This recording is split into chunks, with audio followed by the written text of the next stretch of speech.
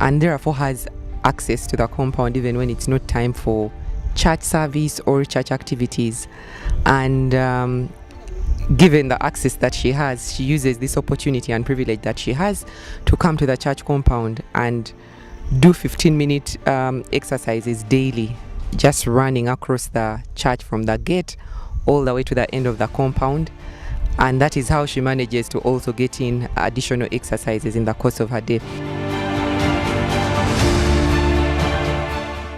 I'm Kasita Richard, a physiotherapist working in Makeranga Institute, who is running a pulmonary health program for COPD patients. And how these patients come in, they come through the clinic of MLI or through private hospitals or the chest clinic of Mulago National Referral Hospital. So when they come in here, those who come from MLI clinic, they are referred directly to the pulmonary health program. But those who come from private clinics and they go through our clinic to be seen by pulmonologists to be able to rule out any issues that can deter them to start on pulmonary health program. Before they start pulmonary rehab program, they come here and they are done baseline assessment to see their strength and endurance. Here we do sit to stand test, 5 times sit to stand test. At the same time we do the incremental shuttle walking test. And these are done to be able to know how much they are able to do, to be able to determine the exercise they are going to do in terms of intensity. After that, we do take them through individualized exercise program depending on their abilities, strength, and limitations. But at the same time, we give them the benefits of exercise they are supposed to do and how they are going to be helpful to their breathlessness, weakness of muscles, and the inability to participate in their activities. Each one has with his own specific objective what he or she wants to achieve during this time of the exercise program. But we still tell them that the exercises don't cure the disease, but they're there to help them to cope up with the disease, to be able to participate in their deal, to erase any fears they may have to participate or do whatever they are supposed to do. Because most of the time when they are doing activities, they become breathless, and when they become breathless, they fear to participate, which makes the body to become weaker due to non-involvement in physical activity. After they have done a bit of education, we also, this exercise program will tell them that they are going to run for 6 weeks, which 6 weeks is, they have 2 days of supervised programs of exercises here at MLI, and we encourage them to do other 3 days, 4 days at home when they don't come here.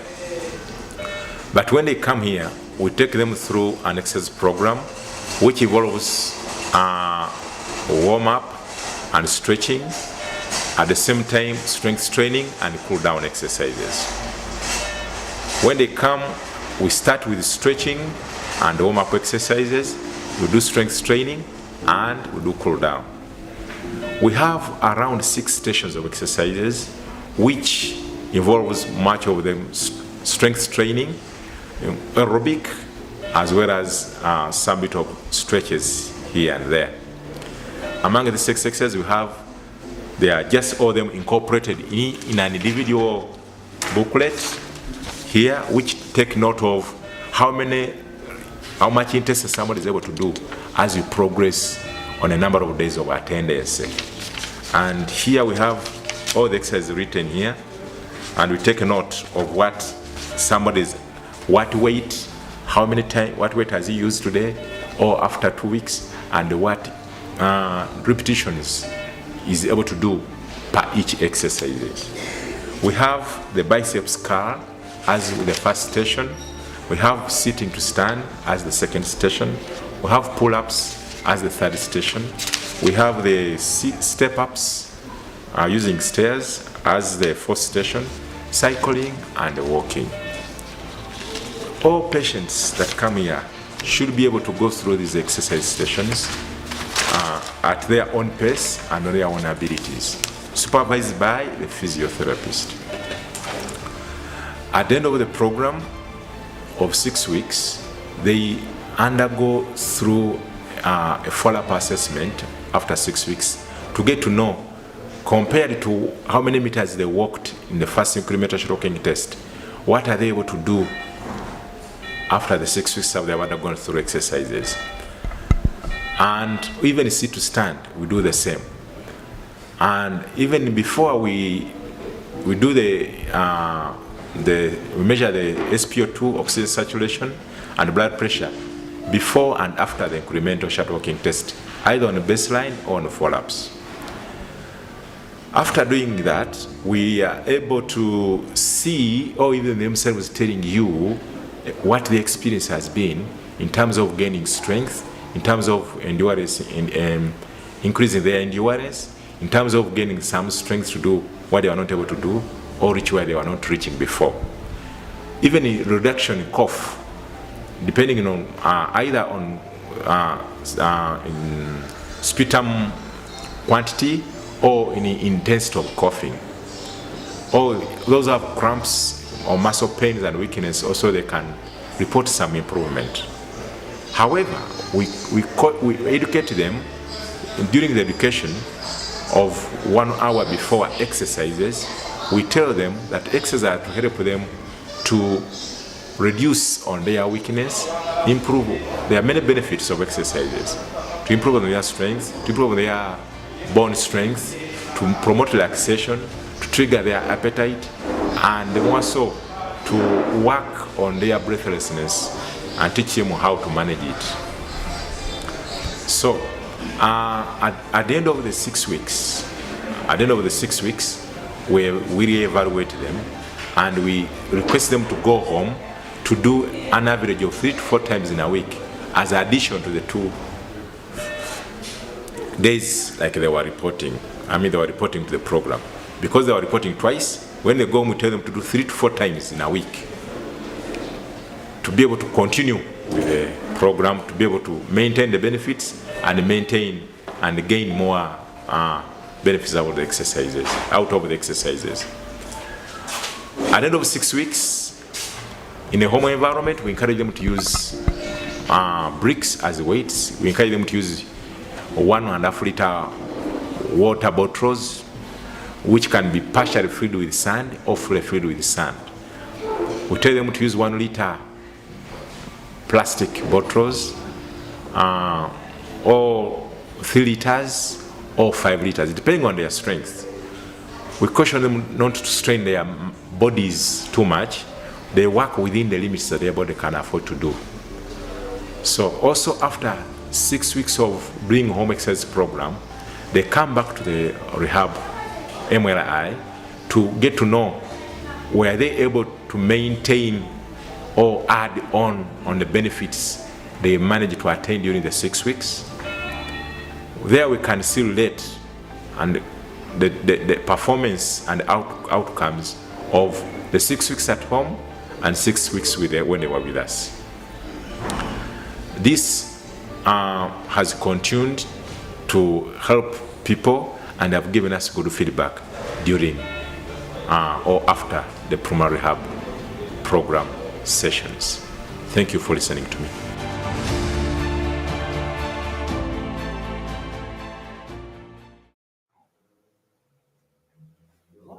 So thank you, Dr. Patricia Lupo, for that awesome video of your pulmonary rehab program. And it just really illustrates from our perspective, when we think about in UK, Europe, kind of high income countries, what low resource really looks like. And I think it just puts everything into perspective for us. So I think it's really amazing to really get that insight. And we really appreciate the time and effort that you went to follow some of those patients up in the community to see what they're doing after their rehab program. Staying with that kind of global feel, we're going to go to a video shortly from the International Primary Care Respiratory Group. This is a presentation delivered, which will be in French with subtitles. The International Primary Care Respiratory Group just to flag, they have a COPD magazine. Their current magazine was, its second issue was published today, so on World COPD Day. So you can find that on their website and the links have been shared on social media today. So LinkedIn, Twitter, or X now, they've put links to the magazine. And then their third issue will be published December, January time. So just to flag, they've got issues that are going to come out and be published. So we're going to go to the video that has been prepared for us. That'll give a bit more information about the magazine, kind of the content and some of the infographics and work that the organisation do. Bonjour à tous et à toutes, je suis heureux de vous recevoir pour cette journée mondiale de la BPCO. Je suis Mathieu Brémond, je suis kinésithérapeute respiratoire en France et je participe à l'IPCRG, l'organisation pour les soins primaires respiratoires. Alors l'année dernière, nous avions produit un e-magazine, un magazine en ligne sur comment mieux vivre avec sa BPCO pour pouvoir bouger plus et mieux se sentir dans sa vie de tous les jours. Cette revue est en ligne sur le site de l'IPCRG avec des traductions dans toutes les langues et c'était l'opportunité d'aborder plusieurs sujets sur la qualité de vie quand on a une maladie respiratoire comme la BPCO et trouver des aides et des ressources en ligne que nous avions évaluées et identifiées. Alors cette année, eh bien, c'est le deuxième numéro qui va sortir et cette année on a intitulé le titre c'est mieux manger, mieux dormir, mieux se sentir. On va faire des focus à cette sortie sur eh bien, la santé mentale, les émotions et comment gérer ces émotions et comment ça impacte sur la vie de tous les jours, comment on les identifie et puis comment des fois les aspects de stress et d'anxiété peuvent consommer de l'énergie et comment on arrive à dépasser ces situations. Voir aussi comment l'énergie, l'essoufflement, la fatigue chronique, eh bien, ça peut être diminué ou en tout cas comment on fait pour gérer ces inconvénients-là en termes de capacité d'activité physique, d'énergie dans ces projets. Et puis comment le sommeil impacte aussi la maladie, la BPCO, et comme la BPCO impacte le sommeil, et comment on arrive à mieux se focaliser sur une meilleure hygiène de nuit, de sommeil. La nutrition n'est pas en reste, l'alimentation est aussi importante dans cette maladie et dans ce numéro-là, on va explorer eh bien, les différentes situations, en quoi c'est spécifique à cette maladie respiratoire qu'est la BPCO et puis on verra en fin de magazine que vous pourrez découvrir prochainement eh bien, tous les aspects de la vie intime, de la sexualité et comment on profite de ces moments-là aussi. Alors, pour faire un petit focus sur ce qui se trouvait d'important, enfin, auquel je tenais beaucoup, c'est sur la santé mentale, sur les émotions et l'anxiété. Nous avons construit l'année dernière une échelle de représentation de ces émotions avec des petits lapins de couleurs différentes qui expriment différentes émotions. Et l'idée à travers ça, c'est d'arriver à se situer, parce que souvent les émotions, c'est une pelote dans laquelle il y a beaucoup d'émotions qui se mélangent les unes les autres, et on a du mal à identifier si on est en colère, si on est triste, si on est joyeux, et si on a envie d'aller mieux, et bien comment, d'abord la première étape, c'est d'identifier quelle est l'émotion qu'on est en train de vivre pour moins la subir, et puis identifier les situations qui provoquent ces émotions, et pouvoir essayer d'apporter les bonnes réponses, c'est-à-dire que quand je me sens fatigué à travers des émotions de colère ou de tristesse, eh bien c'est pas tellement de reposer ou de dormir qui va m'aider, mais peut-être de me distraire, de me changer les esprits, de faire de la méditation. Enfin, on va explorer différentes ressources qui vont pouvoir aider à la santé mentale, à bien se sentir dans sa tête, dans son corps. Et le premier élément, eh bien, c'est du coup de se connaître.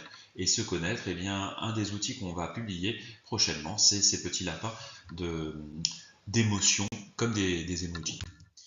Et puis dans ce futur magazine qui va arriver, eh bien, il y aura une troisième édition, certainement dans 6 mois ou 1 an, toujours autour de la BPCO. Et nous allons voir comment on arrive à mieux vivre au quotidien sa maladie, comment la gérer.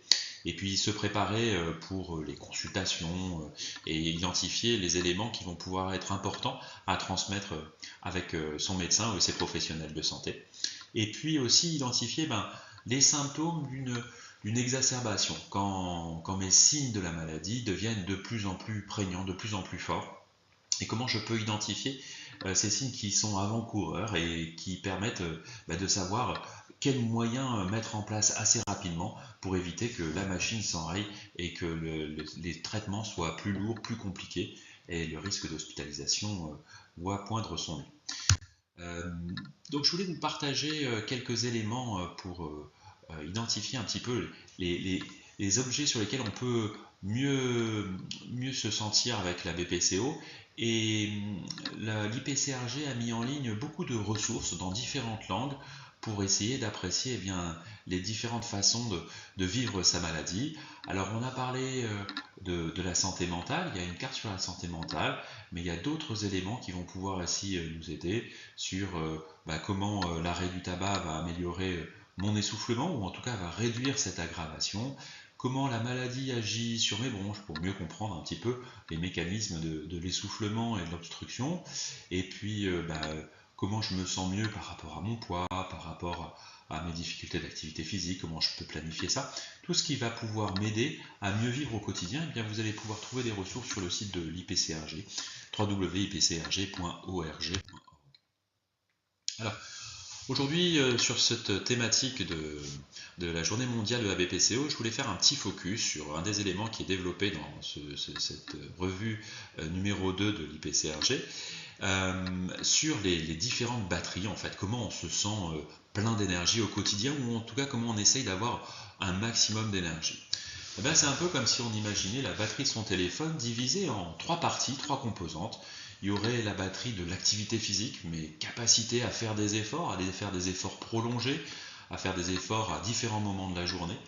Il y aurait la batterie de mes émotions, de comment je me sens et comment, d'un point de vue mental, des fois il y a des choses qui m'obsèdent, qui m'occupent, et du coup qui utilisent mon énergie, mais qui accaparent mon esprit. Et puis il y a le côté mental, c'est comment je réfléchis, comment j'organise mes idées, et comment des fois toutes les choses que j'ai à faire peuvent me dépasser en termes de charge mentale, en termes de tâches, entre le traitement, les courses, la vie quotidienne, les rendez-vous avec les amis, les rendez-vous médicaux. Et bien des fois on peut se sentir dépassé, débordé. Et c'est de savoir comment on peut gérer ces 3 éléments. Alors justement, dans ce magazine, on a voulu mettre l'accent sur comment essayer de séparer les choses pour essayer d'identifier un petit peu quelles sont les sources de fatigue et de fatigue chronique. Bien, on a vu tout à l'heure qu'il y avait cette petite représentation d'émotions à travers les lapins pour savoir dans quelle émotion on est, et ça c'est notre batterie émotionnelle, savoir si on est stressé, si on est anxieux, dans quelle émotion on est, pour savoir comment on peut dépasser cette émotion. Et il y a différentes techniques qui peuvent aider, que vous pouvez voir avec différents professionnels, mais ça peut être de la méditation en pleine conscience, ça peut être de la relaxation, ça peut être de la ventilation dirigée avec un peu de la cohérence cardiaque, ça peut vous aider. Et ça va vous permettre à la fois faire redescendre un petit peu la pression dans la tête au niveau des émotions, et puis pouvoir arriver à ordonner ses idées et mieux vivre ses émotions au quotidien, moins avoir de frustration, de colère, d'avoir un peu plus de regard apaisé sur soi-même, d'être indulgent et de se dire les choses elles sont peut-être plus possibles comme avant, mais elles sont toujours possibles, il faut que je puisse les organiser pour réussir. Et dans cette segmentation de petites tâches, eh bien, on va sentir des moments de réussite qui vont être positifs pour nous et pour notre environnement. On va se dire qu'on est encore capable de faire des choses et d'y arriver jusqu'au bout, construire un chemin qui serait un nouveau chemin avec la maladie. Et c'est pour ça que la partie de la pile de la santé mentale est importante aussi, c'est de se dire comment on va pouvoir diminuer cette charge mentale, et on peut essayer de planifier ses objectifs en commençant par bien se connaître, savoir à quel moment on a le plus d'énergie pour réaliser les tâches les plus compliquées dans une journée. Et ça peut aider, et savoir que ces tâches-là qui sont les plus compliquées, on peut les découper en différentes petites parties qui sont réalisables, qu'on peut éventuellement dispatcher sur l'ensemble de la journée, voire même des fois des tâches qui ne sont pas obligées d'être faites sur le jour même et pouvoir les répartir sur plusieurs jours dans la semaine. En fin de compte, arriver quand même à ces objectifs, mais de façon plus apaisée, avec un chemin peut-être des fois un peu plus sinueux, mais qu'on aura envisagé avec sérénité parce qu'on aura différentes petites étapes qu'on arrive à remplir. Et enfin, cette dernière batterie, qui est la batterie de l'activité physique, c'est comment on recharge cette batterie. Et souvent, cette fatigue chronique qu'on peut supporter avec la maladie respiratoire, eh bien, elle ne se récupère pas en se reposant, bien au contraire, on récupère en activant l'ensemble de ses muscles, de son cœur, de sa circulation, et en l'activant de façon progressive pour se sentir bien et pas être trop en inconfort par l'essoufflement, mais pouvoir arriver à une activation progressive de l'ensemble de la machine, un petit peu comme un moteur qui viendrait chauffer et puis travailler progressivement pour que les muscles et tout le métabolisme de l'activité physique se développe de façon importante et puisse fournir au corps plein d'énergie au quotidien. En fait, c'est travailler l'endurance. Et travailler l'endurance au quotidien, ça peut se faire à travers des professionnels de santé, mais aussi avoir des activités personnelles de loisirs, de le partager avec des amis, quelque chose qui associe à la fois le plaisir, la bonne humeur, et une activité qui peut vous essouffler, mais dont vous restez en contrôle de cet essoufflement et que vous allez pouvoir prolonger au fur et à mesure. En tout état de cause, si vous manquez un petit peu d'aide, d'idées, eh bien, vos professionnels de santé autour de vous sont là pour vous aider à définir qu'est-ce qui va être le plus bénéfique pour vous à ce moment-là, tout de suite, maintenant, et pour vous aider à progresser, pour pouvoir vous accompagner. Et c'est à ces questions-là que l'IPCRG a souhaité vous apporter quelques éléments pour vous guider, pour interroger votre environnement à bon escient et lui permettre de pouvoir vous aider et vous accompagner dans votre qualité de vie. Donc tout ça pour résumer qu'il y a à la fois cet esprit global où l'esprit des émotions vient nourrir une motivation, une bonne santé qui permet d'avoir de l'activité physique, de bien solliciter ses muscles pour fabriquer plein d'énergie d'endurance. Et ces énergies d'endurance va consommer toutes les hormones de stress et va pouvoir aussi recharger la batterie des émotions et libérer l'esprit de la batterie de la réflexion mentale. Donc on voit que ces trois batteries, bien sûr, elles n'en font qu'un dans notre corps, mais des fois c'est intéressant de les séparer pour montrer quelles interactions elles ont entre elles et comment on peut agir dessus. Voilà, j'espère que cette petite présentation vous aura donné envie de poursuivre avec la lecture de ce magazine, de cette deuxième revue de l'IPCRG qui va sortir pour mieux vivre avec votre BPCO. Et puis n'hésitez pas à échanger sur les groupes et je vous dis à bientôt pour un autre focus sur un autre thème. So you're back with me and Russ. Russ is on the treadmill taking his turn. His treadmill's had its little break and it's moving again. And I'm back on the bike. We were going to try and get a alternative exercise in, but I think I realised trying to do upper limb exercises or some kind of weighted exercises and talk might be challenging. So the back on the bike it is. I guess, Russ, I know we did check in not that long ago, but how is it being back on the treadmill? I know you've got quite a long stint now-ish. I see you've got your oxygen on, so clearly you mean business. I do mean business, and I've had to. We have a message group in our family, and they've all been giving me a hard time that I haven't been pulling my weight today. So now it's time that I finish with the Australian-New Zealand leg of the Baton pass. It's time to hop on the treadmill. I want to know, how come you get on a bike and I have to be on a treadmill? How's that work? Well, because the treadmills are down the other end of the facilities and they're not on wheels, so it's just the way the cards have fallen, unfortunately, for you. But next year, I think we said we would try and maybe do a joint challenge. We've been speaking about how we can make the challenges equitable, and we've been speaking about either altitude masks or breathing through straws for the healthcare professionals, non-COPD people taking part in the challenges next year. So I think, making it equitable and comparable will be quite fun next year. So either we're treadmilling or you're biking next year. I've got several elevation masks. Yeah, I think that's what we need to do. We need to get the elevation masks to mimic a limitation. Yeah, I think that's him. And that's Ruth. She's on a bike. And the wife, my grandson, is just on. Yeah. So we'll get him on later on. And, Yeah. Soon we need to see you running, Russ. Yeah. Yeah. Pacing yourself.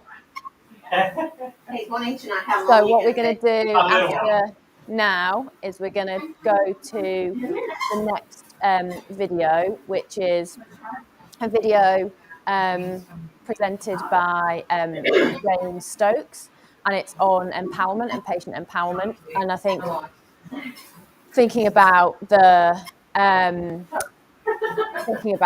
what we're talking about as part of the event and talking about exercise and being active, and actually as healthcare professionals, you know, how can we help to promote the benefits of being active, and you know, where does patient empowerment, and how can we improve how we have those conversations with patients to get them engaging and involved in the types of interventions we would like them to be involved with. So yeah, let's go to Jane's talk and hear from Jane herself on the topic. Hello, my name's Jane Stokes. I'm a respiratory specialist physiotherapist working in digital health for a company called MyM Health. It is a privilege to be able to take part in the World COPD Day Big Baton Pass, and I'm going to give a short presentation which will look at how we can use technology to support patient empowerment. Since I started working in the NHS back in 2002, I've developed a real passion for supporting people living with chronic conditions to take control and optimise their day-to-day management. This has led to me working in digital health for the past 6 years, looking at how technology can really be used to help people to help themselves. Of course, technology is not going to be for everyone, but for those who can and want to use the tools that are available, digital tools present a great opportunity to support effective self-management, helping people regain control. So let's have a quick review of the challenge that we are currently facing here in the UK. Through significant improvements in acute disease management over the past few decades, the NHS is now facing an unprecedented demand from chronic diseases. A recent report from Asthma and Lung UK found that breathing issues are the leading cause of all emergency admissions. In the same report, there is a clear call to action. The government cannot give the NHS the breathing space it needs without an urgent and radical overhaul of how lung conditions are prevented, diagnosed and treated.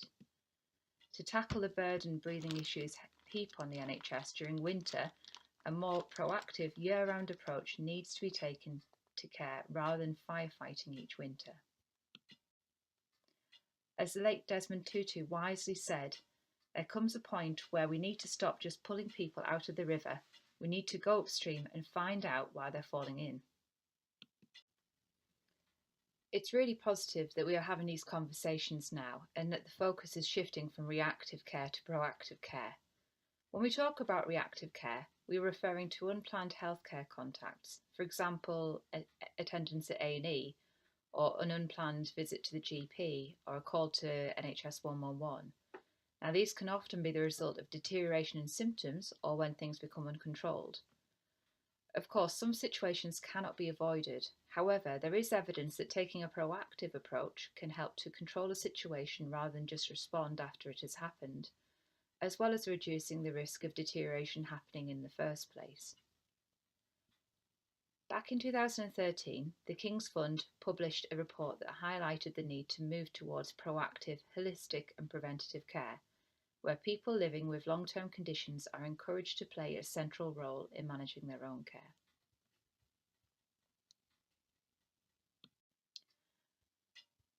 And this is perfect. This is exactly where we need to be. What we need is patient power. And as Dr. Warner Stack said back in the 1970s, the patient is the most underutilised resource in healthcare. And sadly, that's still very much the case today. And we need to be better at supporting people to understand their condition, to manage their day-to-day symptoms and optimise their lifestyle choices to reduce risk of exacerbation and deterioration. By doing this, we improve overall quality of life and help reduce demand on healthcare services.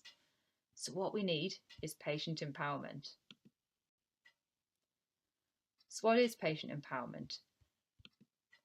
Patient empowerment has been defined by the World Health Organization as a process through which people gain greater control over decisions and actions affecting their health. What it boils down to is effective communication that creates a situation whereby the patient wants and knows how to regain control of their condition. Patient empowerment is not about replacing the clinician in the patient-health service relationship. It's about creating mechanisms to improve the relationship at every level. The challenge we face is the limited time and resource available to deliver that communication effectively. If you are a patient who has a diagnosis of COPD and you are under the care of your GP or primary care, then it may well be that you have your annual review once a year, and that might be your only contact with a healthcare provider. So what can we do to make that contact really count and support patients for the other 364 days of the year to make the right decisions to optimise their health? Well, digital technologies are something that are prevalent in most of our lives nowadays, and probably in every other aspect, whether it be from online banking to shopping. It's more and more common that we use digital tools day to day. So how can digital help us in healthcare? So if we go back to Dr. Warner Slack, now he was an early pioneer of the electronic patient record, and in his work he was really looking at how he could use the computer to help the doctor care for the patient. But he was really a visionary, and in the back of his mind he was already identifying that there was potentially an opportunity here that computers might actually help patients to help themselves with their medical problems. Digital tools in COPD care are becoming increasingly important in enhancing patient outcomes and streamlining care delivery. The National Institute for Health and Care Excellence in the UK recognises the potential for digital tools to improve care for people living with COPD, and has been conducting a series of assessments to help to identify which tools should be used and when in COPD care. There have been 2 recent assessments looking at digital tools to support self-management and also pulmonary rehabilitation delivery. This work aims to ensure that digital tools are safe, effective, and provide value for the healthcare system.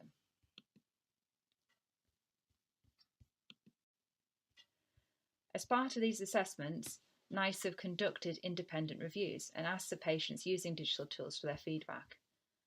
The finding in this slide are from a review that found over 80% found the digital tools helped them to improve their understanding of their condition, over 70% felt more confident in managing their condition, and over 60% felt there had been a reduction in exacerbations since using the digital tools.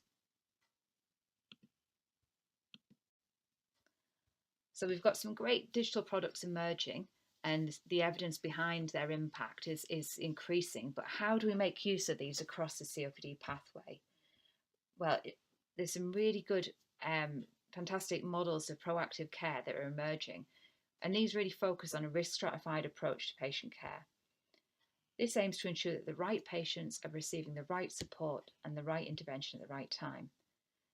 Here's an example from the UCLH Proactive Care Framework for COPD, whereby patients can be grouped into one of 3 risk profiles.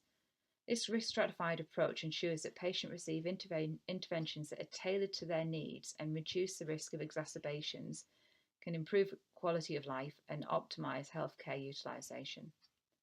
Digital tools can fit seamlessly into a risk-stratified approach by offering tailored solutions for each risk tier.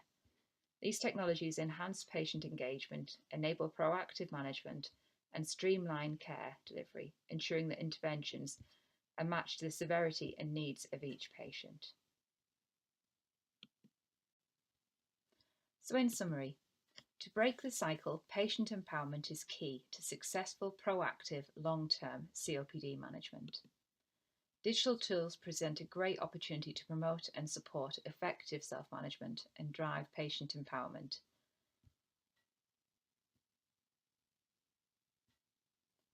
And we know that patient empowerment is a cornerstone of effective COPD management, fostering better health outcomes and enabling patients to live fuller, more independent lives. Through education, self-management and integration of technology, patients can actively participate in their care journey. And I'd like to share a video with you of one of our patients that we've been working with, Andrea, who shares her story on how she has helped to take control of her COPD using digital technologies.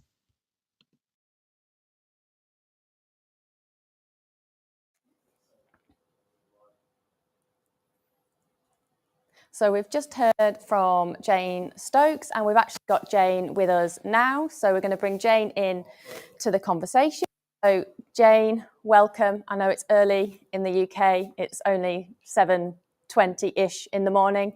But yeah, thank you for the presentation on empowerment and the role that plays and that how that interfaces with the work that we do as healthcare professionals. We do have another video coming up, so it would be really great if you could give us a bit of context and background to, I guess, Andrea's story. Yeah, no, wonderful. Thank you for letting me take part again today, and good morning. So the work that we've been involved with and that I've been involved with for the last 6 years has been in digital health, so supporting people through digital technologies to take more control of their COPD and to keep active and to keep doing the things they want to do. So we've got a video of one of the patients that we've been working with, Andrea, who is a great advocate for the technology, the app, who's really embraced it and used it to her advantage. She, uses it as part of her day-to-day life. And, I can never explain it as well as Andrea can. So I'll probably just hand straight over to Andrea to tell you how she's taken back some of that level of control by using digital technologies.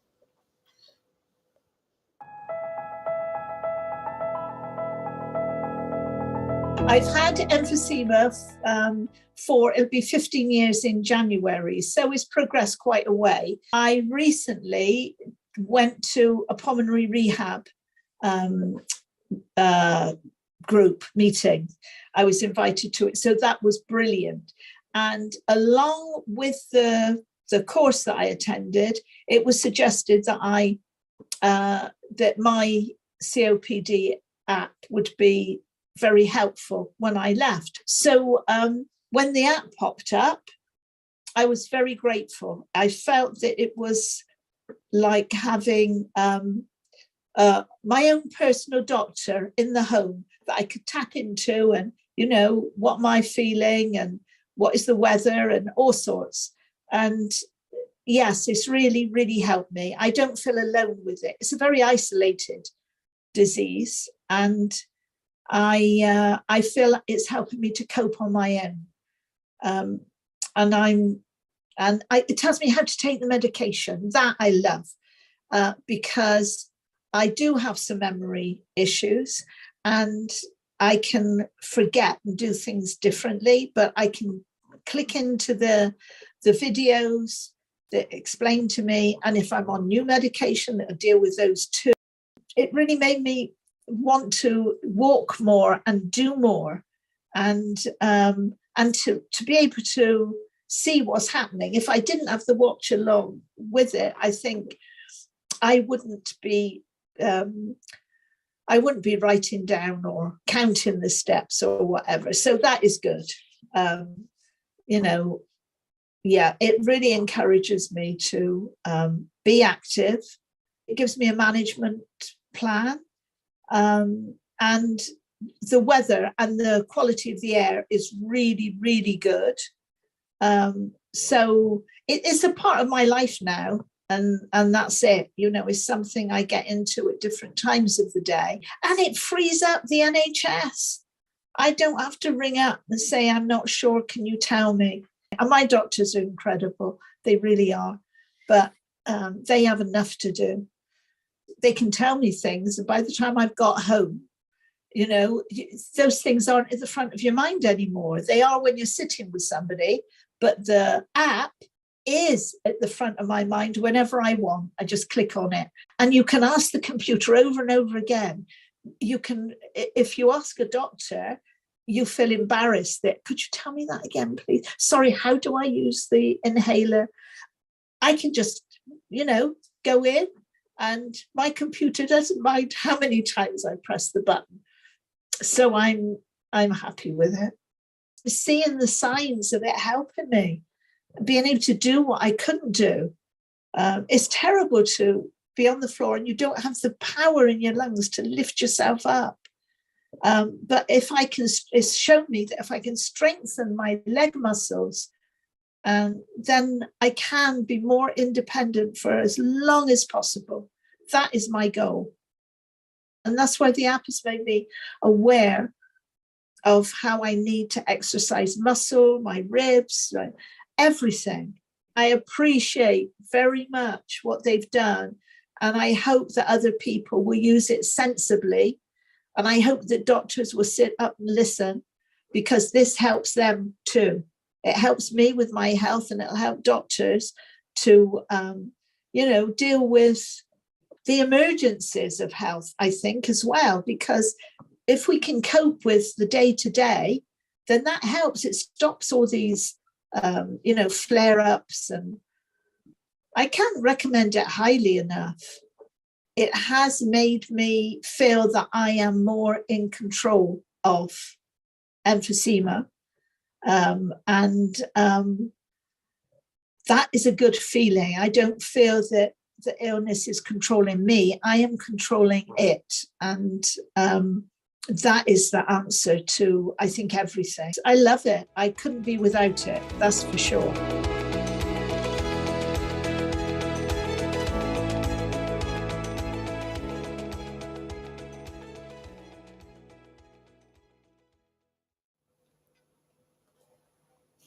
So we're back with Jane after the story that Andrea has shared about her journey and her experience of using My COPD. I guess, Jane, before we kind of finish talking about, I guess, this part of the broadcast, it would just be really good to just get your take on actually how patients use this. So obviously we've heard from Andrea, but actually, where in their pathway and their trajectory of living with COPD is this, appropriate to use, or when would you suggest using it? Anything else to add in terms of just as a healthcare professional, how we can think about this, or as a patient, how we might want to think, how we might engage with it? Yeah, no, thanks, Ruth. I think what we've got to think about digital is how we use it to enhance and increase access to information, services, and how we can utilize that right across the patient pathway, right from the point of diagnosis. So if you're presenting to a healthcare professional, you've had symptoms, you get a diagnosis, brilliant. The first thing you're probably going to do is walk out the door and start Googling your symptoms or the diagnosis you've been given. And as we know, there's some fantastic resources on the information on the internet. There's also quite a lot of scary information. So actually, how do we signpost people to information which we know is verified, which will give them the correct advice for where they are in the condition? So that's where, having digital tools at that point, okay, here's your diagnosis, here's some information, take it away. Here's what you can proactively do about this as well. From now, keep yourself as well as you can be for as long as you can be. Keep active, look at your lifestyle choices, and what can you do to do the things that you want to do, maybe in a modified fashion, but you can still keep doing them. So it's very much empowering rather than it being very, you've got this diagnosis, right, wait to be told what the next thing is, here's some medication. We give people tools and resources to proactively do something day to day. And like I say, all the way from the point of diagnosis, right the way through to if we have got people who have got more severe symptoms day to day, what can they do to manage those symptoms, to reduce the risk of flare-ups, exacerbations, So I think digital tools have utility across the patient pathway. They're never going to be for everyone. And I would never say that they are. But I think there's some fantastic programs out there now trying to increase access to digital tools. And they're never going to replace directly, your healthcare team and your healthcare professionals as part of your care. What they're going to do is augment how we deliver information and support to people. And that's how we should be using digital technologies and apps, for example, as part of healthcare. Yeah, no, I think that's a really, really round, comprehensive answer of it's something for the whole pathway. It's got utility across that pathway, and actually it's an adjunct to support, and it's a way to think about, sharing good quality, high quality information. Because you're right, we've got a talk later in the schedule about health literacy. But actually, when we think about health literacy, part of that is how people are able to assess the quality of information and where should they go for information. If they have information that's conflicting, how do they make a decision about which is right and which is wrong? Or if they read something that's, how do they know it's true? How do they risk assess whether or not they can believe what they're reading? So I think you're right. I think it's a really good way to give patients confidence in what they're reading and in getting information on. So it's really nice to have all of this in the schedule, I think, as well, because I think for some people, if they haven't seen the digital apps that are available, we had talks earlier in the schedule on the previous schedule of another program in Australia that's delivered a kind of a way to deliver virtual PR, for example, and they're looking at their technology and how they can increase the utility of the technology that they're developing, and it's ever growing in terms of the role it has. So I think it's really great to give a stage to what's available and how people can use it. Jane, a massive thank you for the presentation earlier and for sharing Andrea's story. I know you've got other patient testimonials and things available, so I guess on the web page and things, if people want to go and have a look at what the digital technology has, I guess, to offer. Yeah, absolutely. So if you go to our our LinkedIn page, then we quite often post testimonials on there, as well as our Facebook channel. And on our website, we've also got a news section. So we quite often capture feedback, case studies from people who are using the technology. Yeah. One of the other things just to say is that where technology can also reach is not directly with the patient on a one-to-one, it's also our immediate care network as well. Because you'll always get someone very helpfully trying to say, oh, I've seen this onto the internet. Do you want to have a look at this? Whereas actually, if you can share that information, say, well, actually, this is what we're all working from at the moment, it helps that wider health literacy in that immediate care network as well. But if you want information, just have a look at myamhealth.com. And like I say, follow us on socials and you'll see the great work that teams are doing using the technology and what patients are doing as well, because we are learning every day from how people are really making use of this and innovating. Awesome. Thanks, Jane. So I think we're going to go next back over to Russell, because he's got his grandson on the treadmill, which he's making his debut. So we want to make sure we've got this on. So we are now live with Russell's grandson, whose name I don't know. So I'm hoping his name's Ollie. Ready? So we've now got Ollie on the treadmill, and he looks like he's about to have a sprint, which is awesome. A little bit faster. Oh, he's keen. Russ, you did say he was keen. That is. He wants to go faster and faster, so we believe in a family affair here. And how many goes has he had so far, Russ? Is this go one today? This is his second one. This is his second go. But it may well be his last, because he's going to have dinner shortly, and I don't want him running on a full stomach, because I can imagine what will happen. You don't want to contaminate a treadmill. No, it wouldn't be good to come back to that. Yeah, no, we wouldn't be panning back to that if we had a contaminated treadmill. So how old is Ollie? Ollie is 5.5. 5.5. So Ollie's going to be doing this for the next 60 years, every year, is he? Pretty much, yeah. He's going to be making a debut every year. We did an event together about a year ago. It was a 1.5 kilometre run that we did together, because he had to be supervised, and that was a lot of fun. And I said to him that he's going to have to run a marathon with me when he turns 18. That'll make me about 70, so I've got a few more years of running left in me. Yeah, you've got to keep your fitness up so that you can fulfil that request. Well, looking after him will keep my fitness up. Yeah, he'll keep you busy. And his mother, who was on before, Megan, walk into the camera. Me. So that's Ollie's mum, and Ollie's mum's expecting Ollie's brother. So she's not taking a turn on the treadmill today? Yeah, she's already been on. Yeah, she's Yeah. had her turn. So we've got another boy arriving in March, so we're going to have potentially another runner. Nice. Well, So Ollie, you're Baton doing passed in a few amazing. I years. hope you can go a little bit faster, but safely. Maybe let someone else press Exactly. the buttons to control that speed. But yeah, no, it's good to see him on the treadmill, and yeah, you'll have to keep the photos going. So every year as he gets bigger, from rocking horse to each year. Exactly. Exactly. Yeah, cool. So we're going to go into a video shortly. This video is, we've talked lots in this program about pulmonary rehab, the benefits of pulmonary rehab. We've heard lots from patients about why they might, what value they've had from rehab.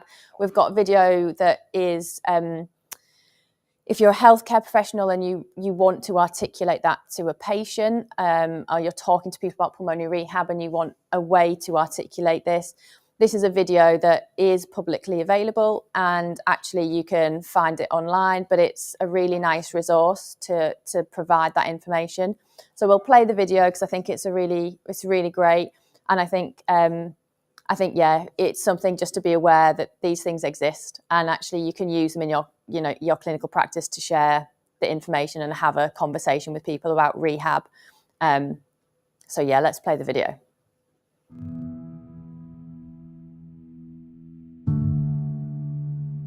Pulmonary rehabilitation is probably the best treatment that people with chronic respiratory disease can have. It's a combination broadly of exercise training, which helps people get physically fitter and consequently less breathless, but also it helps people understand their disease, helps people self-manage their disease, and actually just essentially manage with everything that having a chronic respiratory disease throws at you. Firstly, it helps people become fitter and in better physical condition, and therefore they can do more. Secondly, it allows them to be more comfortable doing the things they already do. And thirdly, it improves the confidence that the people can be active, because many people who've lived with respiratory disease for a long time lose the confidence to go out and be active and walk and do the things that they'd like to do, because breathlessness is very uncomfortable for them. I wasn't walking about a lot, doing a lot, didn't want to go out, because it wasn't just the physical symptoms. I think everybody has their thoughts and ideas of what they're going to expect, but I think it was quite different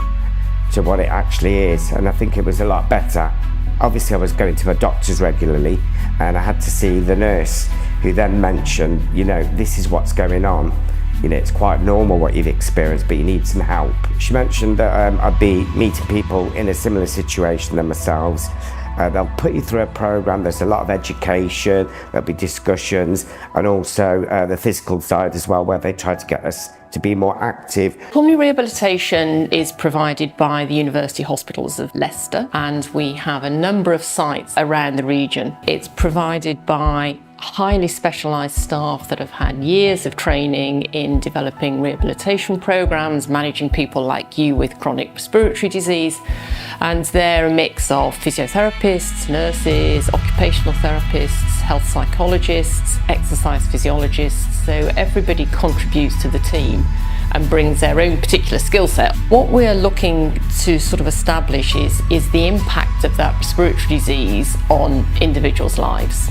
So we'll look at how breathless they get, what they're doing when they get breathless, what's important to them. And importantly, we do an exercise test so we can understand how far you can walk, what happens to you when you walk, how breathless you get, what other symptoms you might have. And from there, try a physical activity programme that is very specifically tailored to you. So we're not expecting people, to run up and down around a gym, but do something that is appropriate for your level of exercise tolerance. And that's largely based on walking. When we talk to people, most people will say, actually, I want to be able to walk further. I want to be able to get to the pub, I want to be able to get to the post office, I want to be able to walk and see my grandchildren. So walking is a really important activity that most people want to be able to do. I can actually now walk further without gasping halfway down. Yeah, I actually improved quite a lot. They do a test to begin with for how long you can walk. And I could walk for 2 minutes, 45 seconds before I had to stop. It's not a lot.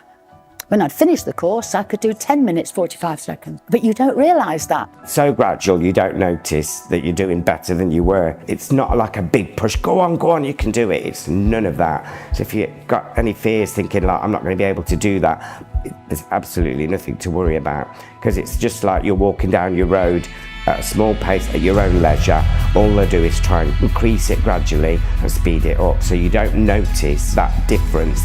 Many people who have a long-term lung problem have never fully understood what that means, why they have it, how their treatment works, and the education component allows them to understand better about their lung disease, and therefore they become better able to look after themselves for the future. They can talk to me, they can talk to people in their own group, and they're sharing their problems, and they actually are feeling encouraged by each other. They'll have a laugh, or they'll have a joke, which they can't do at home or in a group that isn't really aware of the problems. Most people go to their GP saying, I'm breathless. They don't go and say, oh, my lung function's a bit disrupted, because that's not what patients say. Definitely recommend it, and don't even hesitate and worry about any anxiety issues that you may have, because it's a positive way forward for anybody that has these sort of elements.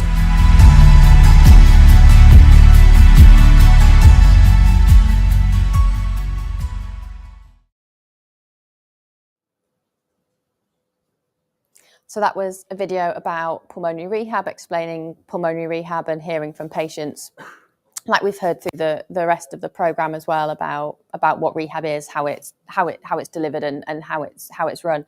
We've got another video that I'm just keen to play these videos so that people can see what resources are out there, what resources exist, what things we can bring into our clinical practice, and the things we can bring into the work that we do, and how we can really share information with patients in a really well articulated way, but also from the voices of people who are living with COPD, and actually that might resonate more with the people we're trying to articulate this, these things to. So this video is particularly aimed at people who've had a flare-up of their breathing, or an exacerbation as we call it. So they've had a deterioration of symptoms, they might be more breathless, they might be coughing up phlegm, generally finding things a bit harder, and actually, pulmonary rehab after an exacerbation, it's really important that a referral and people attend rehab as early really as possible. So in the UK, we sort of say within 4 weeks of an exacerbation,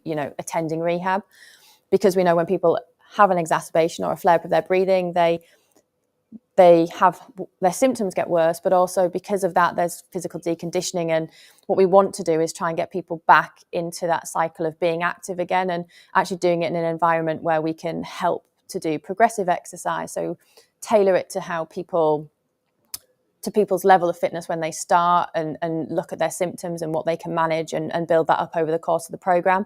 So it gives people an environment to really do that and feel comfortable and I guess safe to start exercising and doing it with guidance. So we'll go to the video, because I think it's important to kind of know how we can explain this information to patients and impart this in a way that might be meaningful to them.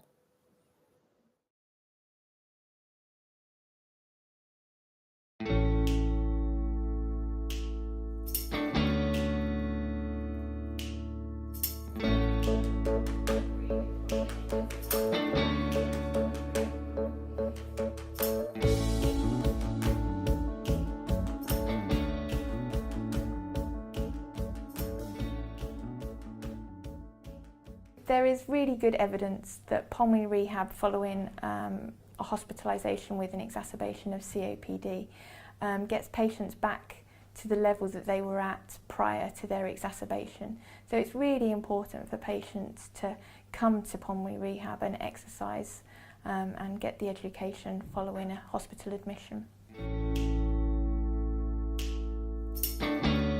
So an exacerbation of COPD is often seen as a worsening of patients' symptoms. So they may find that they have more of a cough, more productive of sputum. They can also find that they're weaker than they were prior to having a chest infection or an exacerbation, and that they're not able to do the activities that they were able to do prior to an exacerbation.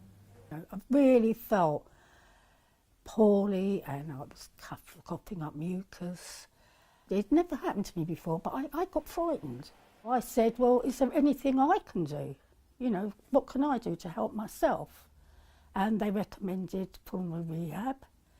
For the last year and a half, I've been getting a lot of chest infections. This led up to just recently when I had pneumonia. Went into Hillingdon Hospital with the pneumonia. They'd given me the handbook on pulmonary rehabilitation. And straight away I said to the nurse, I said, I no need to read that. I'm going for it. It's a continuation of your hospital treatment, and I think without it, quite frankly, you might wind up back unwell again. Pulmonary rehab is a combination of exercise and education. The education component lasts for about an hour. It's taken by the dietitians, the speech and language therapists, the respiratory nurses, doctors come in and have a chat as well, and it's more about self-management, your condition. The second component is the exercise component. So it's an individualised exercise programme specifically for the patient, and is a combination of aerobic exercises, so it may involve walking or cycling, and strength training. The physiotherapists were very good. They explained what they were going to do, and that you know, each session you would be expected to progress that little bit more. The education I found really helpful. Each session is on a different subject, on how to breathe, how to cope with different situations, and the psychology of what we're going through, also the physiological, you know, what was actually happening inside our bodies.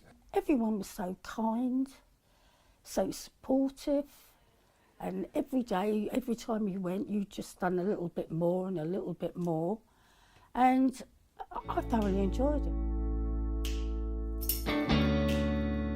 One major thing is that I could never put the ironing board up. It was just too difficult, too strenuous. After rehab and that, put the thing up myself. It's made my life 100% better, you know, and that's through 8 weeks of very hard work, really, but that's 8 weeks out of your life.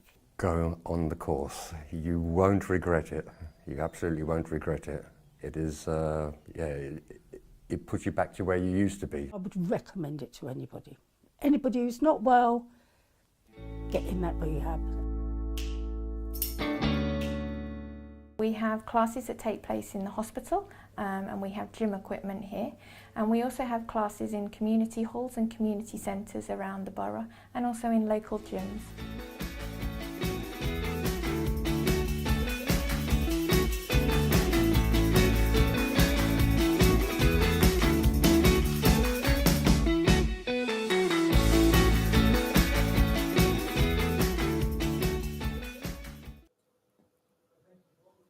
So you're back with me again. So I hope those two videos that we just showed are helpful if you're a healthcare professional to kind of think about how you might explain rehab or give information about rehab to somebody if you are thinking they might be suitable to refer to a rehab program. Or actually it might be something, if you're a patient and you've just watched those, you might think, oh, actually it'd be really good to share with peers or other people living with COPD, because actually, you know, it's really hard to explain. And these are they're really well put together videos.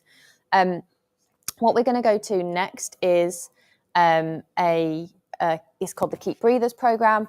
In the next live broadcast, the next 8 hours, they will be coming live. Lisa will be doing a presentation, but we've got a conversation to play now. It's quite long, the conversation. There's an initial talk, but it's about anxiety, and it's a conversation with her Keep Breathers around actually what their experiences are, how they lived with it, and how they manage that. So we'll go to that, and we'll let them share their stories and tell us their experiences. Welcome, everybody, to our chat with the Keep Breathing program. Our special guest today is Tracy Logan. She will introduce herself. She's going to talk to us about um, anxiety when you can't breathe, why it happens, and maybe provide some strategies for how to manage. And then we'll have a discussion about what that means for you and what you might do now that is helpful that you can share with the group. Tracy, do you want to just, first of all, thank you for being with us.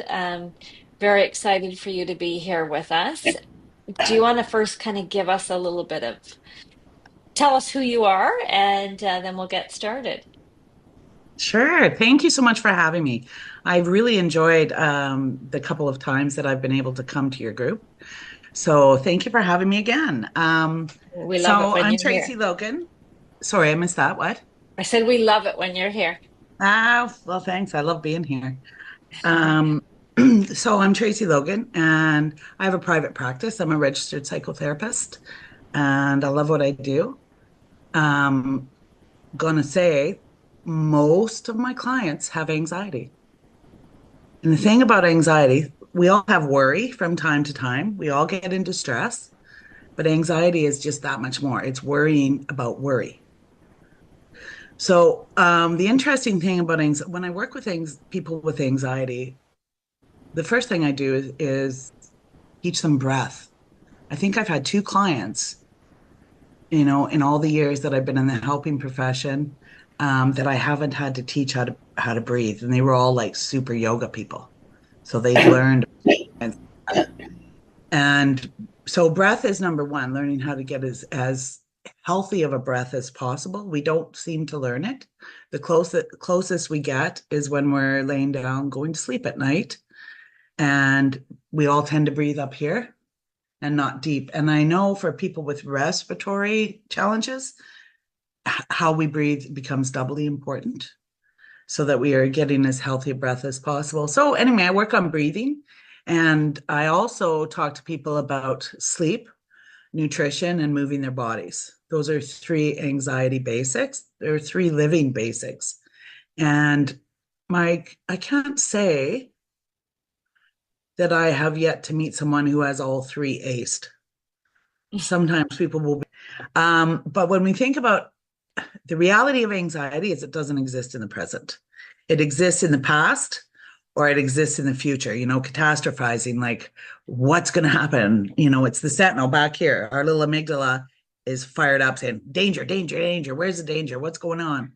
And I mean, you can think about your own anxiety. Some people, all their anxiety comes from past, often in guilt and shame. And other people, it's in the future. What if this happens? Catastrophizing this, I'm not going to be able to survive this. So, but if we can stay in the present, in the here and the now, we can reduce our anxiety. So, we do a lot of things like there's lots of different grounding techniques. Like you can just look around and say, okay, what are 5 things I can see? 4 things I can touch, reach out and touch. 3 things I can hear.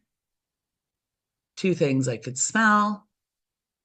And 1 emotion that I'm feeling. And so if we really tune, and I actually have a client who has health anxiety, who has a really hard time at night, thoughts running through their mind, and they do the alphabet. And they do like, okay, what are all the names that I can come up with for every letter of the alphabet? What are all the animals? Whatever it is. Sometimes just thinking about your feet and how they feel, and are your socks a little tight? Are they loose? Got comfy shoes on, a little bit of cushioning, just focusing in on the here and the now whenever we can really reduce anxiety. So, and that's always where I start with clients. Having a respiratory challenges probably adds to anxiety for a lot of people. Having any kind of health challenge can really intensify anxiety. So anything that we can do to stay in the here and the now and help ourselves to move forward can make it a lot easier to manage. But I'm really interested to hear from you guys in terms of like, what does anxiety look like for you? Because it's different. It's very unique to every individual person. So I'd love to hear from you guys and hear what anxiety looks for you. And then I'd also love to hear what strategies you use, because different strategies work for different people. So, I mean, So, you're the experts on yourselves. so, So, so I'll invite you guys to unmute yourselves and share your experiences. And just to reiterate, because I think it's so important, Tracy, that, you know, anxiety is often rooted in not where we are right now, you know, in what happened in the past. We think, yep. oh, you know, what should I have done? I should have done this. Why didn't I do this? I should have done that. Or, you know, what am I going to do? How am I going to manage? What happens if I, you know, for our group, what happens if, you know, I got an appointment tomorrow? You know, what if I can't find a parking spot close enough? You know, what if you know, what if there's stairs? You know, what if the weather's too hot and I can't breathe? You know, what if? And I really love the idea of dropping yourself right into the moment. And, Yep. you know, the 5 4 3 2 1 technique, you know, the focusing on what's in your environment, in your space, what are you experiencing right now? And then, you know, if you are right here right now, then though your brain can't escape to the future or the past. So yeah, I really am excited to sort of delve into sort of how are you guys experiencing the anxiety that comes with really when you can't breathe, when you know when you have a condition that's considered chronic, how you manage, what are how does it manifest and how does it manage, and then you know maybe Tracy can give us a few little pointers. Absolutely. And I'm sure, especially if you've lived with respiratory illness for some time, I'm sure you found some strategies too. So I'd be really curious because sometimes people come up with the most amazing things on their own, Yeah, you know. So which is so worth sharing. absolutely. And it's good for me because I always learn too. So, you know, I don't know if you want to just jump in when you're ready to share or if you want to sort of go around formally. I like the jumping in approach, but so maybe we'll try that. But mine's going to bed. My anxiety is going to bed. Okay. Because ever since I got my CPAP machine, I'm tethered. Okay. So then top that off with being I've been very ill this past year and excruciatingly ill these last few months. I'm sorry to hear To the that. point where I've spent 18 days in ICU. Oh my goodness. So when I go to bed, just walking to my bedroom, I'm already moving my oxygen up to 3 or 4 to keep my breath. But my oxygen during the night can only be 1. So now I go from 3 or 4. I put on my CPAP machine, I turn my oxygen on, and I have to get into bed. So I always practice breathing and moving because that's been a bit of a savior.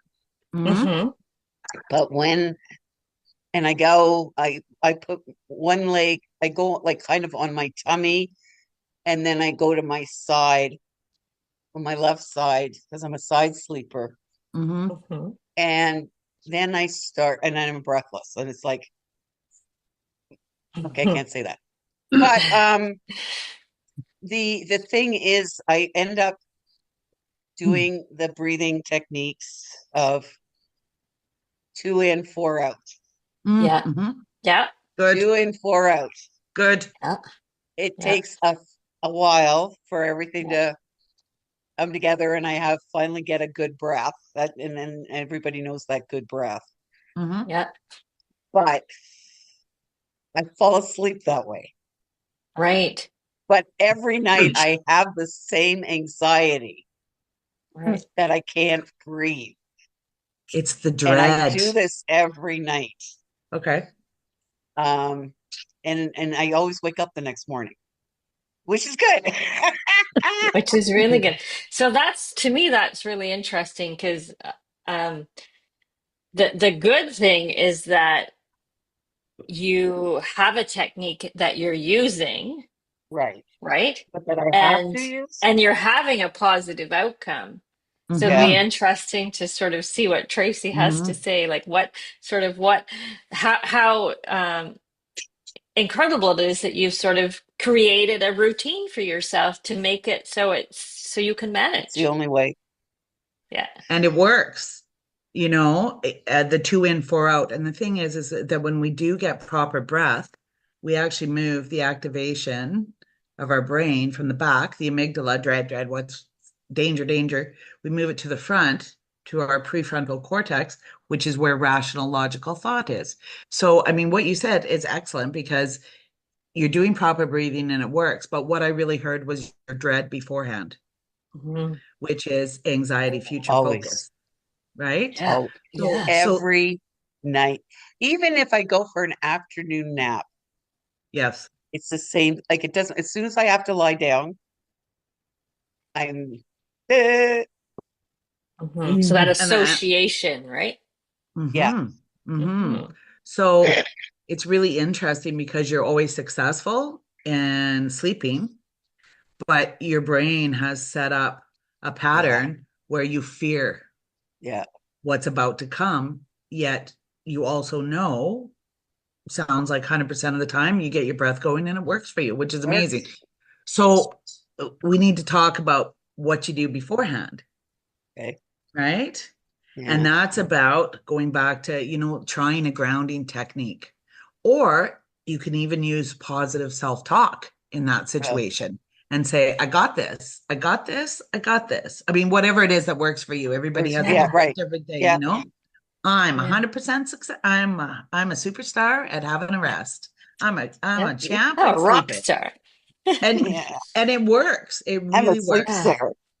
Yeah, I'm a sleep star. As you're going, as soon as you start to even think about going for a nap or preparing for bed, and you can say it out loud, you can say it in your head, you can put a little post-it note on your mirror in your bathroom or your bedroom, like whatever is part of your routine.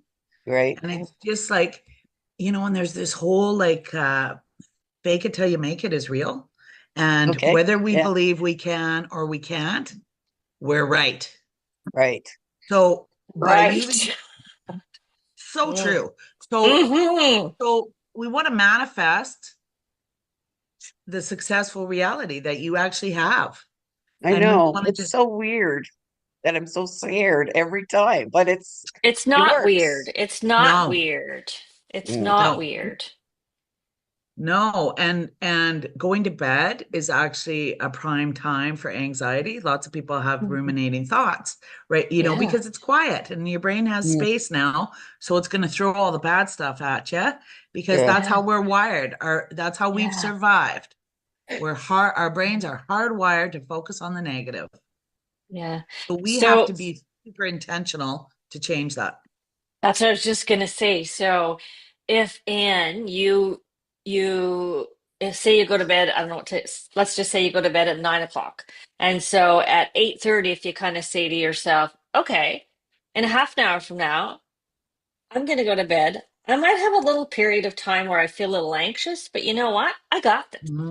Like I know I got this. I know that I'm going to, go into that bedroom. I'm going to sit there. I'm going to do my deep breathing. I'm going to calm my brain down. Like just kind of, for me, if I kind of can talk myself through things to figure out sort of the steps for whatever it is, right? It works better for me. And I don't know if that is just sort of a I'll try thing it for this me. afternoon. Yep, absolutely. Yeah. Soon as you get an inkling that you're going for your rest, say, I got this. I'm going to have an amazing rest. I got this. I got this. And we tell ourselves something often enough, it becomes real. Real. Yeah, that's true. Yeah. Thank you. Yeah. Yes. Well, thank you. That's perfect. Yeah. Yeah, because I'm sure you are not the only one in this group that Yeah. has had that sort of that experience for sure. Yeah. Yeah. Yeah. Anybody else have an example of when they start to feel anxious, like anything in particular? Yes. Can you hear me, Lisa? I can Lisa? hear you. Go ahead, Patricia, and Okay. then Sue. Sorry. I wonder if I could ask a question. My question is, I have a portable machine that you take to when you go out and for oxygen. And I feel as if it's not working for me as well as my at-home one or my oxygen tanks. And I get very anxious when I'm out there with it and I'm looking at it and I feel like I'm not breathing properly into it. And the more I do, the more anxious I become. And I feel as if this machine is not working for me and I need my oxygen tanks. And is that a normal thing to happen, or am I just one off? So just to make sure, because some people,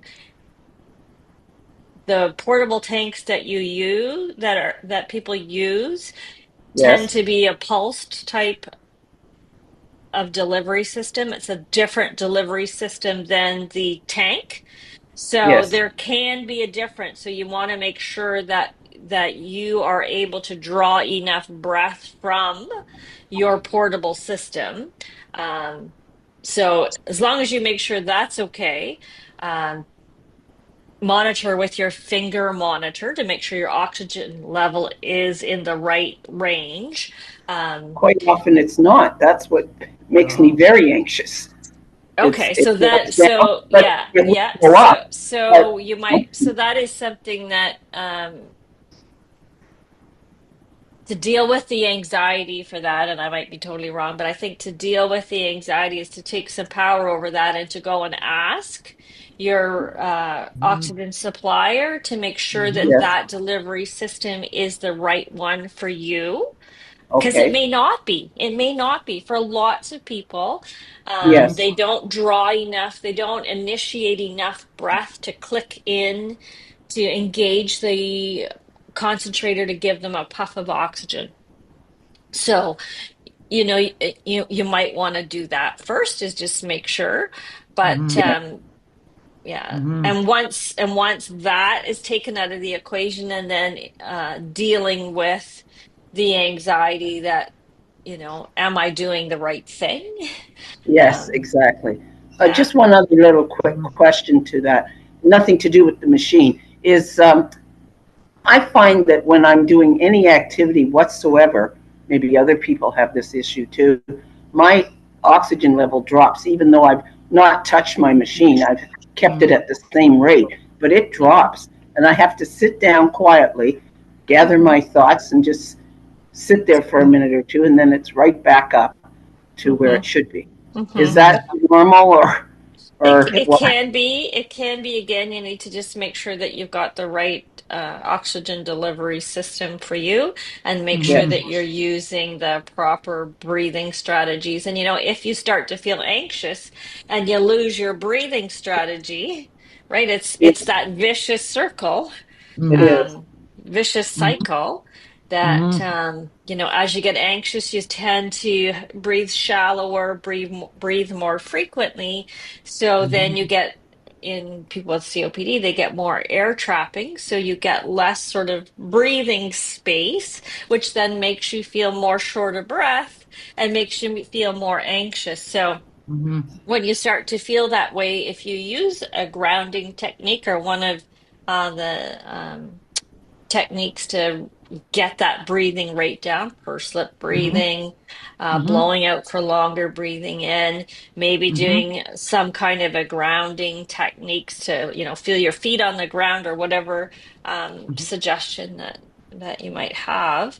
Yeah, that could be part of the solution, but also making sure, like I would probably suggest that you do check in with your oxygen supplier, just making sure you've got what you need, and then making sure that sort of the anxiety part of it isn't exacerbating the change in your oxygen level.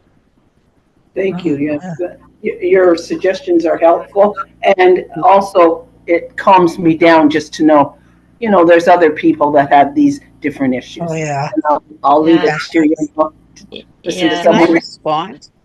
Yep. Yeah, and what you said, Patricia, is really important, because it's important to recognize that we do have power and control. We just have to figure out how we use it. And whether it's, going into your oxygen supplier and doing everything you can to make sure that everything is on board and everything is working properly, we have power and control over that. And I loved how you said, even though you're struggling with how the oxygen is performing, to sit down and be quiet. And that's grounding. That's getting into the present moment. And so, I mean, that's fantastic. And sometimes there's things that happen that we don't have power and control over. So when we don't, that sitting down and getting into the present is even more critical. So, I mean, Right. what you're doing is fantastic, and doing everything that's within your power and control. And the other point that you raised that's really important is we're not alone. Yes, that's true. That helps. It And you might need to look, find out both from your respirologist or your family physician, should you be moving your oxygen up when you are engaged in doing something? Yes, I have to. and I do. I Yes. have to, like, if I'm just sitting here quietly, I am to be at a 1. So I keep my little finger thing here. But when I'm even to go to the bathroom, it goes up to 3 or 4 because I can't breathe. Right. Right. Just make sure that you turn it down again That's after. exactly what I do. Exactly. And then, I don't use a tank. I use my thing that you're talking about to go outside. I use that in my house, so it travels with me. And as long as you're keeping your levels like between 88 and 92, I don't know what mine's 88 to 92. Yeah. Yeah. Again, that's So taking some power. I start it cascading down the longer I'm sitting. Yeah. But I think you need to find out what you should be doing Yeah. when you're doing stuff. Absolutely. Taking that power, taking that control. Now, Susan wanted to chime in here, I think. Yeah, first, for what Patricia was saying, that happens to me all the time too. I just lose my breath. Takes me 2 or 3 times longer to do anything anymore because I'm consistently sitting down and catching my breath, pursed lip breathing, looking out the window, just kind of, being in the present and not freaking out because I can't breathe. So yeah, it happens to me quite a lot every time I try to do something that I used to be able to do, most pretty much. Without a thought. But I get real. This is really weird, but maybe not. We're so reliant on our medications, our puffers. I know that they are allowing me to function, and I wouldn't be functioning without them. So when we are scheduled for a pulmonary function test, we can't take our meds for 24 hours. It freaks me out. I just get so anxious about that. And now, 4 years in to this testing, it's never had a bad outcome yet. So, there's no reason for it, but I still get so anxious the day before when I know I can't take my meds. Yeah. And I don't know what to do about that. That's interesting Logically, because I I know do. that it's going to be okay, but I do take my medication before a pulmonary function test. It depends on how they're testing you, but there are certain tests that they say you can't take your inhalers. We're going to actually have a session on that on Wednesday. Yeah. Yeah. But I think Tracy had a comment for you, Sue. But it's similar to what Anne was talking about, the dread, catastrophizing, what if, what if, what if, what if. So that is where positive self-talk and grounding can be really, really helpful. And being intentional, like there's no factual evidence that you're going to be harmed by not having your medication prior to the test. You said you've been 100% successful. So that's where you need to focus your attention, and it really, the positive self-talk and the telling ourselves over and over again until we start to believe it, and saying there's no evidence. I'm only going to rely on the facts. I'm relying on the facts. And the facts are I'm 100% successful in going without my meds for 24 hours. I've been doing it for 4 years successfully. I'm a superstar. Yeah. And what if you even went back to your calendar and said, okay, on such and such a date, I did this exact same thing. And you know what? I was okay, And then again on this date, I was okay again. Yeah. Right. Okay. The more specific you are, the more effective it will be. The other thing that you can do is like plan a little special treat, whatever that might be, a fancy drink from Starbucks, And so once that the test is over, you have a treat, whether you go for a pedicure or you have a hot bath or something that makes you feel some joy. So what happens is your brain, you start to attach your brain to positives. But we have to be intentional about it. Or like Lisa talked about the spiral, negative. Yeah. It's so powerful. Yeah. So, but a reward is always kind of fun. And as a group of women are not particularly great at self-care. So here's a great opportunity to say, okay, like what would be a really great reward for me? It's different for everyone. It doesn't have to be expensive. I mean, it could be going down and sitting by the water, going down the Swix, grab an ice cream. Well, maybe not. Yeah. Or even taking your own coffee from home and driving down. And there's a really at the end of the pier in Belleville, you can drive your car like right to at the boat launch there and open your window a little bit and drink your coffee while you're looking at the beautiful water. And maybe like after you're done at the clinic, that's the reward. And that there's doesn't, or go to Dairy Queen and get something and then go to the boat launch. That's what I've done. I was just thinking parfait for me. I was just thinking if you didn't want to have to like spend money on it, you could just bring something from home and. Okay, that's good. Well, whatever. Whatever it is for me. Yeah, totally. I'm with you, girl. Let's go get a peanut butter parfait and park by the water. I'm down. But we have to be intentional about this because like the negative begets the negative, the positive also begets the positive. And I recommend to all of my clients, women in particular, is you should have one self-care activity every day. And it doesn't have to cost money, and if you don't know what that self-care is, think about when you were a kid and what gave you joy. I had a client who had some severe trauma, had a really hard time coming up with self-care ideas. And one of the things she said to me after working through, she said, when I was a teenager, I used to put coconut oil on my eyelashes before I went to bed. And it always made me feel like $1 million. I said, well, go out and buy some coconut oil. She comes back 2 weeks later. She said, oh my gosh, it was huge. It made me just feel that little bit of I'm worth it. Absolutely. Those things that give us like, yay. Yeah. So would it be worthwhile? And I don't know if you were going to do something that like that you can predict that is going to be challenging. It's going to be tough. It might make you feel anxious. Would it be worthwhile? I'm like a checklist person, right? Like I like a checklist. And so like, could you make yourself like a checklist that sort of you go through the things and, the last thing could say, don't worry about it. You got it. Like these are the things that you're going to do to prepare for feeling a little anxious or a lot anxious. And then because when you start to feel anxious, it's just like when you start to feel short of breath, it's hard to even wrap your head around what you should do. But if it's laid out in front of you, like our SOS for SOB, if it's laid out in front of you step by step, could that be a tool? Absolutely. Because when you just said it, when we're feeling anxious, our brains are activated back here, and there's in the amygdala, there's no Yeah. rational thought or logic. So Yeah. anything that we can do to make it easier, and I highly recommend putting a list on your fridge of go-to things for when we're anxious, so that you don't Yes. have to think, or Yeah. put it in your bedroom mirror, somewhere that Yeah. you go frequently. For me, Yeah. it's a kitchen. I spend a lot of time in the kitchen, so the fridge is a good place to put. And it doesn't have to be like a list of to-dos.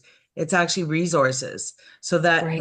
when you start to feel just a little like this, it's like, I don't have to think. Just throw my finger Yeah. on one of those items and do it without even thinking. Right. Because Right. what that will do is help put you back in your right mind. Right. Change the way your brain's working. Yeah. Yes, change the function of your brain. I mean, there's Yeah. nothing psychological about this. It's all our physiology, Yeah. Just make it like a reflex. Yes, yes, Yeah. without having to Yeah. think, because Yeah. And when you're feeling a lot anxious, you can't think. and that's like when we talk about the SOS or SOB, it's a resource that we have that tells you stop, sit down, lean forward, breathe. It lays it out step by step. It's a resource that physios in respiratory rehab have used for 40 years. Right. Well before I did it. And I remember being a student like almost 30 years ago and working with a client, I know, who said to me that he used the SOS for SOB, and he had it written out and had it in his wallet. And all he had to do when he was in the community and felt short of breath was put his hand on his wallet. And automatically, because he had practiced it and he had associated it with, okay, I know what to do. I've practiced these steps. All he had to do is touch his wallet and his breathing rate would come down. And so and I think that's always stuck with me, is have a checklist, have something that works for you. And then if you practice ahead of time and you have those resources handy on the fridge or wherever, that it can save you some grief, right? Save you some anxiety. Yeah. But Lisa, you raise a good point. Some people are visual. Yeah. It depends on what kind of a learner you're most akin to. So if you are visual, that works for you. If you are audio, maybe you need to tape record something, whether it's on your phone or whatever you use to record do this, do this, do this, and that you can just click on it, right? Yeah. Some people are kinetic, so you need to be moving. This is what, and some people touch, and you talked about the wallet.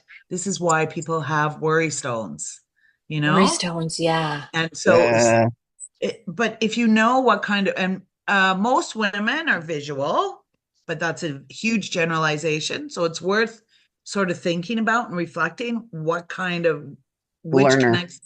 What kind of learner you are, what connects most to you, because it's not always visual. So, but I love the worry stone, so, and you can or the train soft your brain. blanket. The soft you blanket. think of little kids the with their satin little binding. Their little kids. Oh, the satin binding, totally. Yeah. I used to suck my thumb. Me too. Me too. And and I had a blanket with the satin binding. Satin binding. Comfort. That's self-soothing.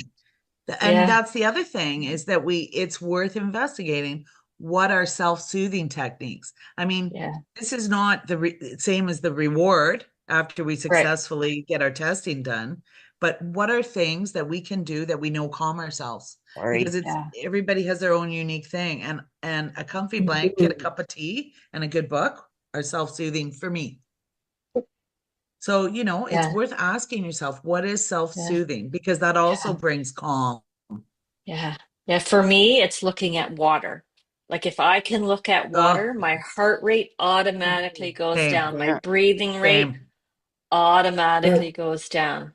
Yeah. Same. And sometimes it could be auditory. Like a lot of people like the sound machines, like Yeah. white noise or Mhm. sound of a waterfall or the sound of Matthew McConaughey's voice talking them through something. Oh yeah, I'm there.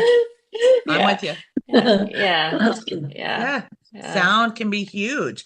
That's yeah, why I mean, there's all kinds of guided meditations on YouTube yeah. that for people who have lots, they go to bed and everything's all good, but then their brains start to go ruminating thoughts and over and over and over. I see a couple nods, people with their own experience. This is Yeah. one of the most common experiences with anxiety. As soon as you give it Yeah. space to breathe, it takes a lot of control. So, and Yeah. that's why guided meditations can work, not for Yeah. everybody. I often hear that that's sort of, a panacea for everything, and it isn't. Sometimes it's very triggering to go into that kind of meditative state. But I know for myself, I have insomnia and I like music. And for some reason, I like light and bright music is relaxing to me. Not like, it's more like, ba, ba, ba, ba, ba. And that's relaxing to me in the night.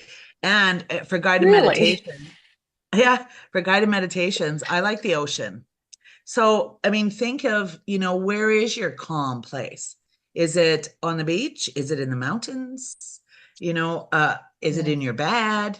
Where is it? Is it on a train? The sound of a train always puts me to sleep too. Like when I'm on the train, 5 minutes, I'm out, even when I don't feel sleepy.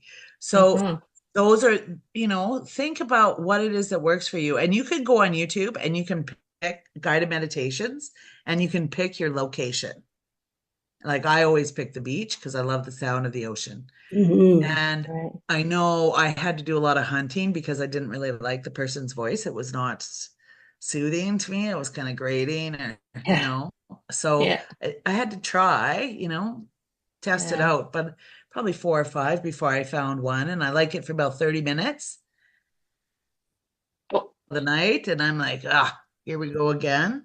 Now I'm like, yeah. okay, well, now I can listen. I'll do guided meditation or I'll listen to some nice little music. I have 2 or 3 pieces Right. that I really like that make me feel lighter. Yeah. And I'll go back to Yeah. sleep that way. Yeah. So What those are are great what are ways to reduce what anxiety. are a couple of grounding techniques that if you're sitting in the doctor's office and you're starting to feel anxious because you're waiting or you're, you know, what are a couple things that maybe you could do that we could do that aren't, maybe totally obvious to other people that might be sitting there, just to, other than maybe the breathing. What Right. are a couple just little strategies? Well, I find the most effective ones are ones that connect physically as well. Like you can do bilateral tapping. I'm just going to change the camera so you can see this. While you're doing your breathing. And it's almost like we tap our breath into our bodies. So the physical connection, that's one. The other one is you can draw a figure 8. If you're doing the 2-4 breathing, breathe in. Right. On the downwards of the 8, breathe out. And if you're draw 2 circle 8s, you do 1 on the in-breath and 1 on the out. That's a good idea. Or you can tap your feet too. Tap. Your feet. I'm tapping my feet here, trust me. But, like things that you can, because you can do that in a meeting. You can do that. The other thing is think physically about where your anxiety lays. Is it in your chest? Put pressure when you're doing your breathing. Put pressure where you feel it. Some people it's their shoulders. Well, right, because you automatically do that, don't you? Like, don't we Yeah, automatically? we intuitively do it. We do. But if we intentionally do it, it has more effect. Yeah. So put pressure with your fingertips. Yeah. I mean, you might want to not want to be doing this in public, tapping, but tapping here. That might get you an ambulance. Are you having a heart attack, ma'am? I've heard of this. I sat in a panel once, and it was led by the paramedic that does the mental health support for the the helicopter paramedics, and he talked about the tapping. Huge. Yeah. Huge. They're Yeah, actually just tapping on your like just below your collarbones. Yeah. Yeah, The other just thing is below. humming, because Humming. humming stimulates the vagus nerve, which Okay. can, now you can't always do that in public, but you can certainly do it in Walmart or when you're driving in your car. You know, Yeah. pick your favorite song and hum. And I have a client with health anxiety, and humming is the one thing that works for them. She says, I think I'm driving my husband mad because I'm humming all the time, but she says I feel much better when I do. And I said, yeah, because you're stimulating the vagus nerve. So, Yes. but You're think about and where your probably anxiety also, sits. yeah, I would say Right. probably also just with the humming, you've got to think about what you're humming maybe. So again, brings you back right to Grounding. right now. You But it can't be in adds the that future or physical the past. piece. Yeah, it Right. adds that physical piece. So think about it. For me, if I have to do something and I'm nervous, I always rub my tummy. That's where I feel it. So I breathe and rub my tummy, and it's comforting. It relaxes me, chills me out, and gives me confidence too. Yeah. Yeah. So Yeah, I do so like the idea of reflecting on your past successes, right? I like that, thinking, okay, yes, evidence, yes, facts. I've been Rely on through the this facts. before and I got through it, so I'm gonna just, slow myself down and work my way through and event, yeah. Does And that's anybody, yeah, yeah. Does anybody else have self-compassion. any, yeah, saying like it's Huge. okay. Yeah, Anne has her hand up. I just wanted to share with you what I do when I go to my respirologist is in Kingston. Yeah. And it's absolutely fabulous. But anyway, Good. it's usually a morning appointment. So I've got my function tests at about 9 o'clock, and then I go and see Dr. Lloyd at 9:30, 9:45. And I live in Wellington, right? I live in the county. So I've got to leave home around 7:30. And I'm so stressed out because I'm fighting traffic there, and there might be I go up 49 to 401, and 49 is not the best highway. It's awful actually. So I get all stressed out with the traffic. And I'm thinking, am I going to be able to get a good parking spot? Am I going to have to walk too far? Even though it's at Hotel Dieu, thank goodness it's not at the KGH. So consequently, I don't do well on my tests. And this went on for a while. And then I thought to myself, well, Anne, let's just think about this. Get yourself a room the night before. Go to Kingston the night before.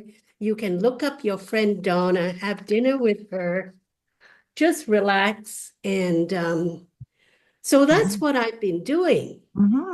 So I go, and I used to stay at Green Acres, lovely little place on Princess. And so I have a really nice, relaxing evening. I sleep well, and I get up in the morning. I bring my little muffin, and they give me coffee and tea and whatnot.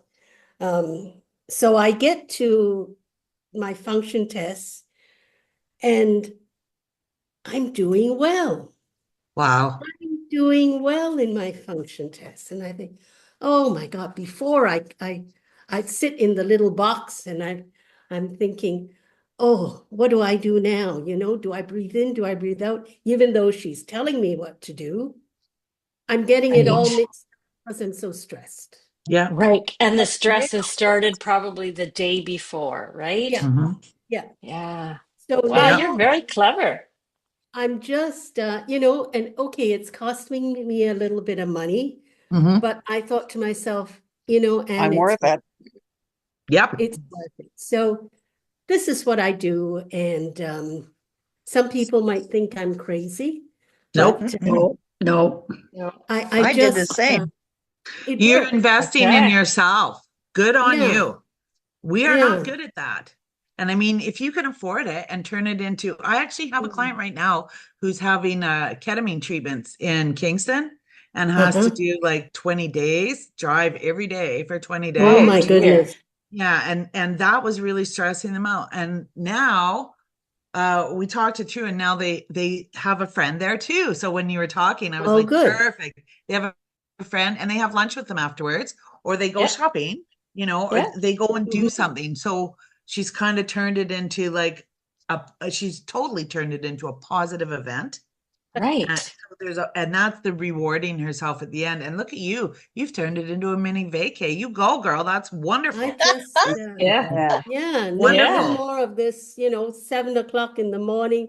I got to walk Dexter at 6 o'clock, and it's just stressed all the way. Yeah. Yeah. So I'm. That's a great strategy. Yeah, It's fantastic. Good on you you, can do Anne. it. Good on you. Yeah, I just, all right. So maybe I don't buy groceries for the next week, but that's okay. Well. That's all right. Eat out of the pantry. But yeah, you've no reframed. money. I mean, what Sorry? you've done extremely well is reframed the event. Yeah. And when we can do that, we are winners. That's right. Reframe it into positive. You get to spend time with your friend. You get a night away. You don't have to make your bed. I know. Beautiful. That's the best part. Beautiful thing. It's just, so sometimes you just have to really think about what you're doing and then try and think of alternates. Absolutely. Perfectly. Yeah. Well said. Yeah. Well said. And the thing is, and that the big thing is to do it ahead of time, to do that thinking, that sort of breaking down your experiences when you're not in the middle of it. Yes. That's right. Yeah. That's right. And planning and taking charge of what you do have power and control over. That's right. Absolutely. Absolutely. Self-management. It's my little mini vacation. Yay. Good on you. Yes. Oh dear. Yes. But if it works, then go for it, right? And now it has positive connotations. Right? Yes. And the more you do it, the more positive it's going to be. And even if you have to, you look at the cost benefit, even if you have to give up something to make that happen because it works. Right. It's really worth it. Exactly. Good for you. That's fantastic. Yeah. So anyway, that's me. That's excellent. That's an excellent story. Thank you for listening. Anybody else have any other experiences they want to share or questions they want to ask? I know we've kept you, Tracy, for a long time. Oh, yeah, sorry. Yeah. Anybody have anything else? Because your own experiences are so valuable to the group. We can learn so much from each other. Yeah. That's the benefit of these kinds of groups. Yeah, and absolutely. Well beyond knowing that we're not alone is learning from each other. Right. And also having the courage and the bravery and persistence to keep trying different things until we find what works for us. What works for me might not work for you, but it might work for two other people. Yeah. And by connecting together, I might learn something that I think, I'm going to give that a go. I never thought of that. Yeah. Takes a lot of, like you say, courage, right? Yeah. Yep. To empower I do something yourself. similar to Anne. This Anne does something similar to what Anne does, because I have to go to Kingston for my respirologist. But I always take my girlfriend who loves Red Lobster. So I have company. Yeah. I have company going to my appointment. Yeah. And she just has to wait. And then we go to Red Lobster afterwards. Nice. That's what friends are for too, right? Like, so so that's the other thing is empower yourself to ask for some help, right? Yeah. Well, she's such a dear friend. I actually bought her house. We became friends after I purchased her house. Wow. I love that. that. Has anybody made friends with that people that they bought their house from? I don't know anybody else, but yeah. I love it. So she Love loves it. Red Lobster, quite frankly, But anyway, we go in Red Lobster. So That's right. Monday, I'm going to the respirologist, and then I'm going to Red Lobster for dinner. There you go. Fantastic. There you Love it. go. There you go. Love it. Does anybody else have any other thing they want to say? I just from what you were saying about asking for help, Mhm. I find that too. I have the 6-minute walk test coming up. You've Yes. already all done it. I had done it before, and to me it was not a good experience when you had to walk quickly for 6 minutes. So I was really nervous and anxious, and it's not even, well, it's the 31st of October. So Mhm. my son, who works in Toronto 2 days a week, he's going to be there, and I thought, should I ask him? And I did. And he said, "Of course, Mom. Of course, I'll take you." And, Yeah. and in the hospital, it's so far away. I'd have to walk really far. So he Mhm. said, "We'll take that. I'll push you in one of those little things rather than me Yeah. stopping and Hallelujah. catching your breath." Nice. So Yeah. that's a big thing I've had to learn for Mhm. the Mhm. past 10 years is Yeah. asking for help. Yeah. You raise an Yeah. excellent point. So Yeah. important. And Yeah. I was very fortunate. I had a teacher when I was in university, and he said, it is when we can admit our vulnerabilities that we begin to build strength. And that has stayed with me Great. because Yes, I that was is always awesome. That's you know, good. and and it's so true. So many things Somebody are write that down. counterintuitive. Yeah, Right. and it's true. Yeah. And I was like, and that has come across my mind in the past 35 years, Yeah. many times, multiple times. Yeah. And you're absolutely right. And women, we tend to be the Yeah. caregivers, and we tend Mhm. to be the worst at asking for help. Yeah. And it's Yeah. amazing. Look at you.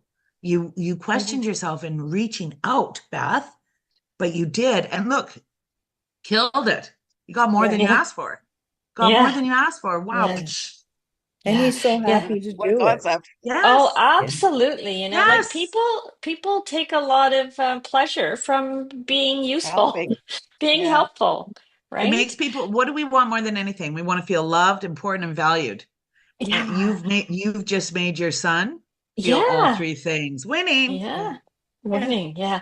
And just know with the 6-minute walk test, this is what I'll tell you, is there's no right or wrong on the 6-minute walk test.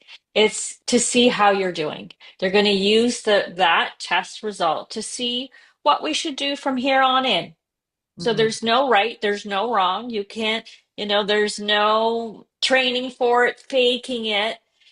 Yeah. Do what you Although can Never on faking the it. day that you got. The lady kept saying to me, "Go faster, go faster." Oh. That's what's making me anxious Ah. about No this. kidding. So So I'm going to I say can't go faster. so you're going to have my voice in your head saying, Okay. Beth, you're going to do what you can on the day that you've got, Yes. right? Do what you Yeah. can today Yes. with what you've got. Yes. And Yeah. you also have the power to say no. That's true. What's Yeah. going to Right? happen? I fail the test? Well, Right. Are There's you no make it, failing. there's There's no or no she's failing. like, failure, right? So yeah, the no reason failing. why Yeah. they do that test is just to kind of see where you're at. Yeah. Mhm. There's no right, there's no wrong. Mhm. Okay. And where Mhm. you can take power and control, take it. Get your Yeah. oxygen, your portable Yeah. oxygen machine checked to make sure that technically Yeah. it's doing everything it's supposed to. Yeah. Yeah. Somebody And asks so you to do something and the you other don't want to, say no, right. The other thing because you I will can. say is that they will try and push you, but know that you're in a safe environment, right? That's So true. I'm know in a that hospital, right? yeah. Yeah. And the person that is conducting the test, they do want to see how much you can do. And that might mean for some of us, we're scared to push ourselves, rightly so, because, maybe something's happened in the past or whatever. Yeah. But the person that is there, administering that test with you, they are prepared for all possible outcomes. They're going to stop you because you're very well monitored. They're going to Yeah. stop you before anything happens that is untoward, right? So they're True. just going to Yeah. look and see. You'll have a finger monitor on. They've got eyes on you. They're going to be, and you are in the hospital. But Yeah. Okay. So do what If you something can goes on the wrong, day you're that in the you best got. place. Yeah. Yeah. And if something's going to go wrong while you're walking, you want to know that that is a possibility and you want to be where they can manage it right away. So, Yeah. yeah. Yeah. Thank you. Yeah. Yeah. Do we have any other? We could probably talk for hours, but We I think can. I think we probably should thank Tracy at this point to say Oh, thank you, thank you, absolutely. thank Thank you. you, We Tracy. really, your Thank sessions are always amazing. We always get so Yeah. much out of them. It's really we're Me really too. thankful that you're able to come and share your expertise with us.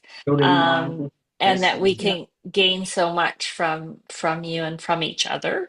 And if you're listening to this for World COPD Day, thanks for listening. Have a great day and enjoy the rest of the programming. So it's always great to hear from Lisa and her Keep Breathers. They always have so many amazing insights from their experiences and all of their advice, and just they're always so honest and always so genuine and raw when they're talking about any topic that Lisa has a conversation with. And we've just heard them speaking for nearly an hour about anxiety and how they manage that, and it's really, really good to hear. And I'm hoping that, that hearing those conversations, there's something, if you're somebody who has COPD and you think it really, the anxiety is something that really, really affects me, and I just don't know how to get it under control or how to manage it. I haven't got strategies. That might be something that you have just listened to and thought, I'm going to try that, So I hope there's takeaways there for people. And Lisa and the Keep Breathers, as I say, always have these really amazing conversations. So they really are genuine conversations that people are having. I think then we're going to feed off that conversation and go into another really fantastic video. This is coming from New Zealand. We saw this in the previous link, but there is, when we think about the way we deliver pulmonary rehab and we think about the way we do things, a bit like Lisa, Mersha has so much energy, but also she really brings a really novel way to do exercise and do the elements of pulmonary rehab that we want to deliver. So I thought it was really useful to play this again because people won't have been up in the middle of the night to have seen this. So we're going to go to Mersha and bounce off her energy for a little bit. Kia ora and welcome to Otutahi, Christchurch, New Zealand. It is great to be with you today to bring awareness to COPD, a condition that many of the people I work with suffer from. My name is Mersha Shepherd. I'm a respiratory physio here in Canterbury, and we help to run the Better Breathing Pulmonary Rehabilitation course down here. We've got a whole lot of people to introduce you to today that we work with, and we've even got some exercise for you. So we hope you enjoy. Kia ora koutou from Aotearoa, which is hello from New Zealand. My name's Karen. I'm a clinical nurse specialist in the community respiratory team, and I absolutely love my job. I work with people with chronic lung conditions, both here with the Better Breathing Pulmonary Rehab program and going out and seeing them in their own homes and helping them with whatever their needs are to live well. So all the best for World COPD Day. I guess I know it's about know your lung function, so my advice is get checked early, particularly if you are a smoker and you're short of breath or just can't keep up with other people doing activity at the same age as you. So go and get a spirometry test and live well, breathe well and exercise well. I'm Wayne Ranger. I have COPD. For the last 15 years, I've been helping out here at the Salvation Army, where we have the community group for our better breathing, and help it and go to the gym down at Snap Fitness in Bower Ave. Very, very beneficial. Probably the best thing I do. And the harder it is, the better it is. Time to exercise. Let's start with a march. When I wake up Well, I know I'm gonna be the man who wakes up next to you. When I go out, you have an option of whether I know I'm gonna be the man who goes along. Now we're going to add in some arms, same If I arms. get drunk, well, I know I'm gonna be the man who gets drunk next to you. And if I haver, yeah, I know I'm gonna be the man who's havering to you. But I will walk 500 miles an hour.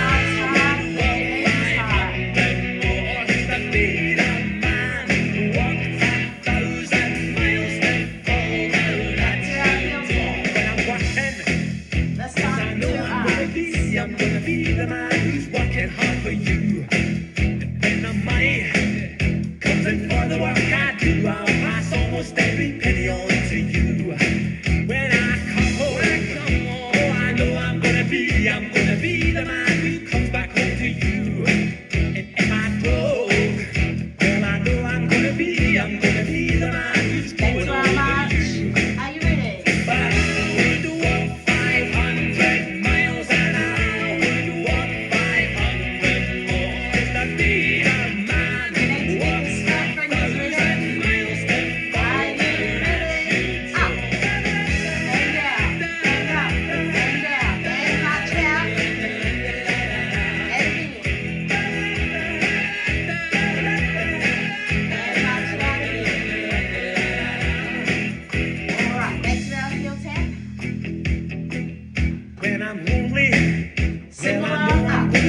I'm gonna be the man who's lonely without you. And when I'm dreaming, well, I know I'm gonna dream about the time when I'm with you. When I go out, well, I know I'm gonna be the man who goes along with you. And when I come home, yes, I know I'm gonna be the man who comes back home with you. I'm gonna be the man who's coming home with you. To our march, go. But I would walk 500 miles an hour, would walk 500 more, just to be the man who walks 1,000 miles to fall down.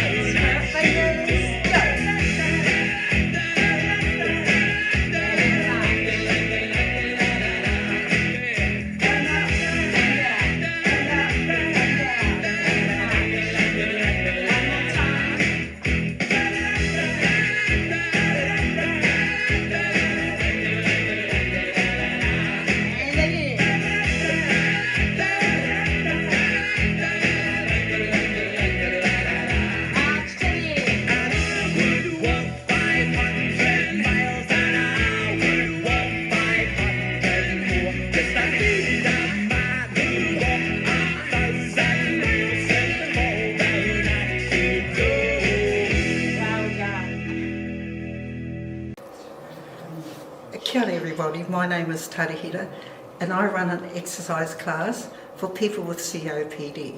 Now we have found that it really helps us because we learn exercises that stretch our lungs and get rid of all that yucky stuff down at the bottom.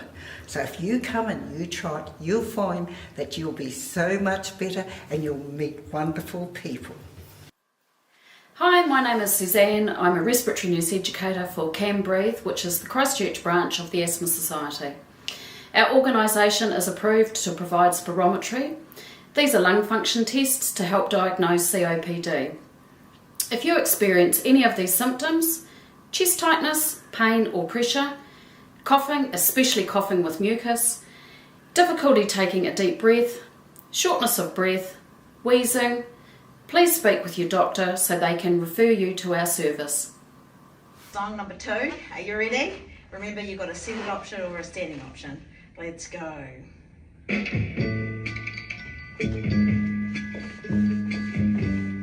Rolling your arms. Alright, we're going to punch high. And low. And wide.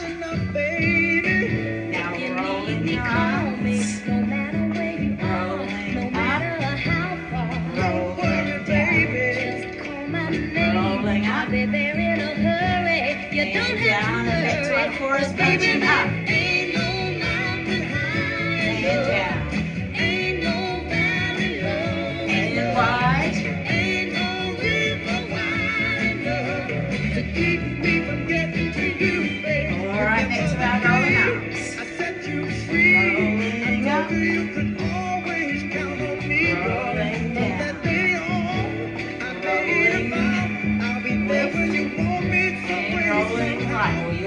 right, punching up. And low. And wide.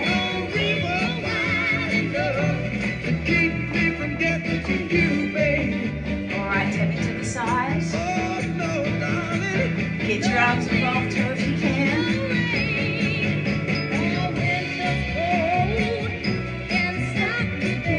Sing along if you want.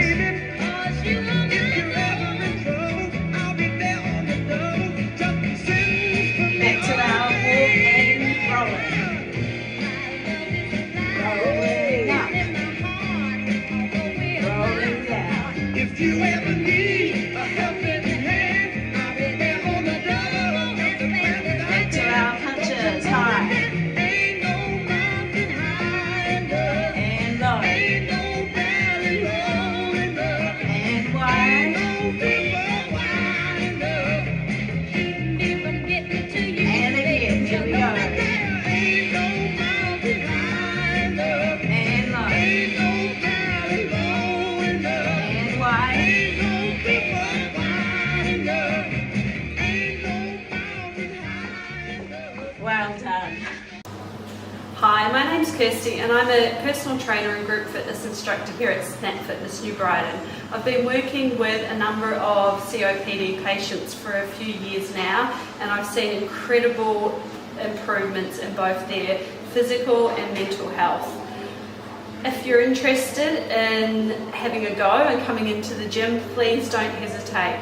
We've had patients from all over Christchurch come in and really enjoy themselves. Some of them have come in very nervous and not sure what they're doing at first, and then have embraced the exercise and loved the improvements they've found. There's been improvements in breathing, in strength, in movement, in mobility. It's made people's day-to-day lives a whole lot better and easier, and they've loved being part of a group and socialising and getting to know each other. We even go for a coffee once a month and meet up and have a chat and a laugh and just socialise as well. So if it's something you think you might be interested in, don't hesitate to come in and give it a go, even just to sit and watch and have a chat to the group. Hi, my name's Vicky. My name's Faye, and we're both volunteers for the Better Breathing group in Christchurch, Linwood. I have COPD and the best thing is exercising. And my husband's got COPD, and I found the best thing for him was the Better Breathing group because it helped him breathe. Right, this is the favour of our better breathing class. We do some boxing training, get your guns up. We're going to start with a right jab.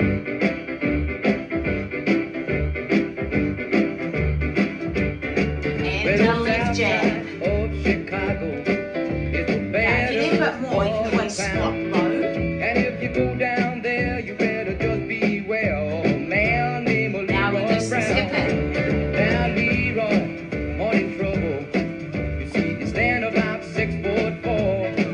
All the downtown ladies call it treetop over. All the men just Back to our left, right jab, alternating.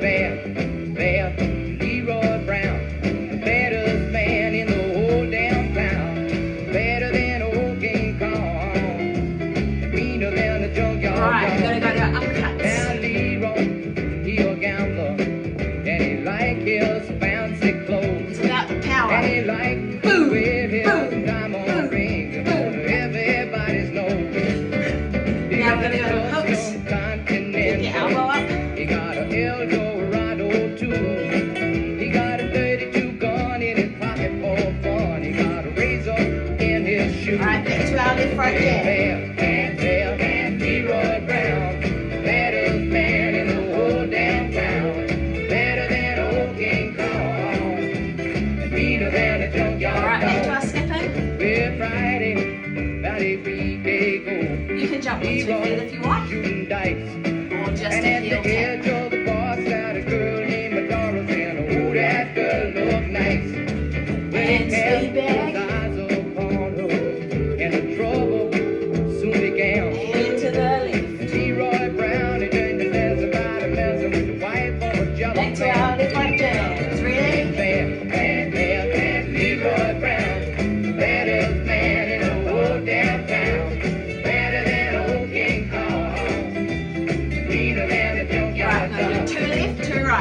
right, left, right, left, right, left. Leroy looked like a jigsaw puzzle with a couple of pieces gone. Back to left, right. Leroy Brown, right to the end. baddest man in the whole damn town. Better than old King Kong, meaner than a junkyard dog. Leroy Brown, baddest man in the whole damn town. Better than old King Kong, meaner than a junkyard dog. You're nearly done. Better than old King Kong, meaner than a junkyard dog. Well done. Kia ora everyone, my name is Tama. I have COPD. I just want to explain the benefits of coming to of the Better Breathing class.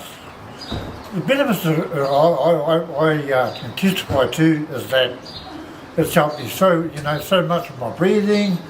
The class is a great atmosphere. The people are really friendly. I mean, what more do you need? This is our last one for today. It's a famous one, it's a goodie as well. Let's go. Alright, we're going to start with the repeater. Left, right leg, forward and back. Now if you need more, squat a bit lower into it. Work that quad out.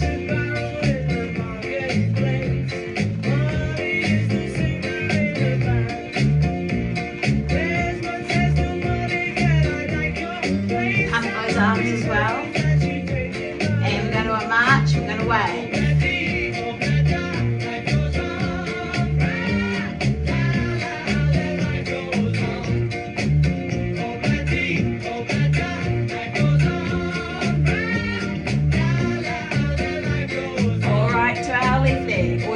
The one you didn't use the first time.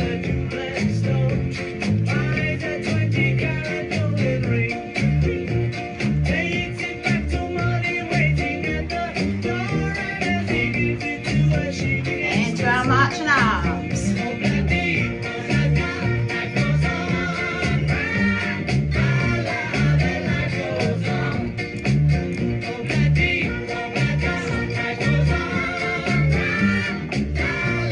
Alright, we're going to tap back and push forward.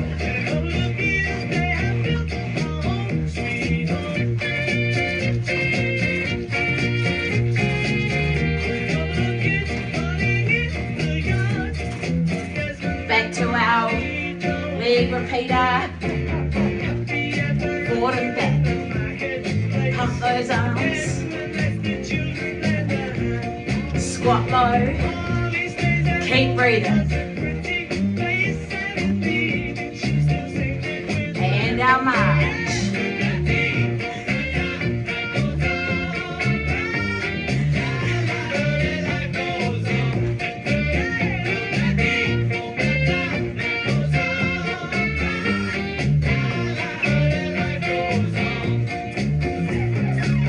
Right, left leg.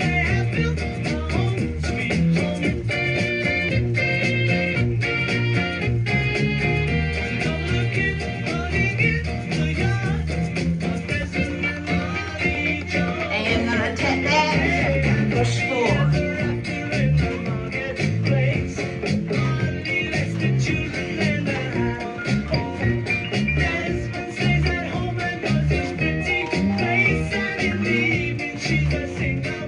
And march. Let's go.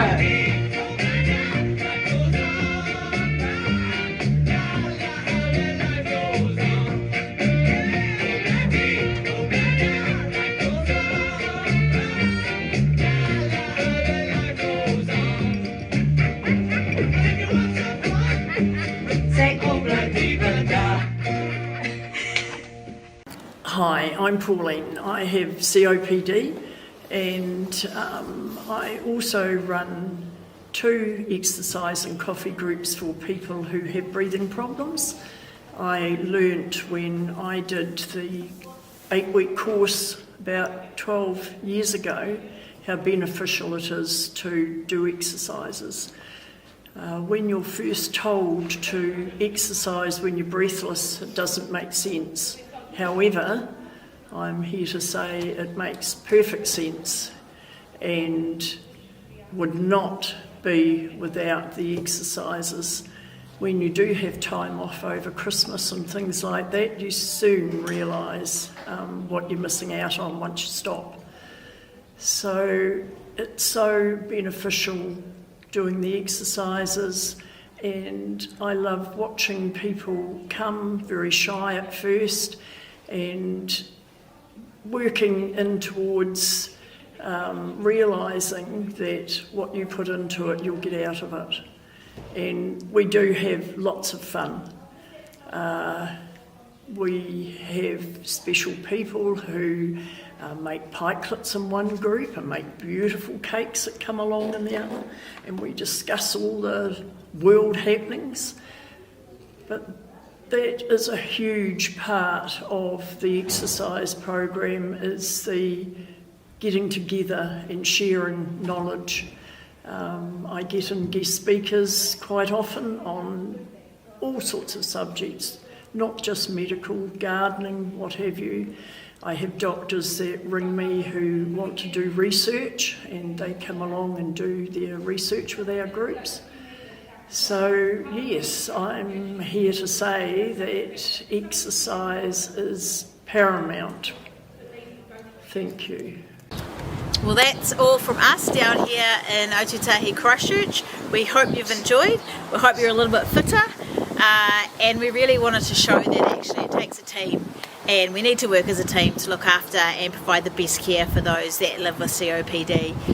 We hope you've enjoyed. We hope you have a fantastic day. Ka kite from Christchurch, New Zealand.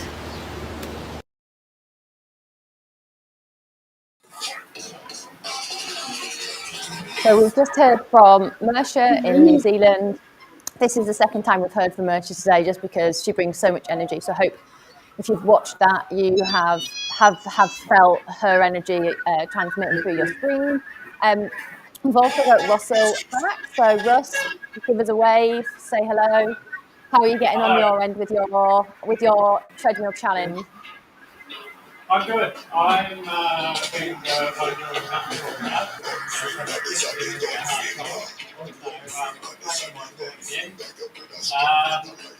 I think I took over about 90,000 so Russ, you're quite quiet. How far have you done so far? about 90,000 steps. 90,000? Yeah. So I think we're on track to get to about hopefully 20,000 steps. So that's pretty good. Nice. And how many people have you had on and off the treadmill so far? So far, that started with Leanne, my wife, and then my brother and his wife. Leanne again, and then my daughter Sarah. My mother, as you saw earlier. I've had two of my other children, and then I've got two more children just turned up. I've got a grandson that's been on there. So they're all doing the early shift, and then I get to do the late night. You and Leanna left. So, yeah. So my work will start probably around 10 p.m. tonight. Well, you've done loads of steps so far. We're the next video we're going to cue into and play is of a recap from the Berlin marathons from this year. So we do intro that video, but for some context for people who haven't followed Russ's World Marathon Majors story, Russ did the Berlin Marathon in September, and he did the final 6th marathon to get his 6th star. And as the first person with COPD to have done all 6 World Marathon Majors, it's a pretty momentous achievement. So yeah, we'll cue to that video and show the conversation we had after the marathon with the support runner that ran with Russ during the marathon.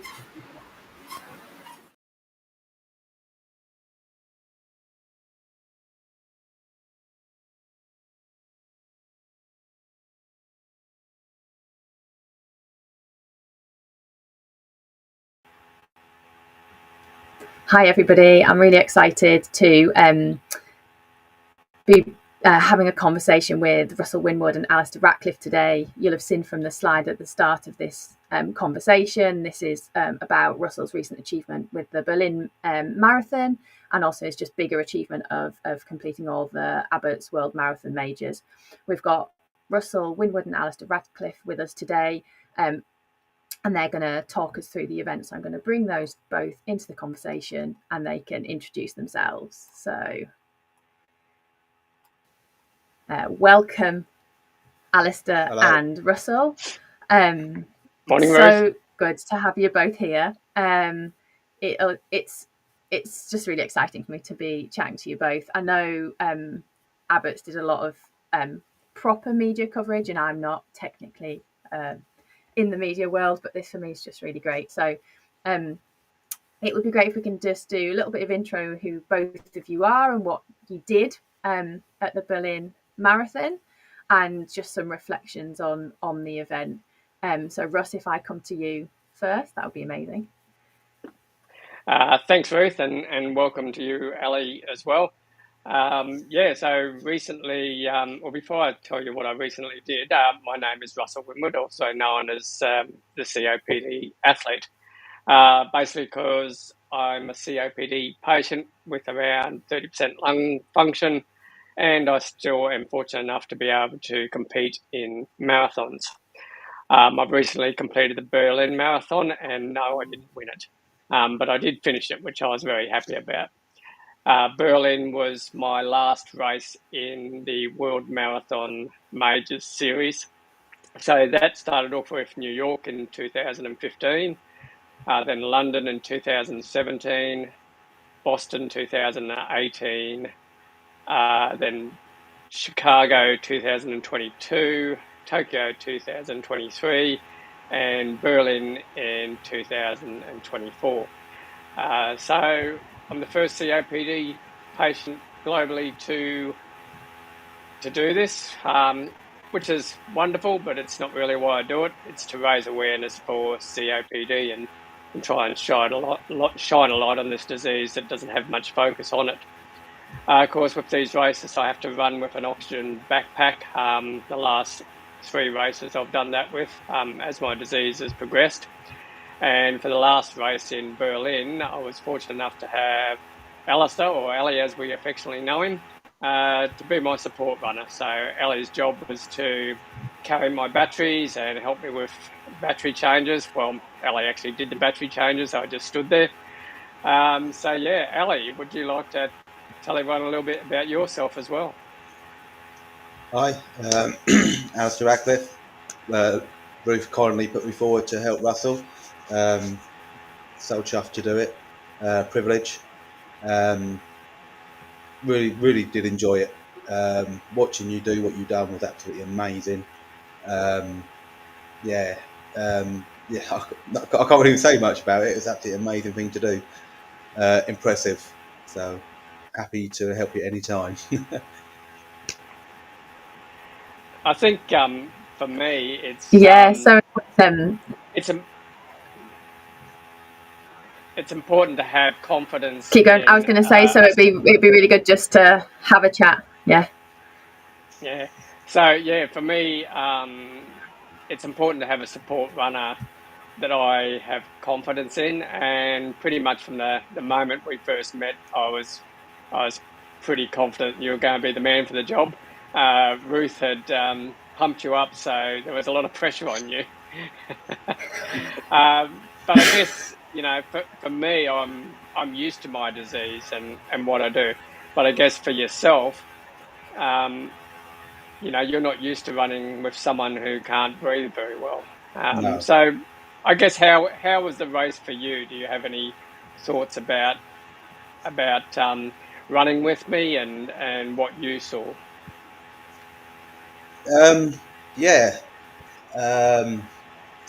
Also didn't know what to expect, how it was and stuff like that. I was happy to run with a backpack and stuff. Sorry, my dog's annoying me. Happy to run with a pack and that, so that wasn't an issue. It was just trying to understand how you were going to be in the race, how your breathing was going, what you had to do. You obviously went through all the battery changes with me, all the other equipment, your inhalers and stuff like that. Was a bit nervous for that. Obviously, the distance wasn't a problem. It was the everything I had to do to make sure that you were, looked after. At the beginning, with your times and stuff like that, we were on target, but there was a couple of times that you dropped off. But I don't want to pressure you or anything, so I just said that's the time. We did come in a couple of minutes behind your schedule, but you had so much energy left. Watching you go, yeah, very impressive. A couple of conversations with Leanne, your wife, about how far you've run since you've had COPD. To get to the halfway mark, running the whole way, I was impressed, and so was your wife. Yeah, it was. Yeah, and with the battery changes and stuff like that, it was the first one was a bit of a kerfuffle because I wasn't too sure, a bit nervous what to do, but we got it done. And it just kept you fueled, watered, motivated. Yeah, that's absolutely brilliant. Absolutely really good. Really enjoyed it. Yeah, so it's really interesting for me. So I'm a respiratory physio by background, so I'm used to seeing people with oxygen, using oxygen, exercising in an environment where their lung function is probably that potentially their limiting factor rather than say that their muscle strength or other things. But it's just really interesting for somebody who doesn't see that all of the time to then, because I know I was meant to be the support runner, so for somebody to step in who isn't used to that is it's a totally different dynamic, isn't it? So yeah, I can see why the nerves were there. Yeah. Russ, how was it for you? Like how did it feel for you having a support runner, and how have your different marathons across your majors journey, how have they varied, and what was your experience of doing them all been like? Yeah, in the early days, so for the first 3 marathons, I didn't need to carry oxygen with me. I still had COPD, but my oxygen levels stayed, above what they needed to be. So that wasn't an issue. It was probably after Boston, I realised that something wasn't right, and come home and did some testing with my doctor, and what we'd realised is now I was desaturating a lot more under load. So that's where we brought oxygen into the picture. Obviously the last 3 marathons I've had to run with oxygen, and it's tricky for someone who's not dealt with this before. And I think the thing that made me very comfortable along the way was Ali just took control of everything. So the battery changes were honestly very good. He did that without any problems, but just also things like he would go to the water stations and he would get my water, top up my bottle, so I didn't have to stop at any of the stations. He'd remind me to drink, remind me to eat. He'd keep my pacing where it needed to be. While he didn't pressure me, his telling me where I was allowed me to know that, all right, I've got to go quicker, I've got to go slower. So, I mean, all the marathons have their challenges for me. And coming into Berlin, everyone said Berlin's a flat, fast course. And if you are a runner, I can understand why you may think that. But for someone with COPD, it's probably been one of the harder courses because in the back half of the race, there's a number of just slight gradients, but they go for quite a long time. And for someone who can't breathe terribly well, they really take their toll. So I would prefer to run up a short, sharp hill and then recover downhill. That's an easier run for me rather than running, up a gradient, however slight it is, for a kilometre or two, and then not having any rest at the end because the road just flattens out, so you don't have a downhill. So, pretty much from about the 30k mark of the race, I was starting to struggle.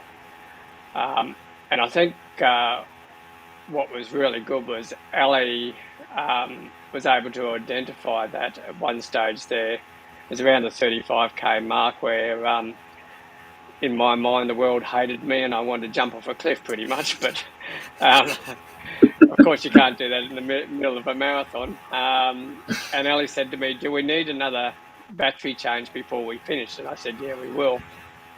And he said, "Look, let's just stop. You get your breathing under control. I'll change your battery. If we lose a minute or two or whatever, then so be it. It's better we do that now so you can get your breathing back under control."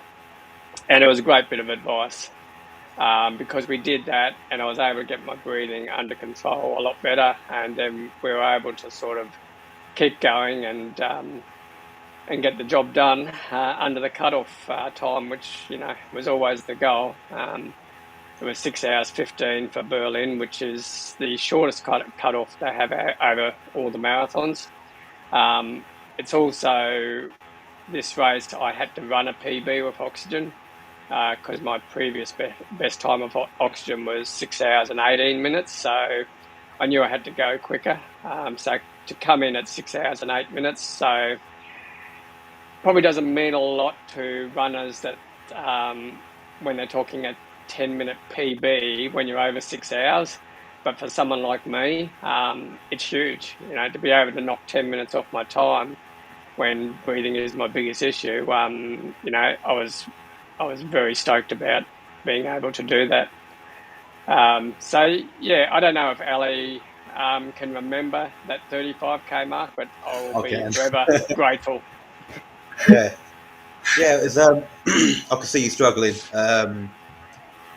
Beating yourself up, stressing was the main thing about times and stuff like that. So I took on the assumption that we have to stop for a battery. So I obviously spoke to you and you said, yeah, we need to change it.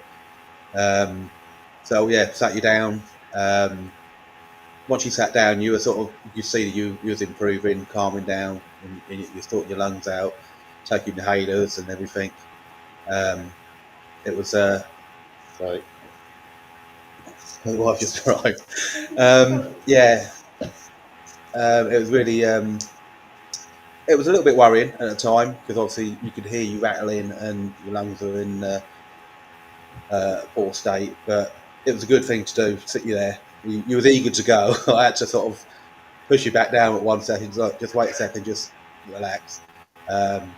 Once we got up, you were a lot better. You could hear your breathing was a lot better. And then explaining to you that we had a lot of time left with wedding schedule, you seemed to relax. As soon as you relaxed, you just picked up the pace naturally, and you just sort of, not say you glided like that, but you improved. Yeah, that 35k mark was a bit. Is he going to make this? You were determined. You were very determined and stuff like that, and yeah, I was glad there to help you do it. Kept me throwing you food at you and drink at you all the time. Yeah, very good. But yeah, literally, as soon as you got into, I'd say the 40k mark, I think mentally you started going, "I'm going to do this." I had no doubt then that you was going to make it. Running into the last K, as soon as you saw those the Berlin gates, that was it. Transformed. Yeah, you. So you know you had, was it 15, 16 minutes to finish the last kilometre to come in time? That was it. You walked a little bit, ran a little bit, you high-fived literally every person on the finishing straight.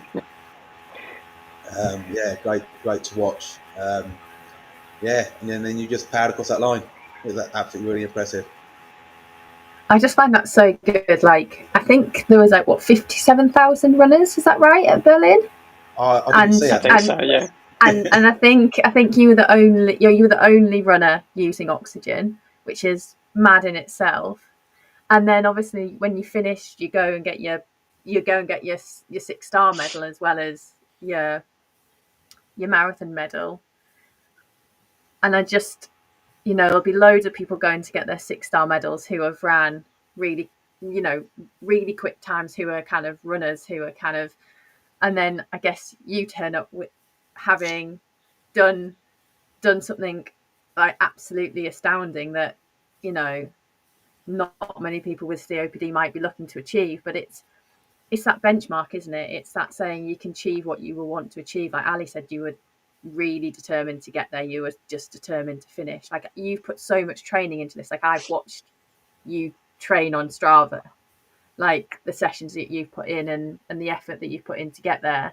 I guess it's just, you know, if someone's looking outwardly at this, going, well, I'm never going to achieve that. I'm never going to run a marathon. I've got COPD. I'm never going to do it. What would you be saying to them, Russ, about, you know, what this means in terms of the awareness for COPD and what it means for other people who are living with COPD?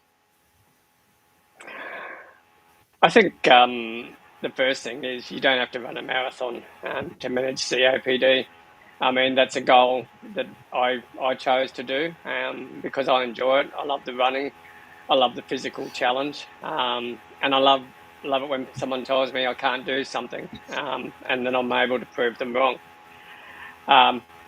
But you're right, I've sent the benchmark, and what I want to see is someone better that. And it will happen sooner or later. People have just got to realise that they're a bit more capable than what they think they are. And when you get your diagnosis for COPD and you look at your spirometry numbers, I always say those numbers don't measure determination, don't measure willpower. And so you can do these things and you can do it safely. It just involves a lot of training and a lot of planning. You know, in reality, I'm no different to every other COPD patient out there. It's just that might be a little bit more pig-headed than some, and you know that's worked well for me. So yeah, it's more about getting active, and you know our Baton Pass event. That's what we promote is people being active to help manage their COPD because the science has shown, I've shown, and plenty of other patients have shown, the more active you are, the better quality of life that you have. So, you know, for me, that's what these events are really about, is just showing people what's possible. Now, I know it's a corny phrase, but it's so true. Don't underestimate what you can do. Yeah, and you said, you know, you're talking about quality of life, but you know, you've been to Berlin to run a marathon, and I know you were there to run a marathon, but you know, you've had an experience. You know, you've travelled with your wife and family, and you know, got to meet Ali. You know, quite an experience. You know, you've had, you know, all of that. You know, I know you're there to run a marathon, but that's all adding quality to your life, to the experiences that you are getting to have. So I guess, like, what was the experience like? Not the marathon, not the running, not the breathing, but just, you know, how do these things add to your quality of life? What do they do to how you feel? Like, how does what's that interplay like, and what's the relevance there? I'm a big fan of pushing yourself out of your comfort zone. I think, you know, that's where improvement comes, both obviously physically, but just mentally and in day-to-day life, you know, creating resilience to different things. Because when I sign up for a marathon, it's a big undertaking. It's not just I turn up to an event and away I go. You know, we've talked before about you have to get approval to run in their race. You have to get approval to fly on airlines with oxygen. So there's all these things you've got to tick, and then you've got the worry is, can you actually do this? You know, am I trying to push my body too hard? And all those things, why they weigh on your mind heavily before the race, it gives you such a sense of achievement after the race that you've been able to get over all these hurdles as well as run a marathon. So where that plays into real life is that for me, when I'm finished a marathon and my wife and I had a holiday afterwards, what I was able to do on that holiday, because of my level of fitness, was fantastic. We did a little calculation when we got back, and in the 2 weeks we were away, we worked out we would have walked approximately 200 kilometres in 2 weeks between Berlin and Prague. And so that's where your real benefits of managing COPD with activity. It allows you to do more things, not just, marathons, but sightseeing with your wife. I mean, we spent the whole time in a week in Prague where we just walked every day. We walked everywhere. So they're the real big goals in the scheme of thing with quality of life, is being able to do those things that, if you don't be active, you just can't do them. It's as simple as that. So that's what I take away from these things, and I think that's what other patients and healthcare professionals should take away as well, is the benefits that you'll get from just your quality of life and what you can do just from being active. Yeah, I think that really resonates, and I feel like that's almost the perfect place to finish. The perfect place to finish would have been with you with all of your 6 medals on and your 6-star medal on, with them all up on the screen. That would have been the perfect place to finish. But we've got it there. So it's good. So that's the 6 of them right there. Yeah, so I think that's a perfect place to finish. The marathon and the marathon majors were an achievement, are a massive achievement, but actually the achievement is you get to do all of these other things in everyday life because you've been active and you've pushed yourself to go out and do something that's, a challenge to the body and mentally. So yeah, Ali, have you got any final reflections on your experience before we wrap Yeah, up? the whole experience was absolutely amazing. When Russell spoke about possibly doing 2026 Sydney, I jumped on it without fail. I'm there. If you want me, I am there. No issues about that. But I've also volunteered for a couple of UK-based guide runners. I love the experience. Just to go out there when you're not racing, as in as being a guide, you get to enjoy it so much more. You get to interact with the people, the crowd. Obviously, you're running with someone. A sense of achievement. That's probably the best thing I've done. I recommend it to anybody if they can do it. Just to watch someone like Russell complete his dream. Yeah, it was epic, absolutely epic. So yeah, I'll be doing a lot. You'll definitely be coming to Sydney in 2026 then. That's good. I'm there. Twice already. and you can drag the host with you. Yeah, you can drag me with you. I'm definitely there as well. Yeah, so I think that's an amazing place to end. It was epic. It is epic. I hope it gives people a reason to just take themselves to a place where they're a little bit more active. It doesn't have to be running marathons, but just so then they can see the benefits in their everyday life as well as getting that sense of achievement. So yeah, I think we'll leave it there. I appreciate both your guys' time, and yeah, we'll I'm sure we'll see more of each other in 2026 when we do Sydney, and we add another tick to the box. So yeah, thank you both. Absolutely. And yeah, we'll catch up again sooner rather than later. Thank you. Cool. And then we're going to. Is it? You might just.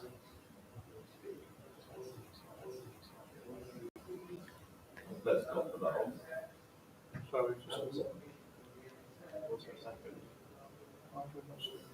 I'm sure.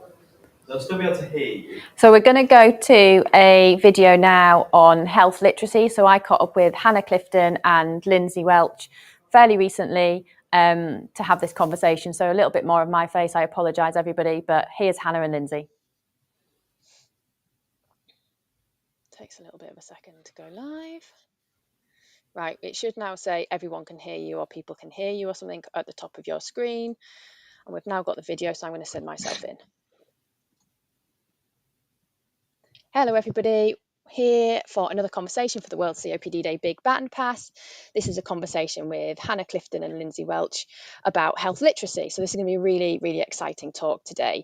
So I'm going to bring Hannah and Lindsay in a second and let them introduce themselves, because I never do people justice when I try and introduce them. And then we'll just get into have a bit of a conversation, and Hannah and Lindsay can tell us all their expertise that they've got and help share their knowledge for us to go away and use after the event. So Hannah and Lindsay, thank you very Hello. much for joining me on my virtual sofa. I will ask Hannah to briefly introduce herself, and then Lindsay, and then we'll just get straight into it, because I know Hannah's got her pre-doctoral fellowship, so she's got a bit of a focus on this at the moment. Yeah, hi. So I'm Hannah Clifton. I'm a respiratory physio working at St George's Hospital. I'm also in a pre-doctoral sort of research role, doing a PCAF funded by the NHR with an interest in health literacy in sort of COPD. Really And exciting. Lindsay, what So I about you? just jump in those gaps, Ruth, because I just have to fill them, don't I? And thank you for inviting me Yeah. to your sofa, because you know that I like it here. So my name is Lindsay Welsh. I'm associate professor of nursing practice at Bournemouth University and also University Hospital Dorset's NHS Trust. That really quick rolls off the tongue kind of title. Where I've retained an interest and focus in respiratory nursing and healthcare generally.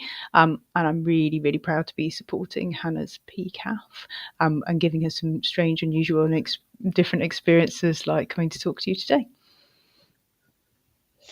Yeah, so it's perfect. So I think one of the goals of Hannah's PCAF is thinking about, health literacy, which Hannah will be focusing on in the PCAF, is about making health information more accessible for people. So I guess, Hannah, I mean, the key question here is, the role of education in PR for COPD patients, why is it important? What's important about it? It'd be really good to get your take on that, particularly with the health literacy lens. So I think because obviously a lot of people think of pulmonary rehabilitation as just like an exercise class, but actually the education component of it is like so key, and particularly sort of providing people with tools or sort of advice and support to how to manage their COPD, in terms of adopting healthy behaviours and sort of different elements of lifestyle advice, I guess, that people can use to help to support themselves in sort of their day-to-day lives. And the education components of pulmonary rehab are often taught in quite sort of different ways, but they're often quite traditional in terms of a clinician or somebody will speak or provide written materials to the group of people with COPD who've attended pulmonary rehab. But actually there's a lot of need for this information to be really tailored to meet the needs of people in the group, not just in terms of their condition with their COPD, but also in terms of sort of health literacy needs. And I guess that's where sort of my particular interest in this area comes in, because the information needs to be accessible to the people who are receiving it so that it can be used. Do you want me to leap in? Yeah, that's fabulous. And I totally agree, PR is not just exercise, it's education. And Lindsay's probably going to come in and talk a little bit about that as well. No, I mean, PR, I was going to say that, no, PR is a fantastic intervention. And education really is not the forgotten cornerstone, but what Hannah said, I'm just reiterating what Hannah said, really, that it's important and paramount. And just some work that I know that you've done yourself, Ruth, and that we're working on in a group in the Pulmonary Rehabilitation Education Consortium, is thinking about and asking people what they understood education was and what they thought they'd been educated about. And what was really interesting was that people thought the coffee and biscuits and chat time was coffee, biscuits and chat time. And actually how we deliver that information, and not just what we deliver, and how it lands and what other people think education is really different to what we probably think education is. So I think it's broad, it's even broader than like understanding of health literacy, but understanding of the fact that what is education for people and what matters to them about what they want to know. Does that make sense? Yeah, so tailoring the topic and what's of concern to them, or what feels like vital information for them, not just us delivering a topic because, for example, it's in the British Thoracic Society guidance on a topic we should be delivering as part of PR. Yeah. So I guess, what is health literacy if we think about it as a phenomena or a theory? Like, what is it? Why is it important when we think about education in health? Yeah. So Hannah, do you want to come in? yeah, I think so. Health literacy is sort of quite a broad term, but it really talks about people's ability to be able to access sort of health information, to understand the health information that they're being given, but also to use the health information. So it's not just, can somebody physically read and follow some health information that they've been given, but actually it's sort of those broader skills as well of well, can they go and find their own health information from the resources online, or if they find bits of conflicting health information, one from different resources, can they work out, or which one is more appropriate for me, or which one actually meets my needs and which one maybe isn't as appropriate to sort of follow. And also being able to, I guess, navigate the health space as well. So navigating the healthcare system, being able to navigate the resources available, but also that sort of those skills as well around communication. So having conversations with healthcare providers and feeling that the things that they wanted to say were heard, and that the questions they wanted to ask, they had answered. And those kind of skills around social skills and communication skills are really important as well. And it also sort of, thinks about things as well, like social support for health as well. So social support is such a big part of somebody's ability to be able to manage their health condition. So also thinking about, not just the tools that they have, but the tools that they've got available to them as well in terms of support around them is really important as well. I don't know if there's anything you wanted to add, Lindsay. That's a really, really good summary, like it's Hannah. Really multifactorial. Yeah, it feels like it's really multifactorial. Yeah. And I think people misjudge it. I think people don't, and clinicians, it's not that people don't think about it. People think, well, I'll make sure that we've got leaflets in the right language, or I'll make sure that we've got an interpreter, or I'll make sure that I've given this information. But as Hannah's really described really carefully, as a clinician in the field, it's much more about, actually, are they able to not just have this information, understand this information, reshare that information back to their peers, and then make decisions based on that information which influence their health, and it's about that informed decision making part. I think some of the examples are, when a really good example is giving someone an inhaler and saying, this inhaler is for your respiratory disease, it's for your COPD, it will make you better. You just spray it.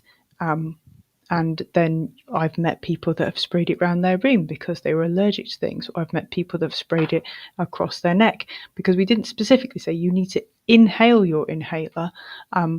It's about the level of instructions that people giving and checking that kind of understanding back as well, not making broad assumptions. Yeah, so I guess that sort of starts to help us think about, well, why health literacy and why is it crucial in COPD care? And so, how can we as clinicians start to think about health literacy and improve the care, I guess, we give in COPD with that as our thought process? Yeah, definitely. I think it's really having that kind of thought that, health information is only helpful if it can be accessed by the person that we're wanting to access it. So, we can create all these amazing resources and we can give out as many handouts in clinic as we like, but if the person who's receiving them can't use it, then it becomes quite meaningless. So it's actually about making sure that the resources that we're sharing, or the information we're giving, is given in a meaningful way, and that will really vary patient to patient.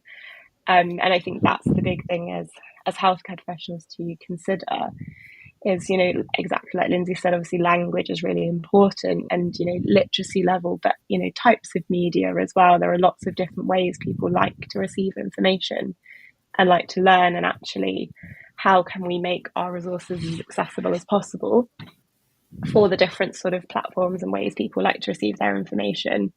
And, having those conversations with with the people we're seeing in clinic. You know, how do you like to receive your information, and what is your preferred platform? And you know, also, you know, asking our patients and encouraging them to speak up if they feel that we're not giving them information in a way that's accessible to them, and if their needs just aren't really being met, because you know, the resources are only meaningful if they can use them.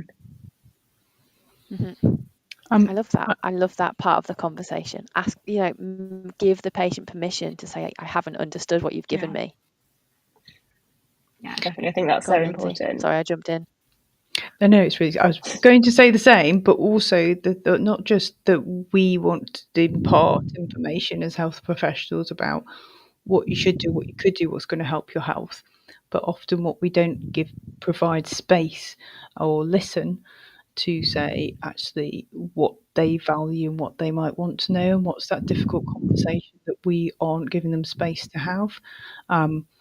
Which might be, and that goes hand in hand with kind of the whole pulmonary rehabilitation process, which might fit into goal setting. That it might be you want to see more of your grandchildren, you want to play with them more, and actually, how do I do that? And how do I set meaningful goals? And how does that link in with things that you want to tell me, but things that I want to do? And actually, that the education kind of is like intersected across the kind of the continuum. Because some people learn or understand things differently, and they have to learn them by doing them, not and experiencing them and remembering them, as well as being told them and reading them. So not everyone knows that that's how they learn.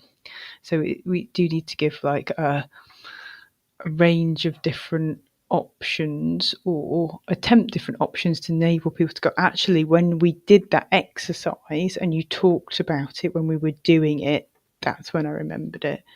So it's just that kind of options approach to how we deliver and listen to the information that people want. Yeah, that's really good. And a bit off, not off, maybe not off topic, but something we hadn't maybe thought we'd maybe speak about. But actually, how do you assess health literacy? How do you? Is it an informal conversation? Is there a formalised measure? Like, how would you assess health literacy in a clinical setting? It's tricky. There are a few assessment tools that have been developed. There are a few sort of kind of ones that can be done quite quickly in clinic. Some of those do have more of a focus on those like basic health literacy skills, so sort of reading, writing, and understanding. There are some other tools as well, so that look more broadly at different areas of health literacy, that you know, questionnaires that can be filled in clinic by patients. They are a bit more in detail, a bit longer, but would provide a lot of really helpful information if clinicians had the time.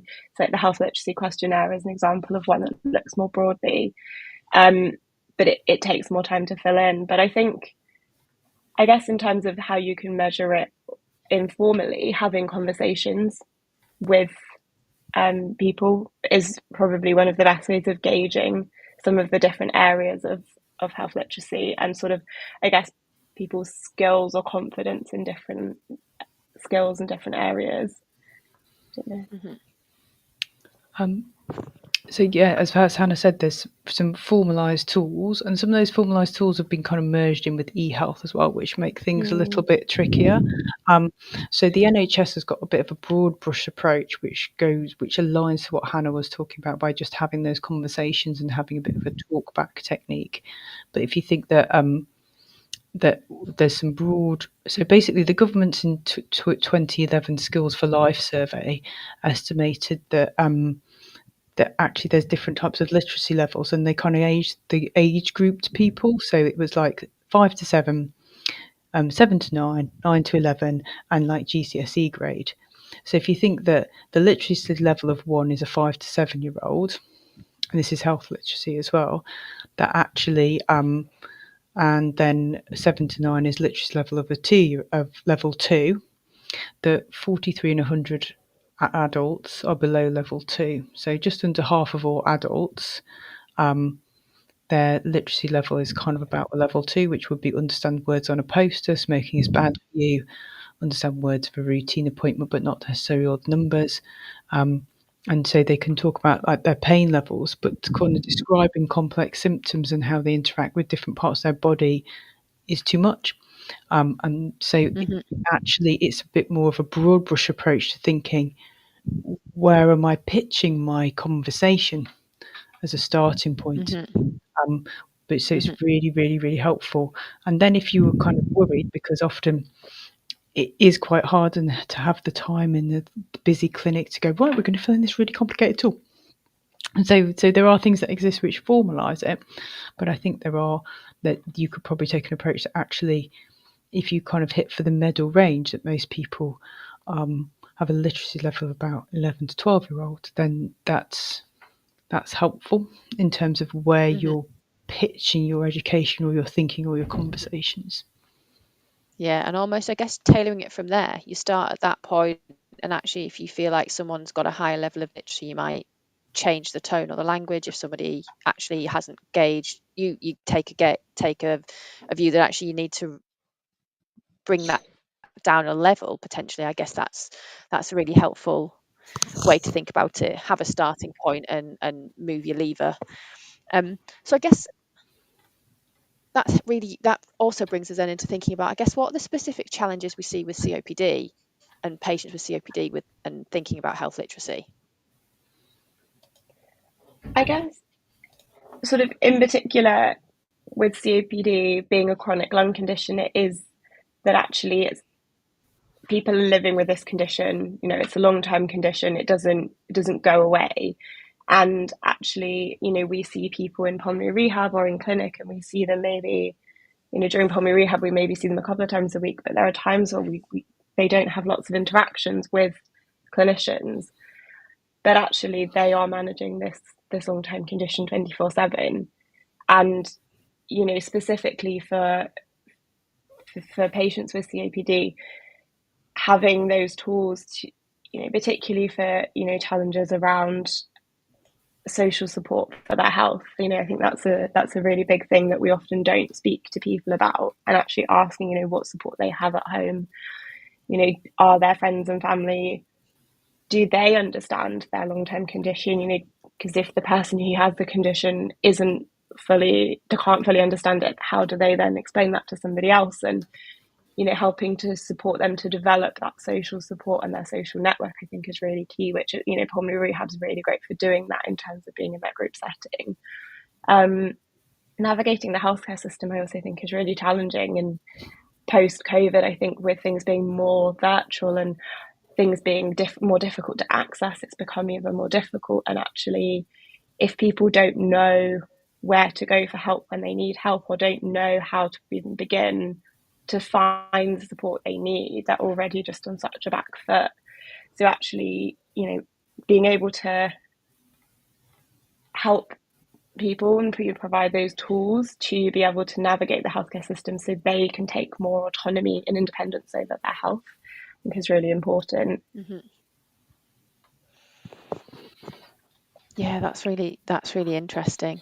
And I guess as healthcare providers, what can we do to support patients in building their skills? I know we talked about having the conversation about gauging where our conversations are, but what can we do once we've figured out where they are? How can we help elevate that? Is that something we want to be doing, or do we want to be bringing it to the level they're at? How do we manage that? How do we work with that? Yeah. Are you okay if I jump in quickly on that, Hannah? Yeah. Is that okay? I don't want to jump in everyone's.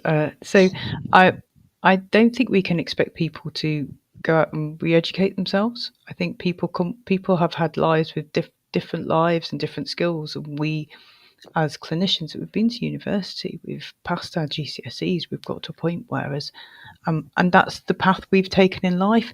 It's okay to have taken a completely different path in life, and it's okay to live your life differently.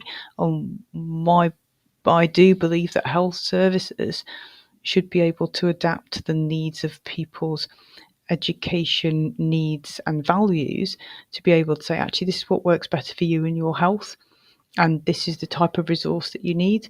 So what we need is to have a range of resources.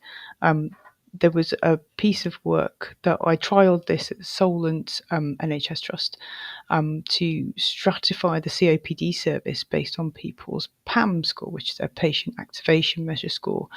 So it was a really quick test to look at knowledge, skills and confidence, because part of it is confidence about enacting things that people think that they know how to do. And people that came out of 4, we could give them a digital app, they could go off and do their own thing, do their own exercise, check in, say, yeah, it's going really well. People that were a 1 were like, actually, I want you to talk me through this. I want to have home visits. I want you to help me do these things. I want someone to talk me through these. It's complicated, hard and frightening. And it's really scary feeling breathless every day. And I'm out of my depth. And we need to be able to adapt to those two ends of the spectrum in the care that we deliver.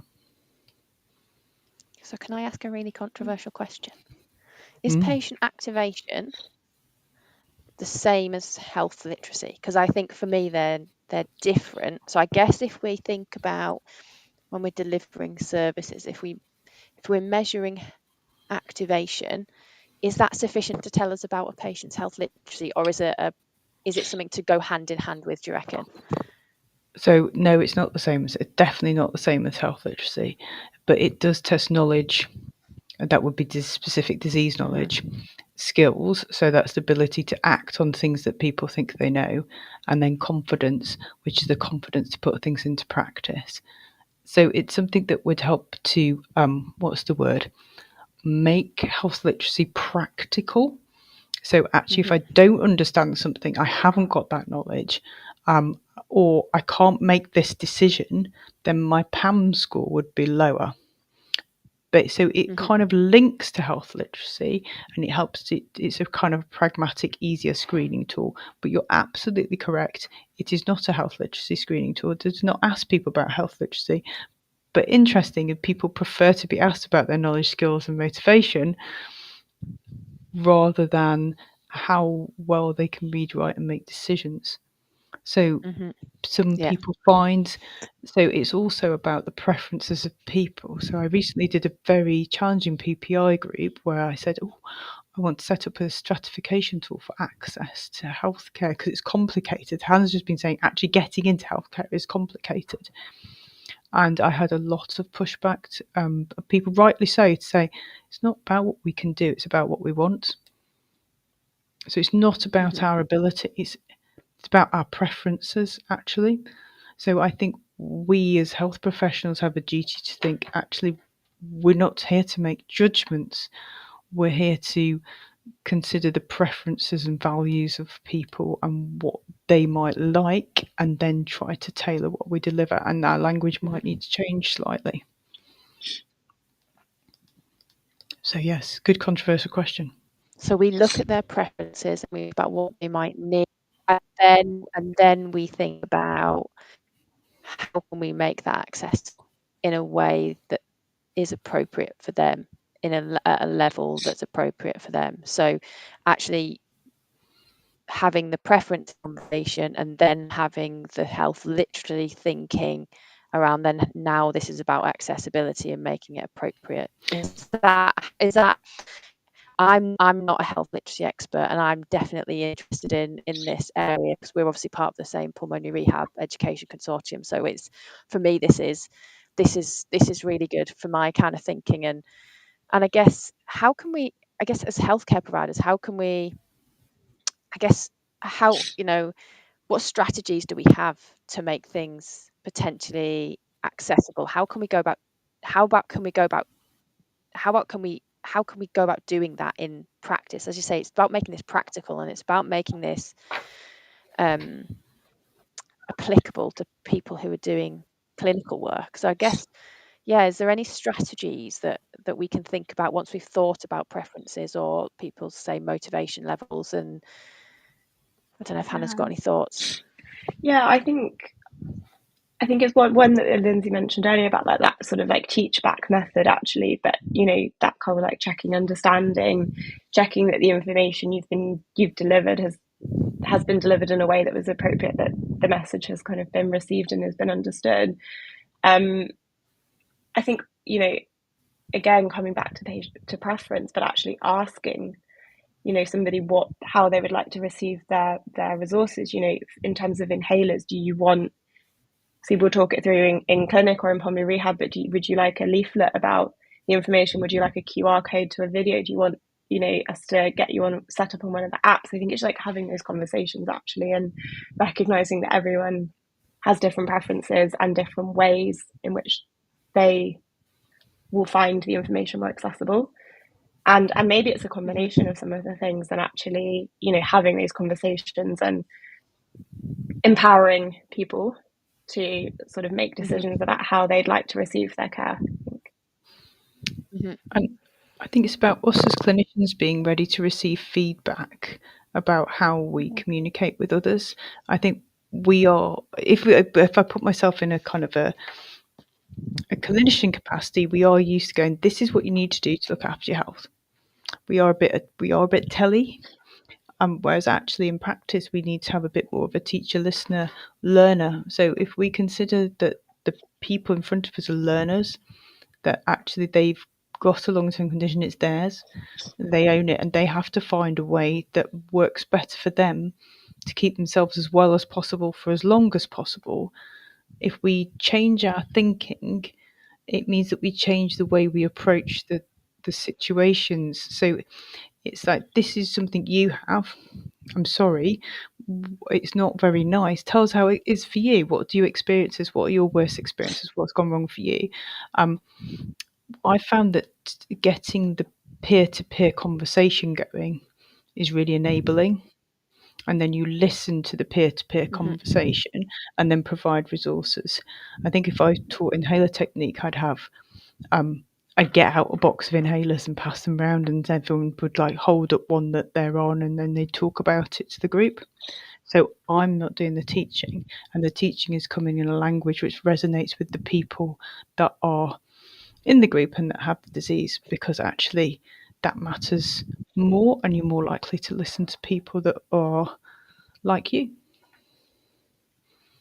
Yeah, so that's what I was going to ask is, what's the role of peers in here, and people who are living with, got the same lived experience and that mutual nomoculture and that mutual language? Like, does that play a role in how, in health literacy? And actually, even if we're teaching and we're providing education and information, if we provide it at the right level but use the wrong language, does that affect people's ability to be able to absorb and learn and then apply what we're teaching? So you've sort of just answered that, Lindsay. So that's really good. I guess I'm really conscious that health literacy is something that we're thinking about in education, but also we've focused on the education bit. But I think if we think about the exercise part of PR as well, we're obviously giving people exercises to do, and we want them to do them at home as well. We don't want them to just do their exercises in the rehab class, finish rehab, and then stop doing them. So I guess the last bit for me is, before we wrap up, is how is, when we think about providing education on a topic and we're providing, say, exercise and an exercise program, are we looking at health literacy from the same lens, from the same perspective, in terms of maintenance of behaviours and maintenance of activity, or do we adapt it depending on what we're trying to educate people around? I'm just liking your point there, because actually it's a good point and well made, and I'll let Hannah come in on it as well, because actually we want people to continue, and there's lots of models. One of the things I've been thinking of during this whole conversation is health literacy is kind of the health professional science that underpins what our actions and behaviours as health professionals might be. So we would describe it as health literacy, but that's not how you might describe it to somebody who was trying to make a complex decision and didn't quite understand what you were saying. So if we think of that as our science that helps us to understand what people understand or don't understand, that's quite helpful. And the same kind of part of it is that we don't need to assess for it. It's almost like it's a teaching technique, which is almost called action reflection, and that kind of talk back where you are having a conversation and you're constantly gauging and guiding your conversation based on what you're listening to, what people are coming out with and saying. So it's a teaching method that you use. And actually what we aren't trained as teachers, we're trained as clinicians, and maybe that's the piece of the puzzle that's missing as well. And that's in terms of the resources that we go to take home with people, because our expectation is people will make a fundamental behaviour change based on behaviours that they haven't undertaken for the past 10 to 20 years because they felt really poorly, breathless and sick. So why would they start doing that now when they haven't got someone there to support and motivate them? And I think that's where the concept of peer group support and support of social support and self-management comes in, that actually going home with a sheet of paper with exercise on it is very demotivating. Meeting up with some other people in your group or that were in your group before, that you're all going to go and have a coffee and then you're all going to go to the gym together, is massively motivating. And it's about kind of reframing how we, because what would we prefer? Reframing those expectations around exercise.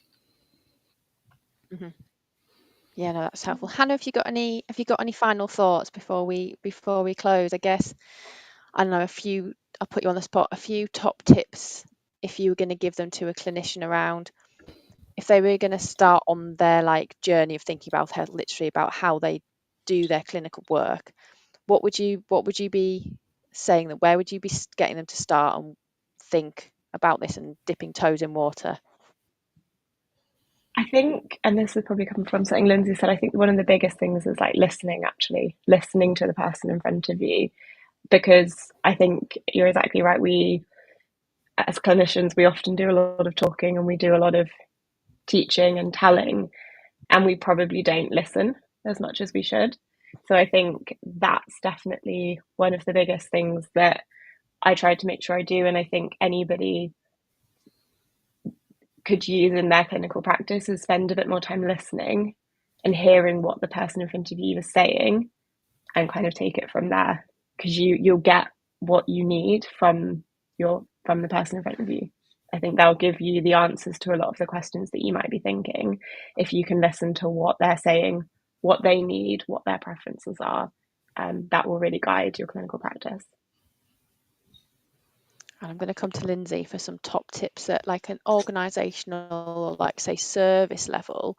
So if we're as clinicians listening to people and trying to understand their preferences and tailor what we do, but obviously that brings an organisational, operational, service level challenge, because we're then talking about multimedia and different ways to provide education and information, and staff need to be confident to be able to do that as well. There's something about staff confidence in tailoring education. So I guess just some thoughts, because there'll be probably people who watch this who are service managers or sit in strategic positions within organisations. So what can we be thinking about at that level about how we can improve what we're doing in terms of enabling patients? So there's a couple of things that there's a lot of things that we can do, and it takes you to a broader level about access and inclusion. Some of those are things like signage in hospitals, big, bold, people can read it, people can see it. Letters that you receive from clinicians and doctors that invite you to pulmonary rehabilitation or your clinics in the first place. How are they dictated? What we tend to do, you're all going to nod at this, is a clinician or a doctor takes a letter and writes the GP copying the patient in. And it's written in a language that is doctor to doctor or clinician to clinician. We can, as an organisation, and I'm lobbying for that in my current organisation, is actually write a letter to the patient or the person that needs to experience care, because I don't like calling people patients. They're people that need our services, and then copy the GP into that letter. So actually it's written in an accessible language in the first place. So you don't say pulmonary rehabilitation. You unpick that to say some exercises which will help your lung health, which will include education and some information that will enable you to live better for longer. So we need to change the way that we use language broadly across services and institutions to and to be able to offer preferences to multifactorial level, which is a lot harder to do, as I'm sure you're aware, not because of funding, just because people are used to doing things in a certain way. But I think in pulmonary rehabilitation, the beauty of it. It's often very physiotherapy led, and it's quite nuanced to a specific area, and it's got its own guidelines. So it's a really quite a nice niche where we can start adopting some of these principles at an earlier stage. So I think it would be a great place to start. I love that tip. I just love that as an idea. You know, the very simplest level of our first communication with somebody is often a letter, and the first thing we do is say, you are a secondary person in our communication. Our primary person we're communicating with is your doctor. So yeah, that automatically makes them secondary in that conversation. So yeah, just that reflection is almost a great place to stop, and actually just a really good place for us all to sit back maybe and reflect about what we're doing in our PR services or in the exercise that we deliver or the voluntary sector organisations that we work in. Where do we put patients in terms of accessing and where when we're creating all of our mechanisms of communication, are they up front and centre? I think that's a great place to end. So thank you both. That's been really, really insightful.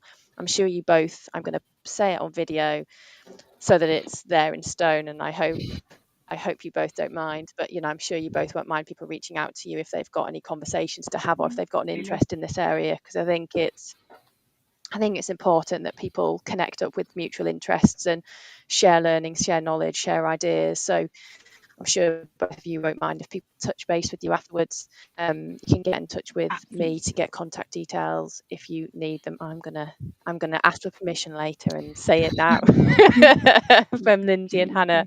But no, thank you both so much for your time. Thank you very much. Thank you for inviting us. Yeah, this has been really helpful for me as well. No, it's been a pleasure.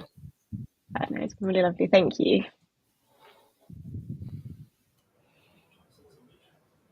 So we're back with me, having just listened to a conversation about health literacy with Hannah and Lindsay, which was amazing to hear from their insights.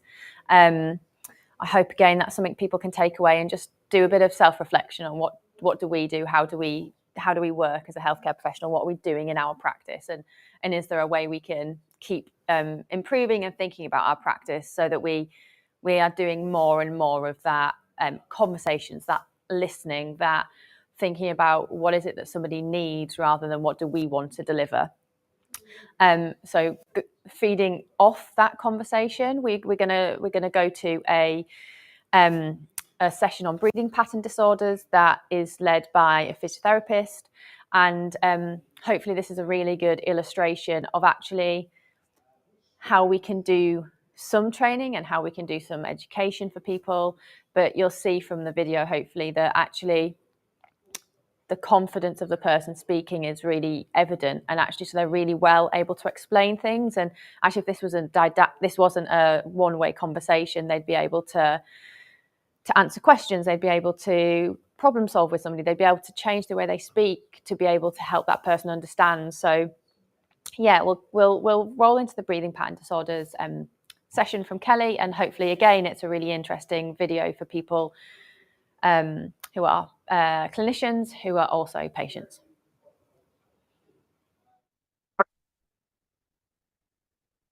Hi, my name's Kelly. I work with Solent NHS Trust in Hampshire in England. I'm here today to talk to you about breathing patterns. So you might think, well, I've been breathing all my life. How can I be getting it wrong?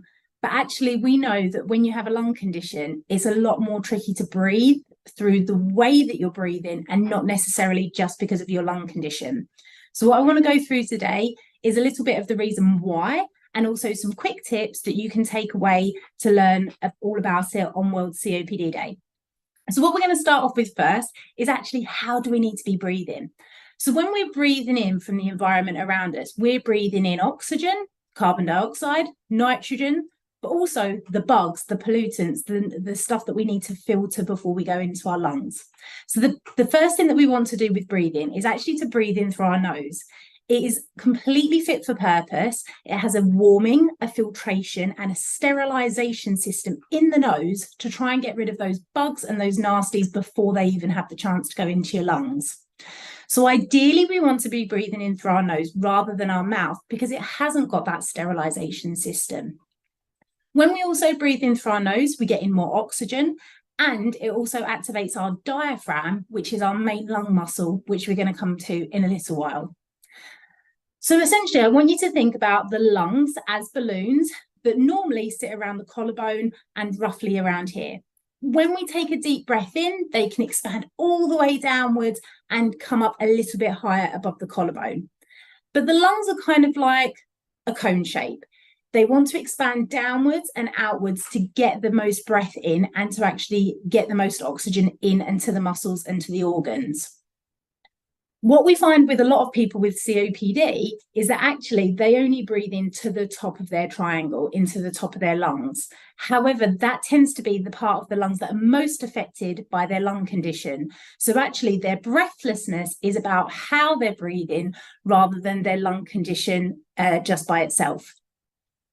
So what I want to teach you today is about your lung anatomy. So we're going to talk about the breathing muscles that we're using.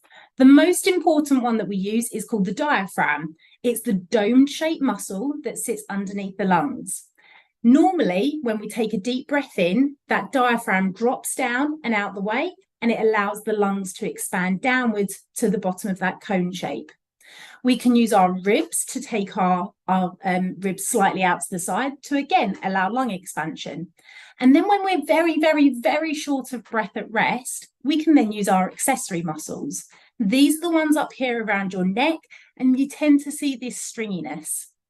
Now, in order of preference, we want to be using your diaphragm, your ribs, and then your accessory muscles for your rescue breaths, for when you're very, very, very short of breath. What we find with people with lung disease is that they tend to use it in the opposite order. So what we notice with people with COPD is they tend to raise their shoulders and breathe a lot around their mouth. And that in itself can cause breathlessness as well.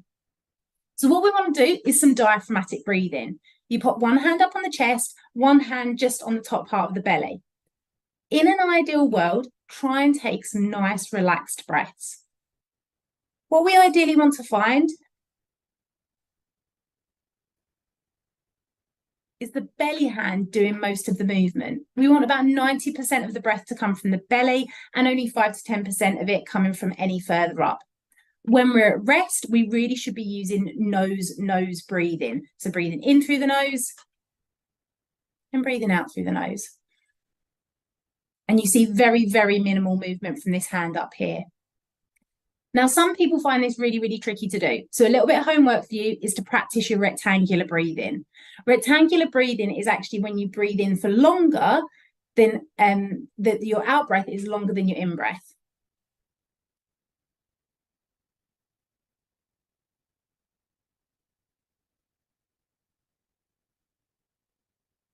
And imagine that you're tracing the corners of a rectangle, breathing in and breathing out for longer than the in-breath. That's a really, really good way of getting started. When you're then up on your feet, you might need to think about using a little bit more of the coordinated breath. So this time you might want to think about pursed lip breathing. This is when you transfer over to nose-mouth breathing. So what I tell my patients is to smell the roses and blow out the candles. So when they're walking down the street, when they're trying to get a stride on, smell the roses, blow out the candles.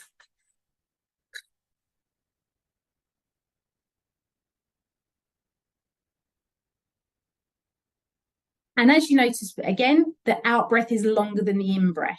With people with COPD, if they tend to only lead with the in breath, they tend to hyperventilate and feel fuller and fuller and fuller. And this isn't a productive breath for people with COPD.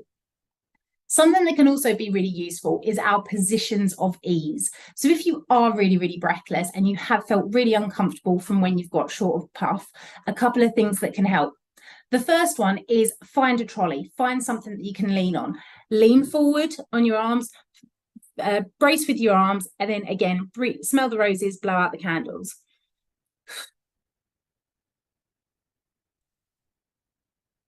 And this is, again, why when you go shopping, it's actually better to use a trolley to walk with rather than a basket off to the side, which might kink you over to one side.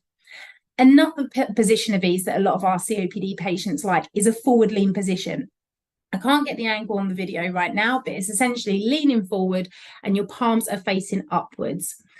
Your palms are facing upwards because it relaxes these shoulders, because we don't want the accessory muscles from the shoulders to come into play. So we're fixing them into a position. And again, we're smelling the roses, blowing out the candles to get any of the extra waste products out from being short of breath. So some really quick wins are: use your diaphragmatic breathing, smell the roses, blow out the candles, and think about those recovery postures, which we tend to call positions of ease. So now I want you to think about, how is this relevant for me from day to day? So actually, again, some really quick wins that you can get from day to day is to think about your patterning when you're being active and matching it with your breath control. So for example, if you're about to go up a flight of stairs or a hill, don't wait until you get to the top to practice your breathing control. When you're at the bottom, look at that hill, look at the stairs and think, yes, I can do this. And you're going to start breathing with that pursed lip breathing before you're even breathless. It will give you much more control over your breath, and it will help get a steady oxygen delivery to give you energy and get you to the top of the stairs or get to the hill comfortably. It's absolutely fine to rest if you need to. It's much better to get up of those things with much more control rather than collapsing at the top at the end. Other things I want you to think about is that when you're bending to pick something up, remember that the lungs are inflatable spaces. When you're bending down to pick up the remote or to put some socks on, rather than taking a deep breath in and compressing them, actually think about matching that with your breath. So as you go down to put your socks on, breathe out. Empty the lungs as you go. Tie your shoelaces, put the socks on, breathe in on the way up as the lungs have got some more space to inflate into that space. And again, coordinate that with daily things that you do around the house. Any time that you're in the kitchen, putting on the kettle, reaching up, it's always about the lungs needing that space to expand. So if I'm reaching over to get to my kettle, breathe out as you're compressing that space, breathe in as you're coming back to that relaxed position. And these simple techniques can actually give you a really, really great amount of control over your breathing. So that is the summary of our breathing techniques today on World COPD Day 2023. The main things I want you to take home from this is make sure that you're breathing in through your nose. If you can't because things are in the way, talk to your GP or your pharmacist about, actually, can you get some sprays that might be useful for you to help breathe in through the nose? Do you need to have a discussion with someone about getting that space back open for you? Try not to breathe in through the mouth if you can avoid it. If you breathe in through the mouth in hot, cold, humid conditions, it's only going to make your airways get tighter. So think about, can you have a scarf across your mouth to act as that filter for you if you need to? And get that breathing control going before you even need it. Think about your pacing, think about your posture, and think about how you're going to stay in control of the lung condition rather than it controlling you. Hope that was useful for everyone. Have a lovely day. Bye. So that was an awesome presentation that Kelly prepared last year for us for the Big Baton Pass, but we have shared it again this year because it's just a really good example of an education session, and also just really, really important information that we can all learn from and use. So, it's great to hear those tips, smell the roses, blowing out the candles, those kind of things we can take away and remember when we're talking to people who we recognise have got breathing pattern disorders, for example. So just really nice things for us to listen and learn. We're going to go into another video in a minute. The next video we're going to play, we're going to have the lady who's prepared the presentation join us afterwards for a little bit of a Q&A. So if we do have anybody who is watching live who might want to ask a question of Tonya, please do pop it in the chat function that's available. Otherwise, I'll have a chat with Tonya afterwards about the campaign and kind of what the work that they're doing is related to. So we're going to have a play a video on the Speak Up for COPD campaign. So Tonya will introduce it and tell us a bit more about it, and then we'll have a chat afterwards. Hello everyone, I'm Tonya Winders, the President and CEO of GAP, the Global Allergy and Airways Patient Platform, and it's my pleasure to be with you on this World COPD Day 2024 during the Big Baton Pass to share a bit more about the Speak Up for COPD Coalition and the work we're doing in this year. So first, who is GAP? GAP is the Global Allergy and Airways Patient Platform. We were founded in 2009, and we have grown to now close to 150 patient advocacy groups from all over the world. So an international patient-centered organization that works alongside people who are living with allergies, atopic, and airways conditions like COPD. And we bring together that global network of patient advocacy groups, healthcare professionals, and other organizations to improve patients' quality of life. We work across 4 key mission pillars: awareness, education, advocacy, and research. And our goal is to be that facilitator of global collaboration and advancing the patient voice. And so this is very important in our work with organizations like WHO and GOLD in setting the global guidelines, but also professional societies that you can see represented here, as well as industry partners and others. And we support individuals in their individual patient journey in their condition, living with their condition, but we also support organizations in how to engage with the community more effectively and help to build the capacity for them to do their awareness, education, advocacy, and research work more efficiently. Now, what about the Speak Up for COPD Coalition? It is led by GAP, as I mentioned earlier, but is supported by a number of our steering committee partners that you can see represented here on the screen. So we have industry stakeholders as well as other nonprofit stakeholders. Today I'm wearing my orange in recognition of COPD Foundation, the great work that my mentor and friend John Walsh started 20 years ago, and that we're celebrating on this World COPD Day. And you can also see that we've got professional societies like the International Coalition of Respiratory Nurses and the pharmacy organization, the Federation for International Pharmacists, as well as the International Federation on Aging. And together we are working for one key aim, and that is to elevate COPD as a public health priority.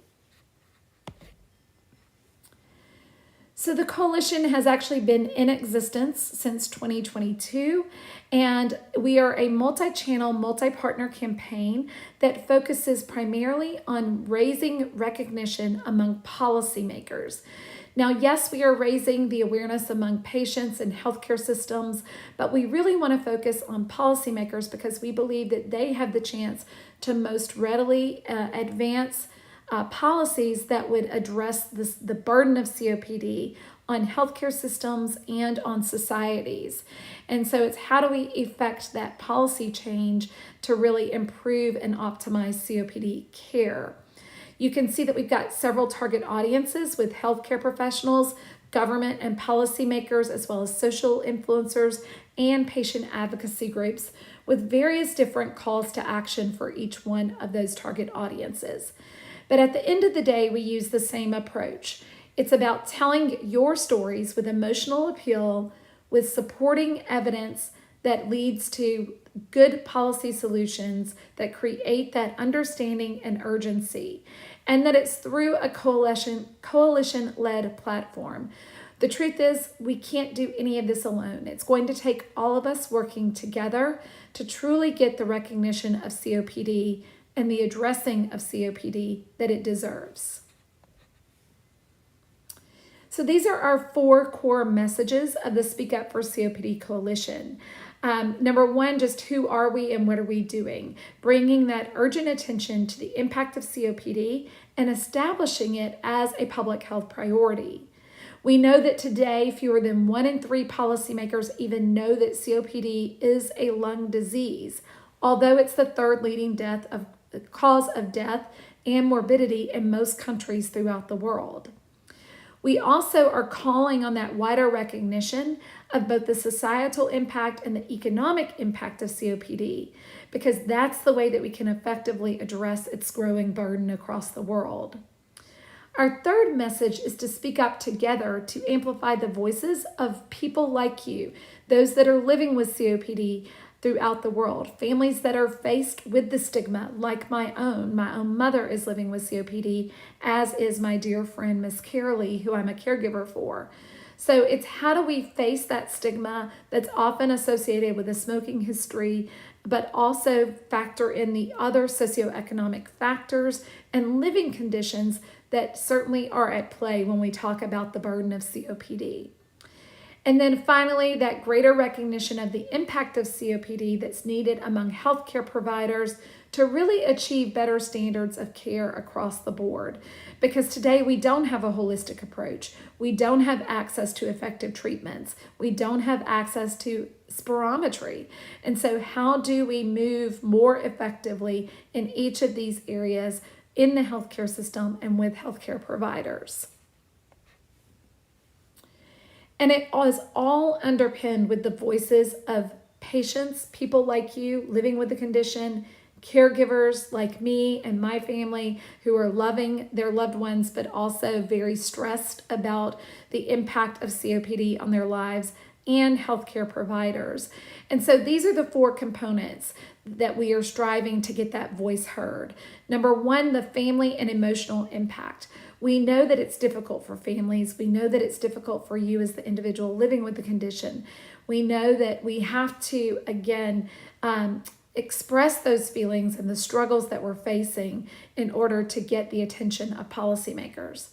Next, it's access to care and support.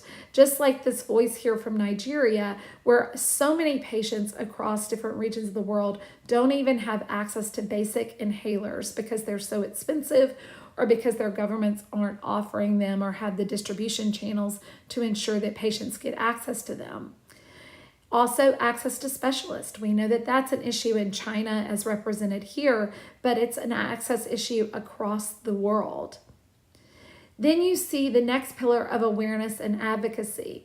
In countries like Saudi Arabia, where medical professionals are sharing that policymakers don't know what this is, they certainly don't prioritize this as far as the areas that they are allocating resources appropriately. And then this patient in Belgium who says, I want to give the person with COPD a voice, a face, not a nameless statistic, but the reality of the individuals living with COPD apart from the traditional stigma that has existed. And then the final thing is the invisible burden and diagnostic challenges. As I already said, even in countries like Australia, where they're very well resourced across their health system, spirometry is underperformed and most COPD patients don't get access. Now that's even more so and more exacerbated in countries where the resources are limited. And then again, if you hear like the voice of the patient from Brazil who says, you may not see my COPD, but I feel it every day. And I think that this is the thing. We all take breath for granted until we're breathless. And so the Speak Up for COPD Coalition is here to help people realize breathlessness is not normal and it must be recognized and addressed in a more timely, effective way. So these are some of the key achievements to date of the coalition over the last 2 to 3 years. We've built an engaging website that you can see here and visit at speakupforcopd.com. We also have established quality standards that have that evidence-based approach to prioritization of COPD care. Then we created an advocacy roundtable and convened a group of advisors throughout the end of 2022 and shared that information throughout the last 1.5 to 2 years. We've also developed a content library and an advocacy toolkit where anyone at any time can go on and find social media flyers and memes and ways to speak up across their digital channels, but also template letters for policymakers and slides and fact sheets to use in those conversations.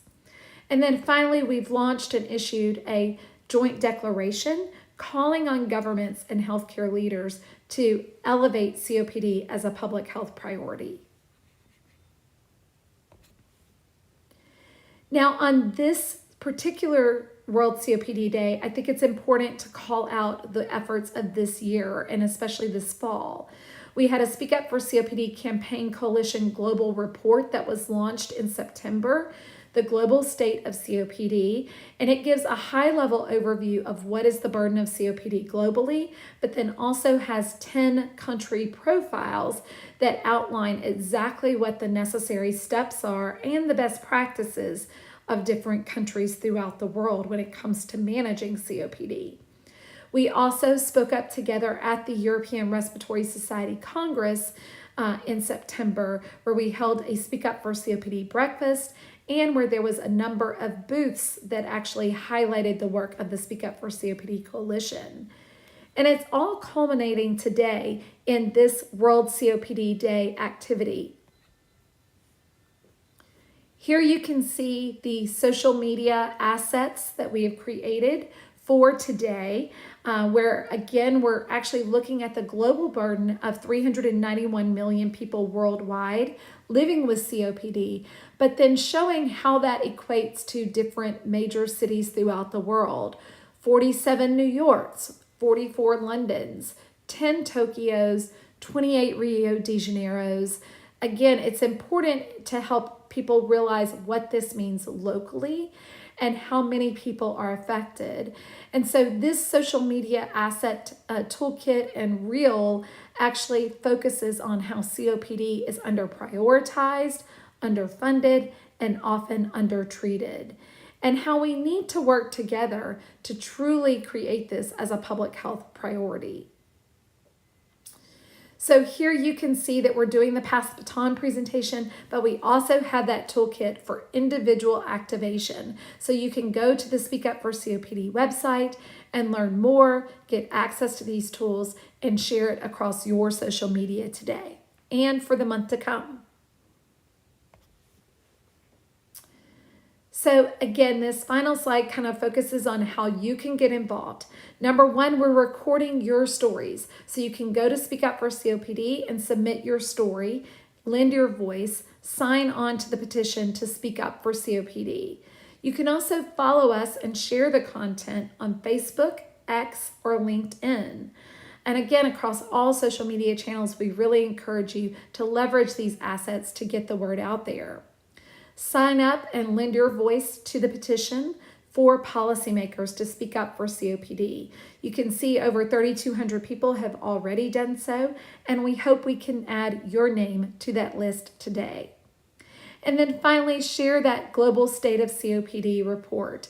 It's an important asset that helps us to understand what the burden is globally, but also take this to your country level and understand what could be done at a country level to make an impact and a difference in the near term. So with that, again, I hope that you'll speak up, not only today on November 20th, World COPD Day, but every day of the year, and especially in this November COPD Awareness Month. I'll take any questions at this time. Thank you for having me. And again, happy World COPD Day from GAP.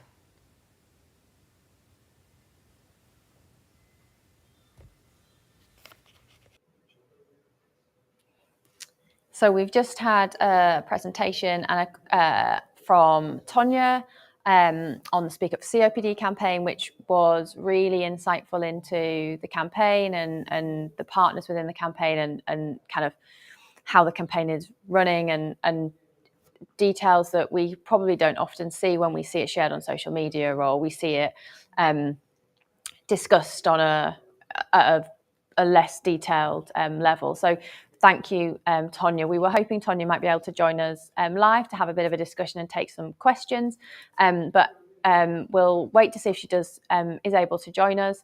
But in the meantime, what we're going to do is we have a video that we have prepared.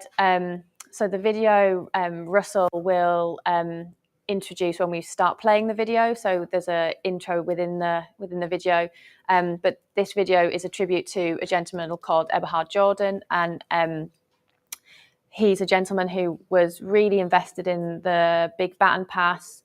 He contributed last year to the event and was really keen to be part of the event this year. Unfortunately, Eberhard's no longer with us, and he passed away earlier this year. So this is I guess a tribute to all of his advocacy and awareness campaigns that he did for COPD. So let's play the tribute that Russ has done for Eberhard.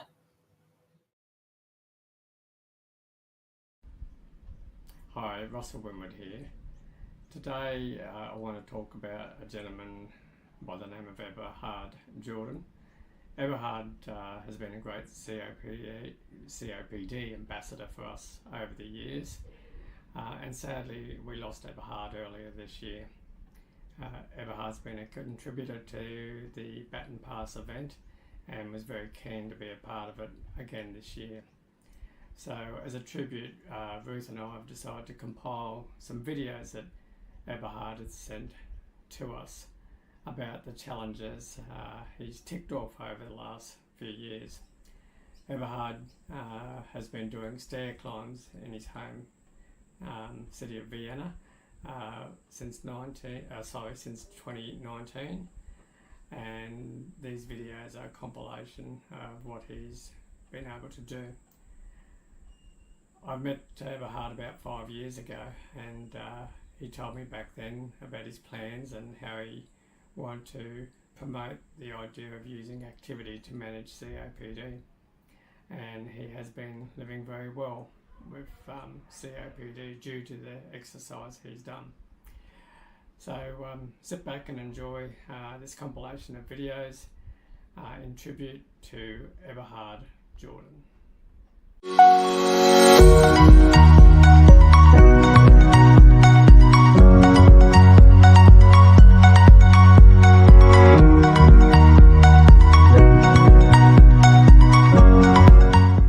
Wie ich heute in der Früh hergekommen bin, habe ich mir gedacht, jetzt möchte ich eigentlich zuerst frühstücken. Ist sie dann nicht mehr ausgegangen.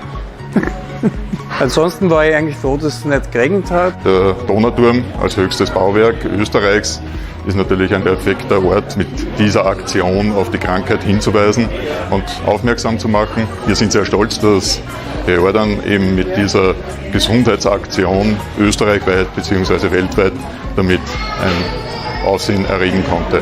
Für Käse ist es wichtig, dass wir solche Aktionen unterstützen, weil wir wissen, dass die therapeutische, also die Bewegungstherapie und die medikamentöse Therapie Hand in Hand gehen müssen. Für das Unternehmen und die Familie Käse stand immer schon die Forschung von medikamentösen Therapien im Vordergrund, aber wir wissen, dass die Motivation von Patienten hier einfach einen enormen Einfluss auf die Therapieeffizienz hat. Und dahingehend sind wir sehr froh, dass wir auch heuer wieder unterstützen durften. Wir waren letztes Jahr schon dabei und wir sehen hier eine große Zukunft auch für die nächsten Jahre. Es ist wichtig, dass man zeigt, dass so die eigene Entscheidung und die eigene Verantwortungsübernahme für die Gesundheit so eine große Auswirkung hat, sei das jetzt einfach mit körperlichem Training oder eben damit den Rauchstopp zu machen oder rauchfrei zu werden und rauchfrei zu bleiben, weil das für die Vermeidung und Nichtverschlimmerung der COPD so ganz grundlegend relevant ist. Für uns ist der Herr Jordan wirklich ein wunderbares Beispiel, das wir auch als Vorbild oder als Anreiz für alle anderen Patienten, die wir versorgen, nehmen können. Dabei geht es aber gar nicht darum, dass man jetzt den Donauturm hochgehen muss, sondern es geht wirklich darum, dass der einzelne Patient, der oft sozial, manchmal isoliert ist, zurückgezogen ist aufgrund seiner Krankheit, ein bisschen Mut bekommt. Und der Herr Jordan ist für uns da eigentlich das beste Beispiel, das wir finden konnten. Von der Geschwindigkeit, von der Sättigung, von der Herzfrequenz, also ist es optimal verlaufen. Die österreichische Apothekerkammer unterstützt diese Aktion sehr gerne und gratuliert dem Herrn Jordan zu dieser tollen Aktion. Durch unsere Beratung jeden Tag in der Apotheke tragen wir ja auch dazu bei, dass die COPD-Patienten richtig und gut therapiert werden. Wir beraten zur richtigen Anwendung von Inhalatoren. Es ist ja wichtig, dass das Arzneimittel richtig dorthin kommt, wo es hingehört, nämlich in die Lunge. Wir haben einen sehr guten Rhythmus gefunden, sowohl Gehrhythmus als auch Atemrhythmus. Und irgendwann meditiert man da die Stiegen hoch und dann kommt man an.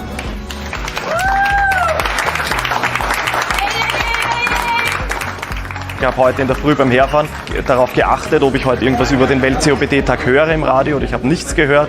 Deswegen hat es mich dann positiv überrascht, dass doch so viele TV-Stationen da waren und vor allem auch von der Presse einiges hier war. Das hat mich echt positiv überrascht und auch dazu ermutigt, auf jeden Fall, wenn wir hier mitmachen und das auch unterstützen, dann sind wir ein Teil davon und dann können wir auch das ein bisschen zurückgeben, was der Herr Jordan hier Wunderbares leistet. Ich habe so das Gefühl, das Medieninteresse war sehr gut. Ansonsten muss ich sagen, finde ich einfach, dass es ein schöner Event war. Es war eine andere Art von Herausforderung. Also schon einmal allein, dass sie da waren, war eine gewisse Art von Anspannung, Medien und jetzt Blitzlicht und so weiter. Den Eberhard gar nicht mehr gehört, wie jetzt seine Atemrhythmik genau ist hinter mir. Das war so für mich die Challenge heute. Wir sind begeistert, dass er wieder erfolgreich war heuer auf den Donauturm. Ich glaube, das ist hier die doppelte Höhe im Vergleich zum Stephansdom letztes Jahr. Wir haben ihn letztes Mal auch schon unterstützt. Wir unterstützen seine Idee, weil wir glauben, dass die Art und Weise, wie er das Thema in der Zielgruppe vertreibt, sehr viel nachhaltiger ist als alle Arztgespräche meinetwegen und hoffen, dass er sich ein neues Ziel noch viel höher für nächstes Jahr steckt und sind davon überzeugt, dass er das auch schaffen wird. Mit dieser Lungenfunktion, dieser Lungenkapazität von 28% dieser Leistung zu erbringen, ist etwas, was auch den Ansporn den anderen Patienten sein sollte. Dass man nicht aufgeben soll, sondern auch weiter trainieren soll, seine Medikamente nimmt und dann sind auch Wunder möglich. Und dieser Wunder ist heute auch beim Herrn Eberhard Jordan passiert. Er hat es geschafft. Also meine persönlichen Ziele sind nächstes Jahr bezüglich COPD. Sicher, dass ich wieder aktiv werde. Es gibt in Österreich noch Türme, die haben mehr Stufen, das kann man sich überlegen. Oder man kann sich auch überlegen, internationale Perspektiven. Das lasse ich mir offen.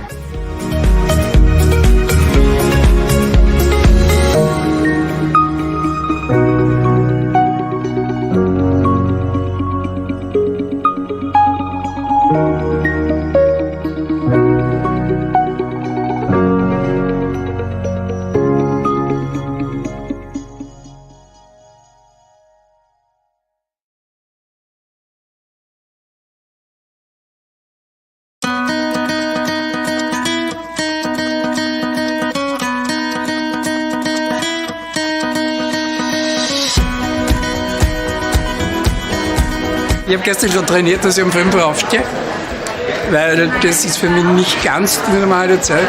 Hat gut funktioniert, ich bin vor 5 munter geworden. Dann habe ich meine Tochter abgeholt, sind dahergefahren und zum Aufbauen. Und es war alles ruhig und keine Hektik, kein nix.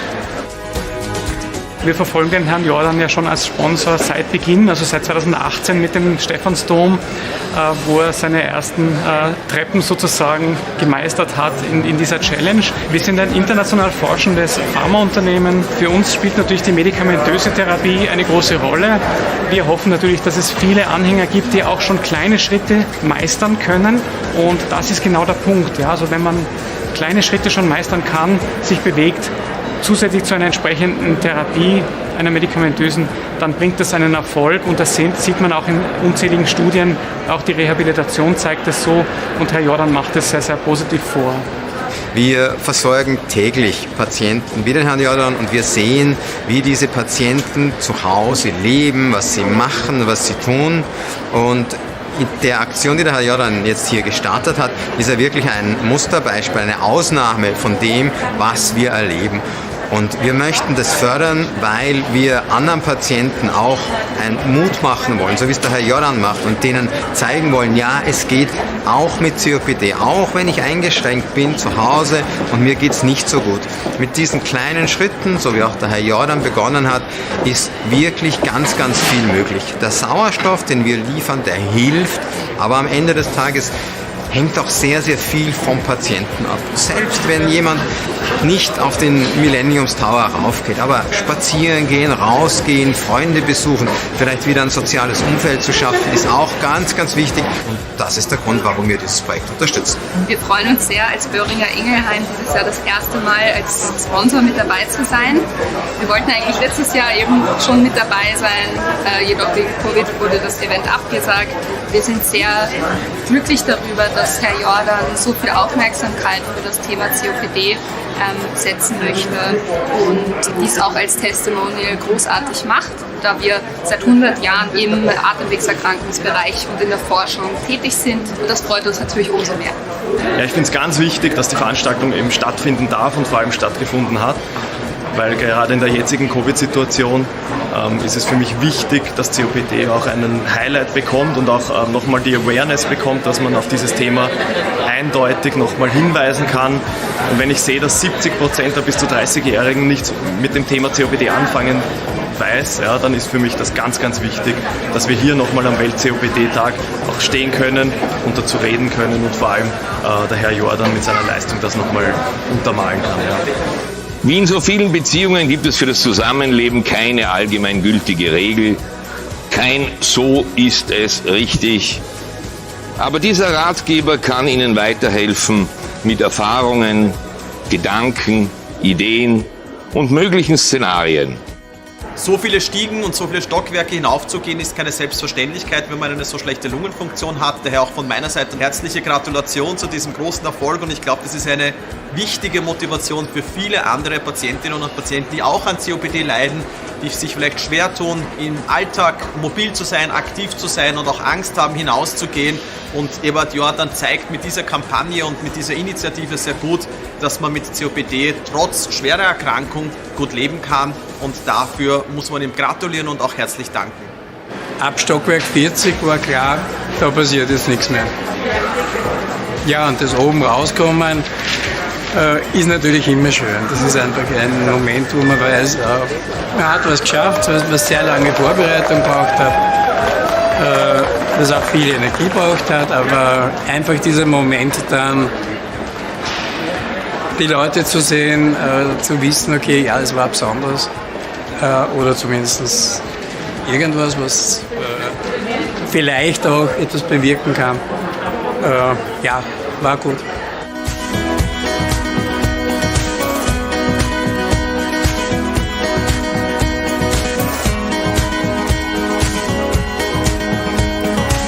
Es ist ungefähr fast schon mehr als 1,5 Jahre her, dass der Jordan uns kontaktiert hat mit seiner MyCOPD Challenge hier im Millennium Tower. Und ja, leider eben durch die laufende Pandemie mussten wir das jetzt fast schon mehr als 4-mal verschieben, das Ganze. Umso glücklicher macht es mich, dass wir jetzt letzten Endes doch einen Termin halten konnten, dass er seine Challenge antreten konnte. Und war schon ein sehr tolles Gefühl, ihm dabei zuzusehen, wie er die letzten Stufen dann wirklich zum 48. Stock hinauf genommen hat. Ja. Heuer ist es, also, was die Anzahl der Stockwerke und die Anzahl der Stufen betrifft, also eigentlich die größte Herausforderung, die bis dato jetzt stattgefunden hat. Ich muss sagen, und Respekt zollen dem Eberhard, weil er hat das bravourös gemacht. Anmerken möchte ich, dass COPD als schwere Erkrankung, also nicht jeder es schaffen kann, also Millennium Tower zu besteigen. Also, aber Training mit optimaler medikamentöser Therapie bewirkt, also dass man leistungsfähiger ist, dass es einem besser geht, dass die Lebensqualität steigt. Und meine Empfehlung als Lungenfacharzt ist es, Training und Therapie und eine genaue Abklärung der Erkrankung und auch eine gute Betreuung medizinischerseits. Und dann sind auch Sachen möglich, die für den Alltag wichtig sind. Einkaufen, im Alltag, also mit den Freunden ausgehen. Und es müssen nicht 48 Stockwerke sein. Es können auch 3 sein, aber die machen das auch aus. Dass wir raufkommen, habe ich nicht bezweifelt. Aber eher die Frage schon ein bisschen, wie ist sozusagen das Teamfeeling und kommen wir in eine gute gemeinsames hinein und nicht jeder für sich selber. Und das hat heute wirklich gut geklappt. Also heute der hat auch schon gesagt, wie er aufgewacht ist, hat er gesagt, es wird heute ein guter Tag. Es ist auch ein guter Tag geworden. Ich bin jetzt seit 8 Jahren, 9 Jahren sowas in der Reha tätig und jetzt seit 4 Jahren sowas oder 5 Jahre kenne ich jetzt den Eberhard. Es fokussiert sich immer mehr aufs Herz. Ja. Wenn Ehrgeiz bringt einen nur gewissenweise weiter, aber wenn man mit Herz dabei ist und gemeinsam das macht, das ist eine schöne Sache. Ich freue mich jedes Mal, wenn ich mit Eberhard darauf gehen kann. Heute war es auch wieder so. Was ich ganz besonders hervorheben möchte, ist eigentlich heuer schon die wirklich tolle Unterstützung durch die Sponsoren. Es ist dadurch möglich, dieses Projekt wirklich zu transportieren und auch ruhig hinzusetzen und nicht permanent die Hektik zu haben. Geht es sich aus, geht es sich nicht aus, sondern einfach zu sagen, ich mache meine Arbeit. Und das ist was anderes und das macht Spaß. Danke.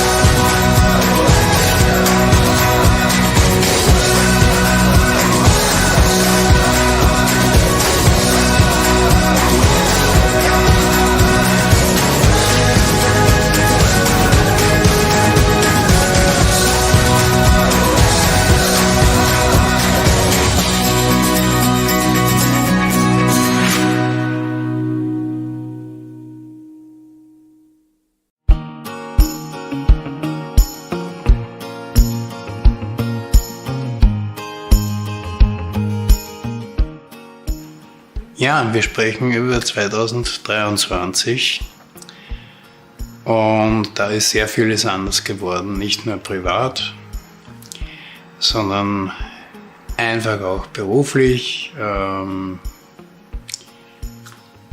auch was die Challenge betrifft.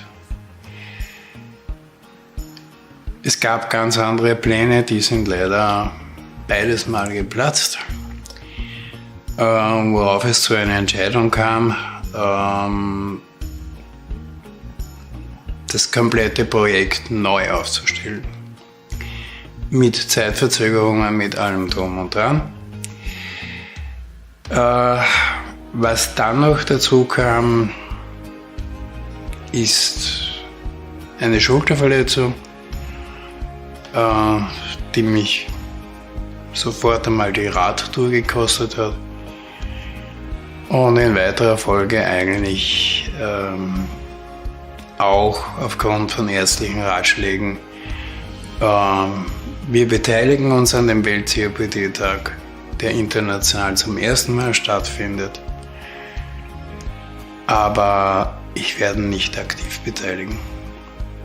Ja, ich freue mich auch dieses Jahr wieder auf die COPD-Challenge hinzuweisen. Ein ganz wichtiges Event geworden, weil sie unterstreicht die Bedeutung der Volkskrankheit COPD, einer der wichtigsten Erkrankungen der westlichen Welt, von der ja rund 500.000 Österreicherinnen und Österreicher betroffen sind. Bislang hat Eberhard Jordan mit seiner Vorreiterrolle gezeigt, dass man mit regelmäßigem Training, richtiger Therapie und gegebenenfalls spezieller Behandlungen der COPD ja diverse Türme hochsteigen kann, vom Stephansdom angefangen bis hin zum DC Tower zuletzt. Heuer, aufgrund unglücklicher Umstände, kommt es zwar nicht zustande, nichtsdestotrotz darf man nicht vergessen, wie wichtig es ist, auf die Krankheit hinzuweisen und auf die Bedeutung von Training, Medikation und allgemeiner regelmäßiger Betreuung. In diesem Sinne wünsche ich Herrn Eberhard Jordan und allen anderen COPD-Patientinnen und Patienten natürlich alles Gute. Freue mich schon auf die neuen Herausforderungen im nächsten Jahr, wo wir die COPD-Challenge wieder angehen und mit vielen guten Ideen auch kommenden Jahr dann eine COPD-Challenge stattfinden wird. In diesem Sinne, bis dahin, alles Gute. Also wie bei jedem Leistungssportler, also muss man mit Verletzungen rechnen und das ist leider heuer beim Eberhard eingetreten. Eine Schulterverletzung hat ihn leider zurückgeworfen, also die Leistungsfähigkeit so weit eingeschränkt, dass leider heutige COPD-Challenge nicht möglich ist, auch aus medizinischer Sicht. Das tut mir leid, aber so wie man Eberhard kennt, wird er gestärkt und stärker und besser daraus kommen.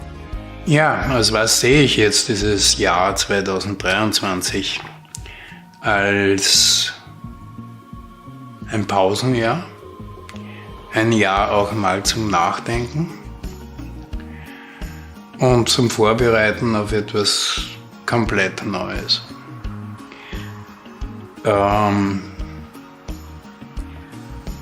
Und da habe ich mir vorgenommen, eigentlich sehr chronologisch vorzugehen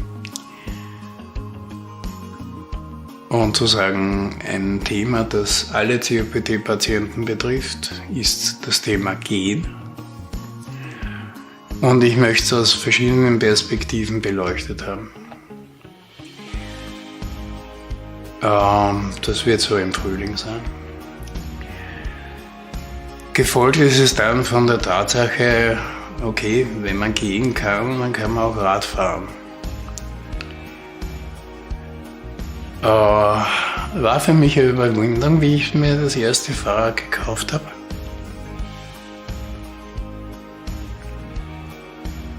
Aber ich werde es noch immer benutzen. Was sehr klar ist, ich möchte mit Freunden, mit Sponsoren, mit einem Team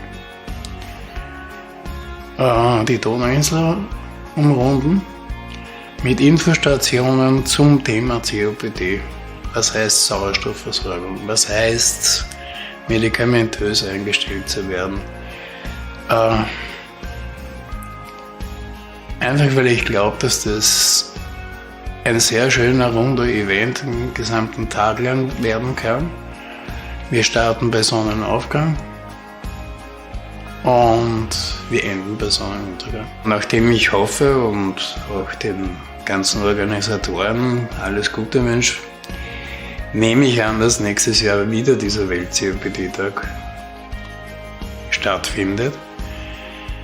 Und hier werde ich mich dann auch ganz aktiv einbringen. Und ja, das ist eigentlich jetzt der Plan für nächstes Jahr.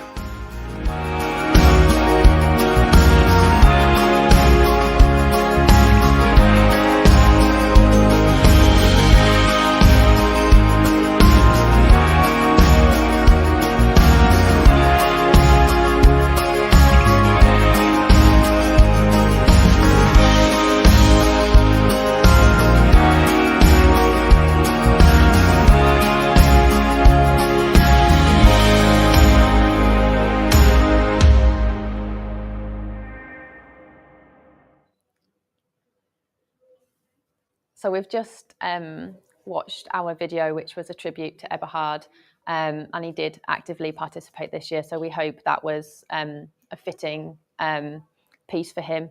We're going to go now over to Russ and the live treadmill challenge. So we're now over halfway through the event, and we think this might be Russ's son on the treadmill. He might be able to hear us and give us a wave.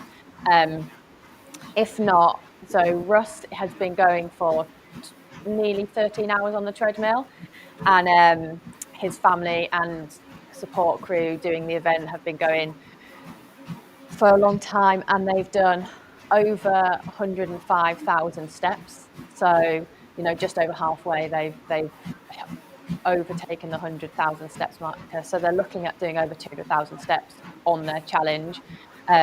Ross said earlier they've got some speedy runners and some keen runners, so some quick marathon runners. So I think he's hoping they're going to make some steps up with the two runners that they had on back to back. And I think him and his wife Leanne are taking over from the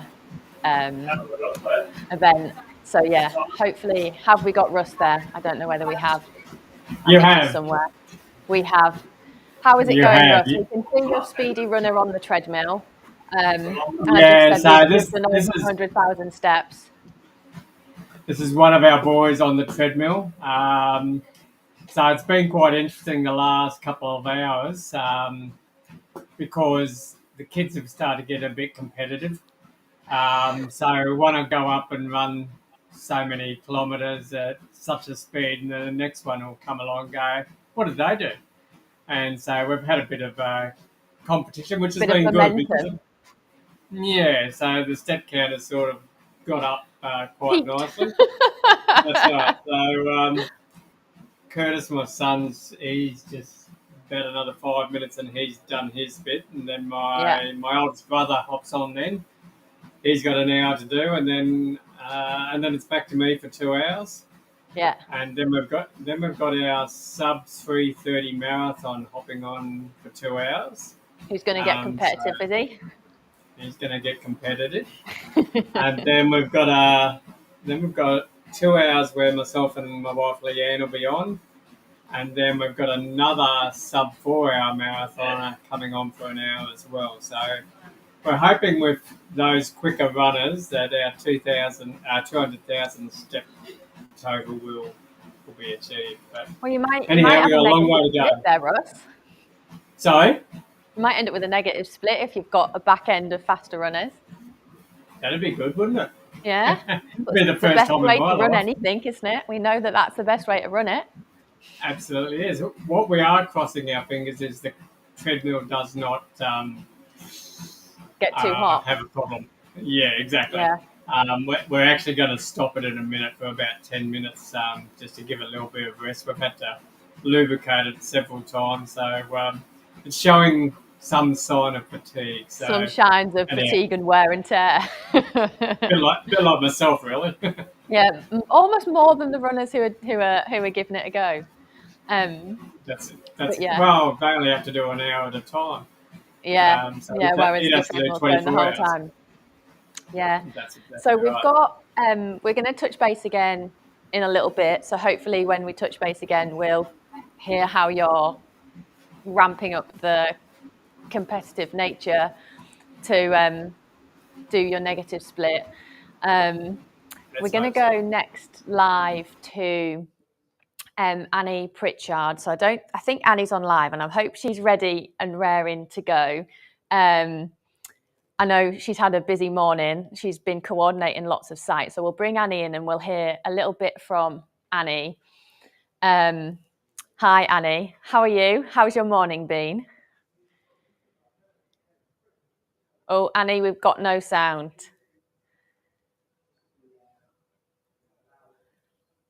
Let's see if we can get this working.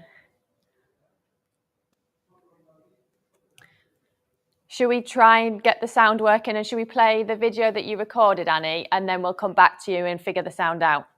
Perfect. So we'll go to the patient video and then we will come back into Annie and have a conversation about where they've got sites and how their morning's going. Welcome, and thank you very much, Christopher, for coming and talking to us today. We think it's really important to be able to have a chance to share a patient story of what it's like having COPD, how you got your diagnosis, and then whether that made any changes. So can we start by you telling us a little bit about yourself?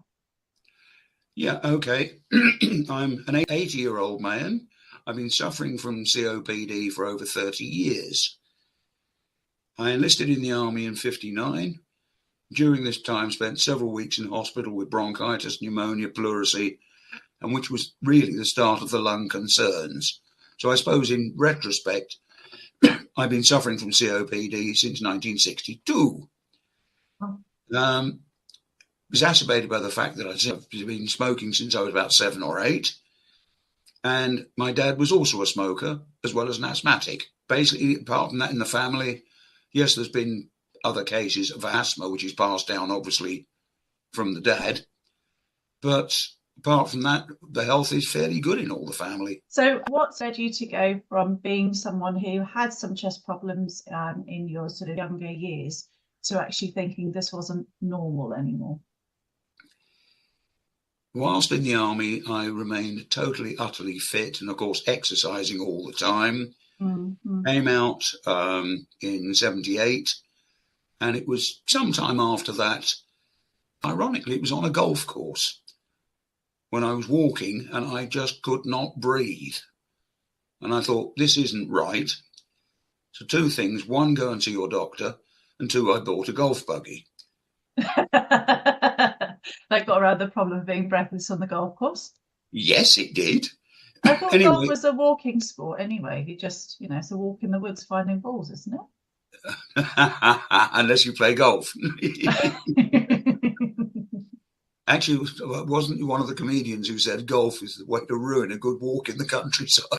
But no, it carried on several years. I saw the doctor I was seeing in the village we lived in then, and he wasn't happy with listening to my chest. Sent me to see a consultant in Aylesbury.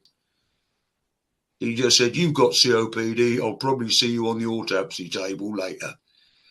Fortunately, we then moved down here into Hampshire, and new doctor, Brian Marsh, very, very keen. And I knew I was getting worse, that breathing was getting more and more difficult, even sort of getting out of bed, getting out the armchair.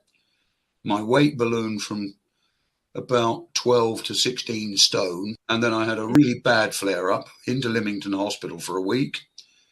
Came out, saw a couple of consultants, one absolutely excellent, but unfortunately he then went off to Africa to help fight Ebola. I then had another really nasty flare-up and back into hospital. Came out, and I was then introduced to a gentleman called Dr. Russell. Absolutely brilliant. And he's been looking after me ever since. On the diagnosis side of it, yes, the one in '94 told me I'd got COPD, but believe it or not, it wasn't until about 3-4 years ago that they actually told me I've got emphysema. I did the rehab course and stuff like that, and then started to learn more about COPD, what it involves, and how many various bits there are that go into it. I've had spirometry tests, blood tests, X-rays, scans, basically to nail down exactly what it is. And it really shows how important that is to differentiate not only what lung condition you have, but the severity of that lung condition, and then the treatment that is appropriate for you based on that. I mean, Richard was the one who took me off the steroids and the antibiotics and put me onto azithromycin, which was brilliant. I take it in the winter, as he puts it. It's 3 a week, one Monday, Wednesday, Friday only. But it has, since I've been on it, kept 99.9% of the bronchitis, pneumonias, and all the rest of it well away from me. And that makes a huge difference for your day-to-day life, doesn't it? And just being able to get on and do what you want. Yeah, I mean, with Richard, the last spirometry test I had actually did my mental health the world of good. Okay. Because one of the previous readings, this was about a year ago, my capacity was down at 0.49, 49%. This one, 69%, nearly 70. Oh, that's brilliant, Christopher. So what did you do in the last year that's made that difference? A lot more exercising. Yeah. The particularly pulmonary rehab at Sway, because I would recommend that to anybody. I really would. They so look after you. And you relax because you know that if there are 7 or 10 of you in the group, you've all got the same problem. Or rather, you're all under the same umbrella. So you work and you help each other, not physically, but just psychologically, you're assisting everybody to get over the problems. And, it's made a hell of a difference to me. I think that, and also probably, like you just said, having that right treatment, so you're not having all the infections as well. Because every time you have a chest infection, your lung function will reduce a little bit. So by trying to keep you fitter and sort of away from infections, that makes a huge improvement as well, doesn't it? Well, it does, because I used to jokingly say if somebody sneezed in Elgin in northern Scotland and I was in Hampshire, I got pneumonia. It was that bad. Yeah. Well, you were that susceptible, weren't you? Oh, yeah.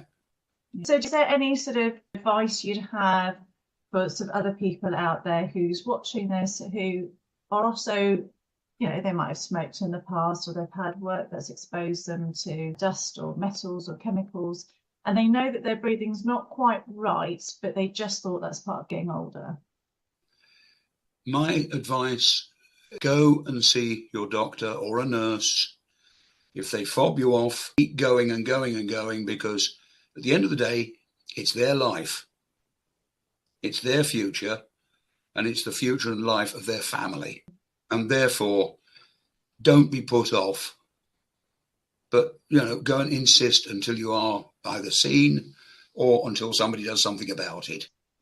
So in terms of things like the lung function test, what does that feel like as a person doing them? But it's something not to be frightened of. If you've got a good nurse running it, they will make you feel at ease. And the main thing is, don't be frightened. It's not going to kill you. I find I don't rush. I make sure I'm there way, way ahead of schedule. Because you're just sitting in an armchair or a chair, comfy, warm, and helps you to relax. And I mean, when mine, they always take me in first, the usual weigh you, blood pressure and all the rest of it. And again, if you've got the right nurse, they make you feel relaxed. You then go around the corner, you have the spirometry test. And as I say, it's nothing to be scared of. That's the important thing. It is a very, very useful tool. I would just say to everybody who is even remotely suspicious, go get tested. And don't forget, there's the other aspect, and that is if you've been diagnosed or all the rest of it, and you're having problems like that, and get involved in one of the Breathe Easy groups. Absolutely. Because they're not medically driven. they're driven by people who are all equal sufferers. Mm. You know, and each come out with little anecdotes, or somebody hadn't thought about that, or, you know, that's the important thing, is it's support in a group, because it, you know, psychologically it will help you. Thank you very much for taking the time today, Christopher, to talk to us about the benefits of getting your lungs checked, getting the diagnosis, and then getting on the right treatment. And also that little plug for pulmonary rehab. We always appreciate encouraging people to get more active and support. Thank you very much. I'd recommend that to anybody. And also, as I said, the Breathe Easy groups. I meet at Oakhaven once a month, and the numbers vary, but they all come out of there having enjoyed being there. You're a fantastic resource. Thank you very much. And thank you. So we've just heard that patient interview that Annie did. So we're going to bring Annie in because she is leading this section of the broadcast. So Annie, have we got sound? Can we hear you? We can hear you. Wonderful. Hello, can you hear me? Annie, we've obviously just played your patient interview, so we're a little bit out of sync, which is fine. But I think what would be really good is to hear, I guess, there's some context about the video if you want to add it before we move into kind of the sites that you've got set up and where you're based and where you're coming from, or whether you want to do it in a different order. You let me know, and I can just come out of shot and you can do your bit. So yeah, I will leave you to do it in whatever way you want to do it. So I'm over at Hythe Library. Are you still not hearing my sound? Can hear your sound perfect. You can hear me, fabulous. So I'm over at Hythe Library. We've got one of 12 Hampshire library venues this year for World COPD Day. So we're really keen to take the message about COPD, health promotion, stopping smoking, what you can do to look after your lungs out into the community, rather than just always doing it in our GP sort of hospital foyers like we always do. So I have the pleasure today of having lovely Jane with me from Smoke Free Hampshire. So we'll be able to talk to her in a little bit about how she supports patients. So we've got hospitals at the Isle of Wight, Lymington and Queen Alexandra Hospital in Portsmouth all having information stands with our staff today. We've got a whole range of cool things. We can check your lung function by doing a balloon test. So if you can blow up a balloon, you know, your lung function should be quite good. If you're struggling, that might be an indication to go and get some help. We can also check inhaler technique, and we've got some lovely handouts for people just to improve their inhaler technique, information on exercise, so lots of bits. So we're going to have a little chat with Jane now just to see how Smoke Free Hampshire comes in. As you heard from Christopher in his video, he was a long-term smoker from the age of 7 or 8, which is incredible and crazy to think now. So he had a 62-year history of smoking, but he stopped and it's made a huge difference. And we're going to find out from Jane how they get involved. Yeah, so I will leave you to have that conversation with Jane. Smoking is a major contributing factor to COPD. The good news is, by stopping smoking, with the use of inhaler techniques, you can really not repair any of the damage, but you can stabilise it. And so all the medication that you use to open up the lungs will actually work in a much better way. So we've had COPD and emphysema patients who were struggling to sort of walk a few yards.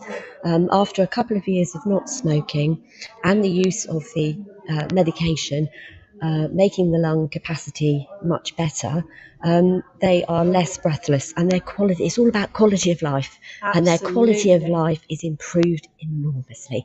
So by stopping smoking, it's the best thing you can do. And it's never too late, is it? No, we have a lot of people 65 plus, and why not? Yeah, absolutely. So what is it, if someone was to, you know, pick up a flyer today, they're going to text you, they're going to go online, they're going to phone, they're going to use a QR code. What happens after that, Jane, once they've made contact? So once they've made contact, what we can do is book them in to one of our face-to-face sessions or telephone support sessions. And we run a 12-week programme with advice, support and medication of your choice. We go through all the medication And we also look at behaviour and routine changes, so that once you've stopped smoking, because it's very habitual, once you've stopped smoking, then you can maintain that quit, and we help you to do that over the 12 weeks. And what if it's not going so well? So someone had really good intentions to begin with, but then life got busy and actually they lapsed a bit. What happens then? Well, we'd love to see you again, because stopping smoking is like riding a bike. Okay. You didn't get on the bike and ride off into the sunset. You fell off a few times, and that's what we understand. Now, the average ex-smoker will tell you that they had an average of 5 attempts, because each attempt you're learning. True. You're learning about what not to do. You're learning about what changes you need to make and how to maintain them.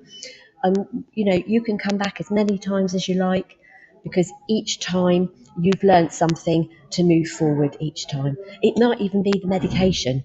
So we can look at medication. It's all about confidence. If you trust the medication and the process, you're more likely to succeed. Oh, brilliant. And there's quite a range of products out there now, aren't there? Yes, we can do what we call the traditional nicotine replacement therapy. Most people know about nicotine patches. So that's your patches, etc. We've got a couple of pharmaceutical products as well that people can use. We've got Vermicline, which is currently available on prescription. We have got cytosine, which is available through one of our pharmacies. And we've got Zyban. And we talk you through how to use them. We also offer vape vouchers as well. Okay. And additionally, if you find after a year that you're addicted to your vape, or you are addicted to your vape, we can help with vape reduction as well. Oh, that's So really good. we are Yeah. really sort of considering ourselves a nicotine addiction service. So it's the whole package, really. Oh, that's brilliant, because it can take a while to kick it, but people do seem to feel notice the difference quite quickly. Yes. Have you sort of had any particular feedback of any sort of significant changes, or sort of how do people yes. feel once they stop? I had a lady many years ago who had stage 1 emphysema, and when she first saw to me, she was totally breathless. Even speaking was difficult. But within a few years of stopping, I caught up with her, and she's walking upright. She's got a good stride on, and her quality of life is amazing. I mean, that's why I think our job is very important. Absolutely, absolutely. And you do literally cover the whole of Hampshire, don't you? Oh yes, we've got face-to-face sessions, telephone support for all Hampshire residents. If you can't make a face-to-face session, which people do like, but they are busy, we offer some in the evening as well where we can, but we offer a full telephone support service, and even certain face-to-face online services where possible as well. So it's brilliant. Flexible. And I know I've got colleagues on the Isle of Wight today, and they've got Smoke Free Ireland helping them. Our colleagues who are in the libraries over at Southampton and Portsmouth have also got the smoker cessation services for those cities there. But I understand Smoke Free Hampshire also covers residents within Southampton as well. We don't cover, we're not commissioned to do Southampton or Portsmouth. Okay, so it would need to be those other But groups. there are services there running. Brilliant. So So wherever you go, you're within reach. Yes, absolutely. Brilliant. Yes. Thank you very much, Jane. Thank you. So I just wanted to finish with doing a little bit of a talk about my role. So I'm the Hampshire, Southampton and Isle of Wight Pulmonary Rehab Clinical Development Lead. It's a very long title. I like to just call myself Annie. But my job is helping support the 5 pulmonary rehab services across Hampshire, Southampton and Isle of Wight to all reach a really good standard where the end result for the patient is similar across the board. But we're also working collaboratively to reduce any differences between the groups. So I have a really lovely job of being able to dip and dive in between the different services. At the moment, we have most venues covered across Hampshire and Isle of Wight. So if pulmonary rehab is something that you're interested in, please go and either speak to your GP, your respiratory nurse, speak to a pharmacist, and you can get referred. All you need to do is have breathlessness that's limiting your day-to-day function, and have a confirmed respiratory condition. And between your GP, respiratory nurse, or us, we will do the rest. So Ruth, that's back then over to you. If you've got any other last questions for me over in Hampshire.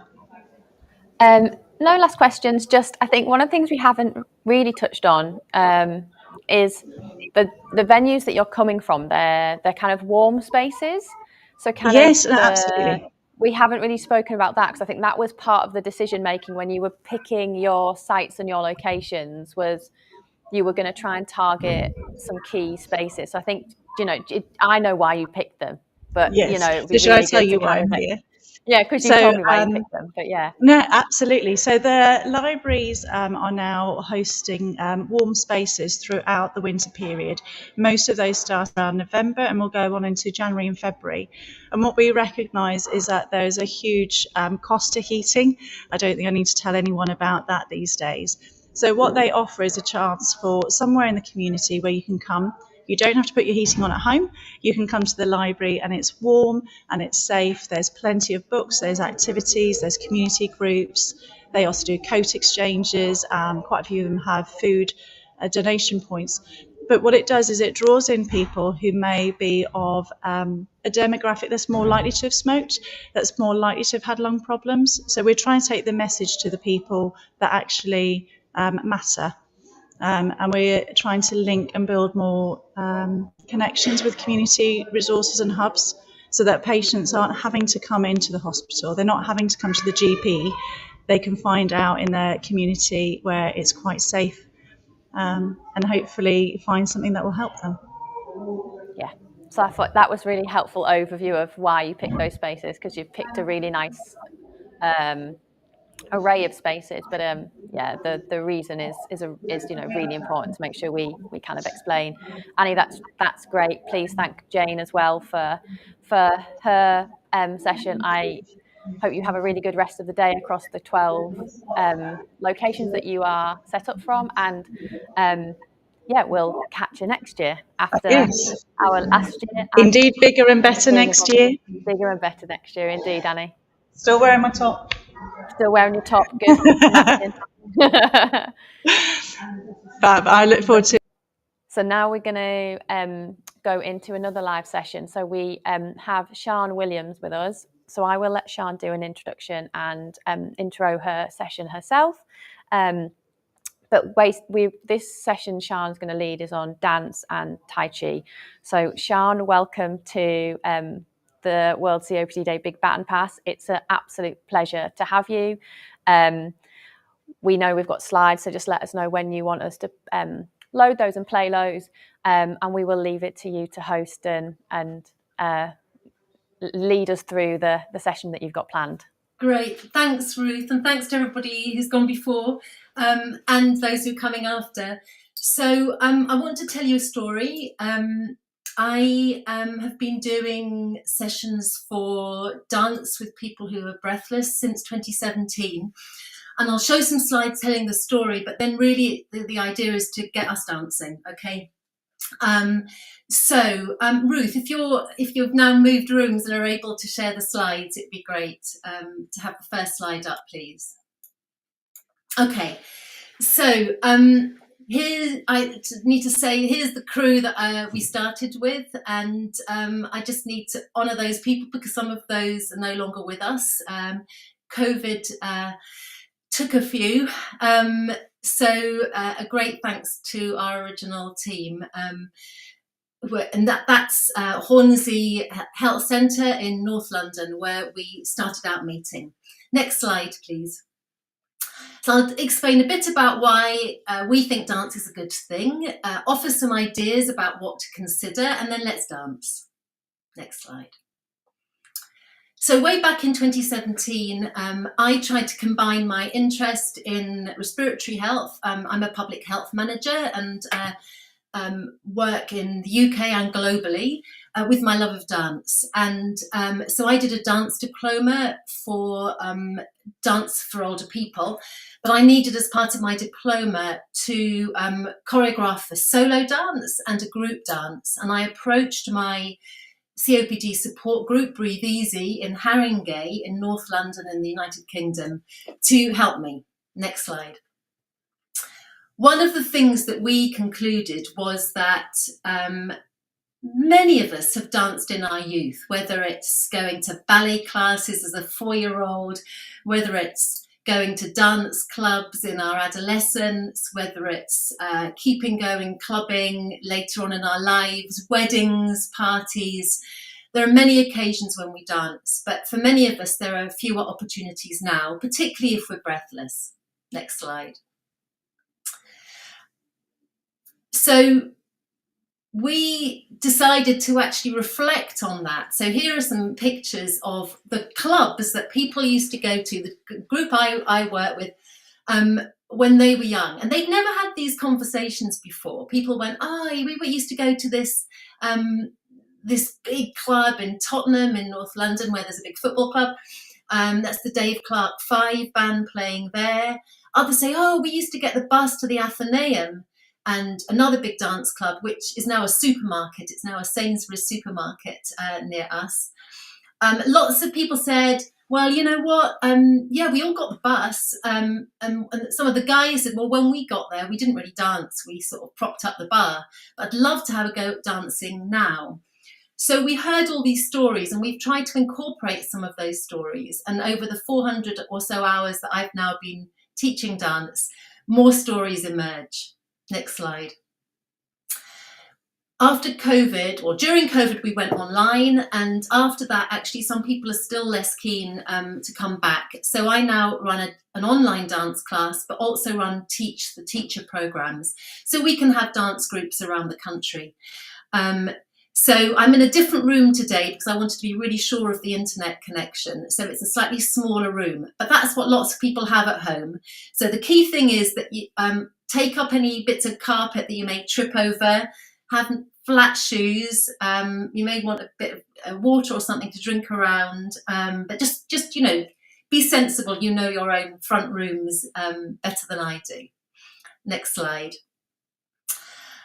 Why do we think it works? Well, it keeps people fit and strong. We definitely think it helps mental well-being because it's joyful. Dance is a joyful activity.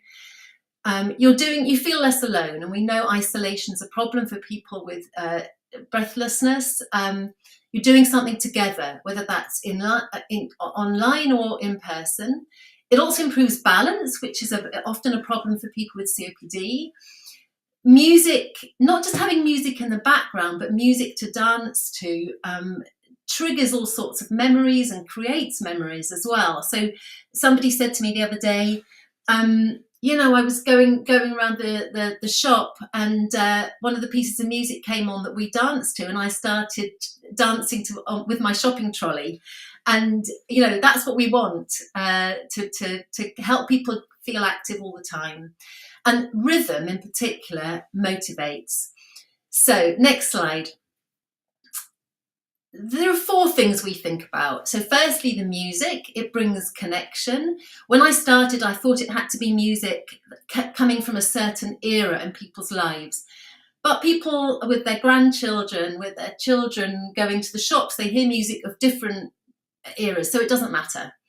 A key thing is the pace, because you're trying to dance to the beat. So you have to try different paces. When you sit down, you can go a bit faster than when you stand, but it can bring reminiscence as well.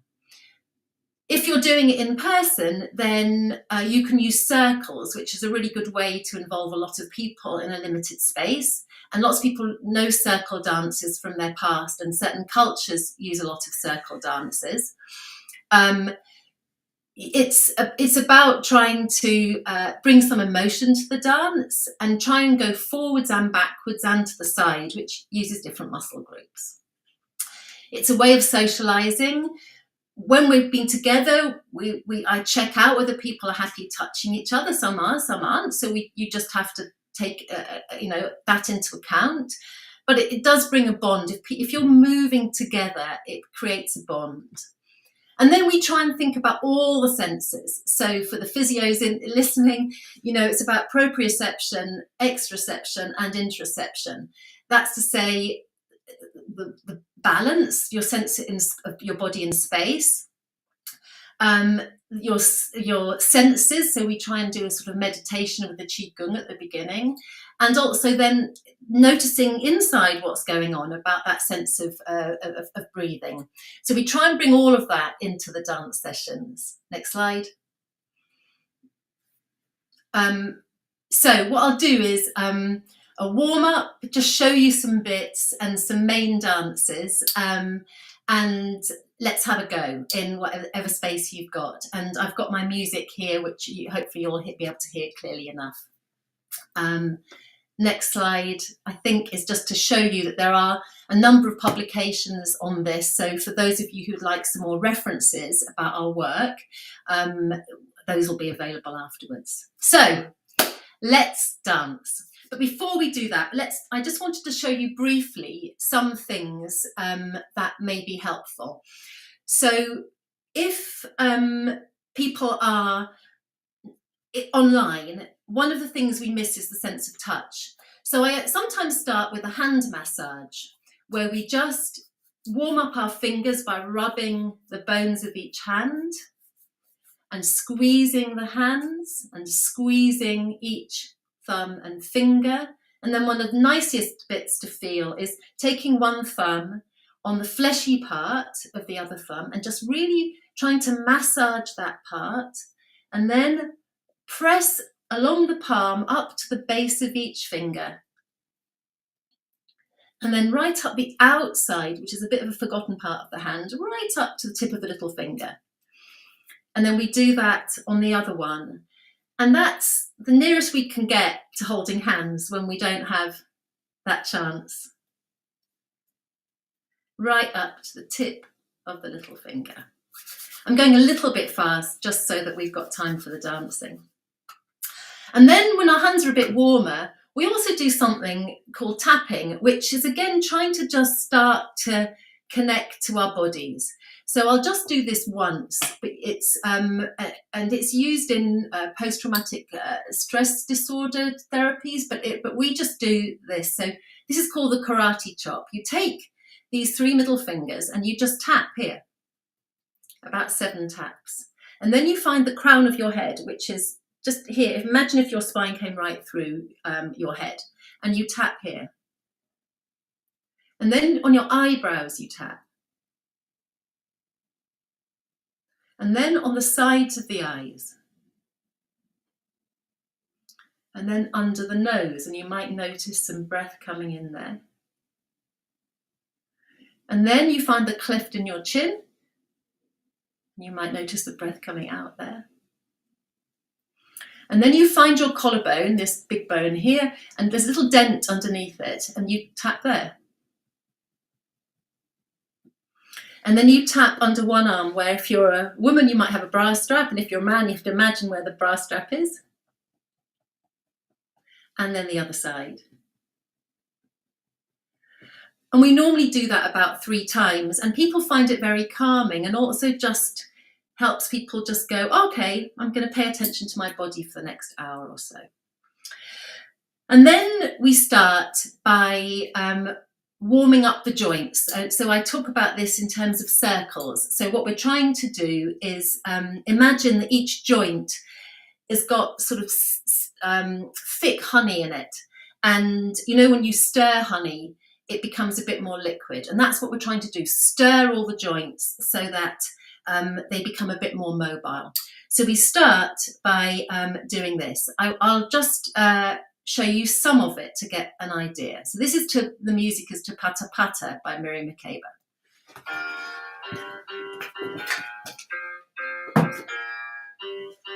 So we have our hands on our shoulders and we circle. And 2,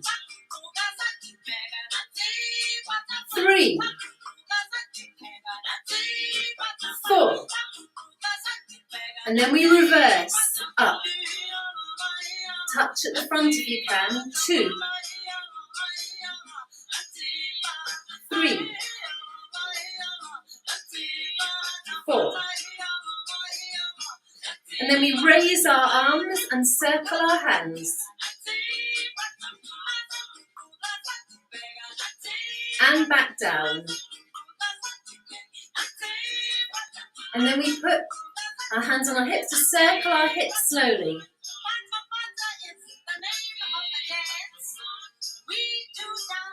And the other way.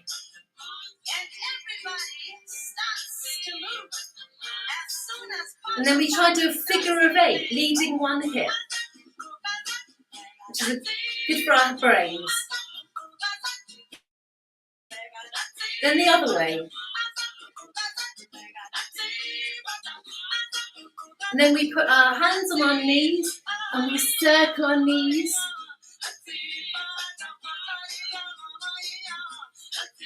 And it warms up the ankles as well. And then we go the other way.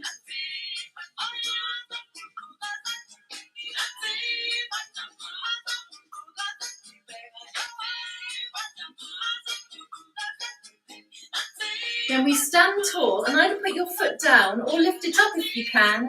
And now you circle your foot. And then circle it the other way.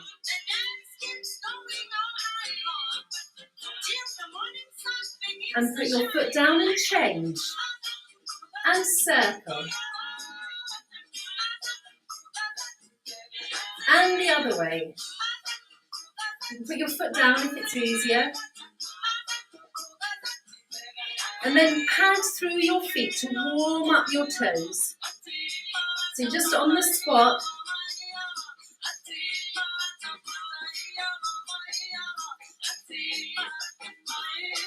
And now you're going to do some swings. Swing to try and start to warm up your back a bit.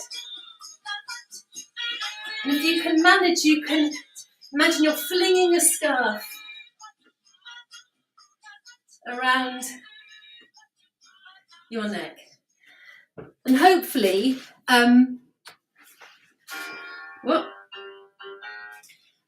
just checking that everybody can hear me. I'm not seeing any signs that you can't, so that's good news. So we start with that joint mobilization, and then we move into Qigong, which is a set of 8 exercises which are come from Tai Chi. They're normally done without music, but we adapt this, okay? So what we're doing is we're adapting it. We're only doing 4 of each exercise. You would do 8 normally, and we do it to music. But we think it helps the flow. The thing about this is you're trying to imagine some resistance. So one of the moves we do is you turn your hands, it's called sort of pushing the sky away, is you try and reach up. And you want to really imagine that you're pushing something away. And one of the other movements we do is a bow and arrow. So you're imagining you're pulling a string back with this elbow, and then you're pushing something heavy away with this hand. So your fingertips are outstretched, and you may feel quite a strong stretch there. So when we do it, you do it with purpose, and it really does help warm us up and stretch. So again, we'll do this to music. You do 4 of each, so you might want to watch me do one movement and then join in. Normally I would explain it for longer, but I want to give you a flavour of lots of things on this occasion. So this we do to Shostakovich music, just to show you that we mix it all up. This is the jazz suite. You start, the position of your body is you want to have your feet like 2 fists away, your second toe pointing forwards, so that when you bend your knees, they're not out or in, they're facing forwards. And you want to imagine as if you're sitting on like a high stool, so there's a bit of a bend. So you're not tilting forward or back, which would hurt your back. You're just sitting on a high stool. If you want to do this sitting, that's absolutely fine. Please do. And then the starting position is like this, like you've got a huge beach ball. And you could also imagine little tiny balls between each finger and thumb. And that's the starting position for quite a lot of it. If I show you down, it's that sort of shape. Okay, let's give it a go.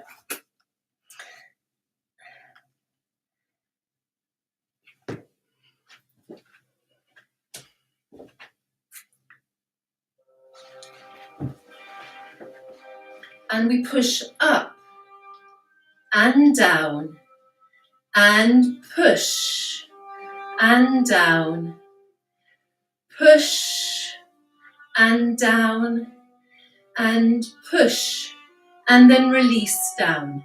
Now you take one up and one down and hold the ball, push and hold the ball and push and hold the ball and push,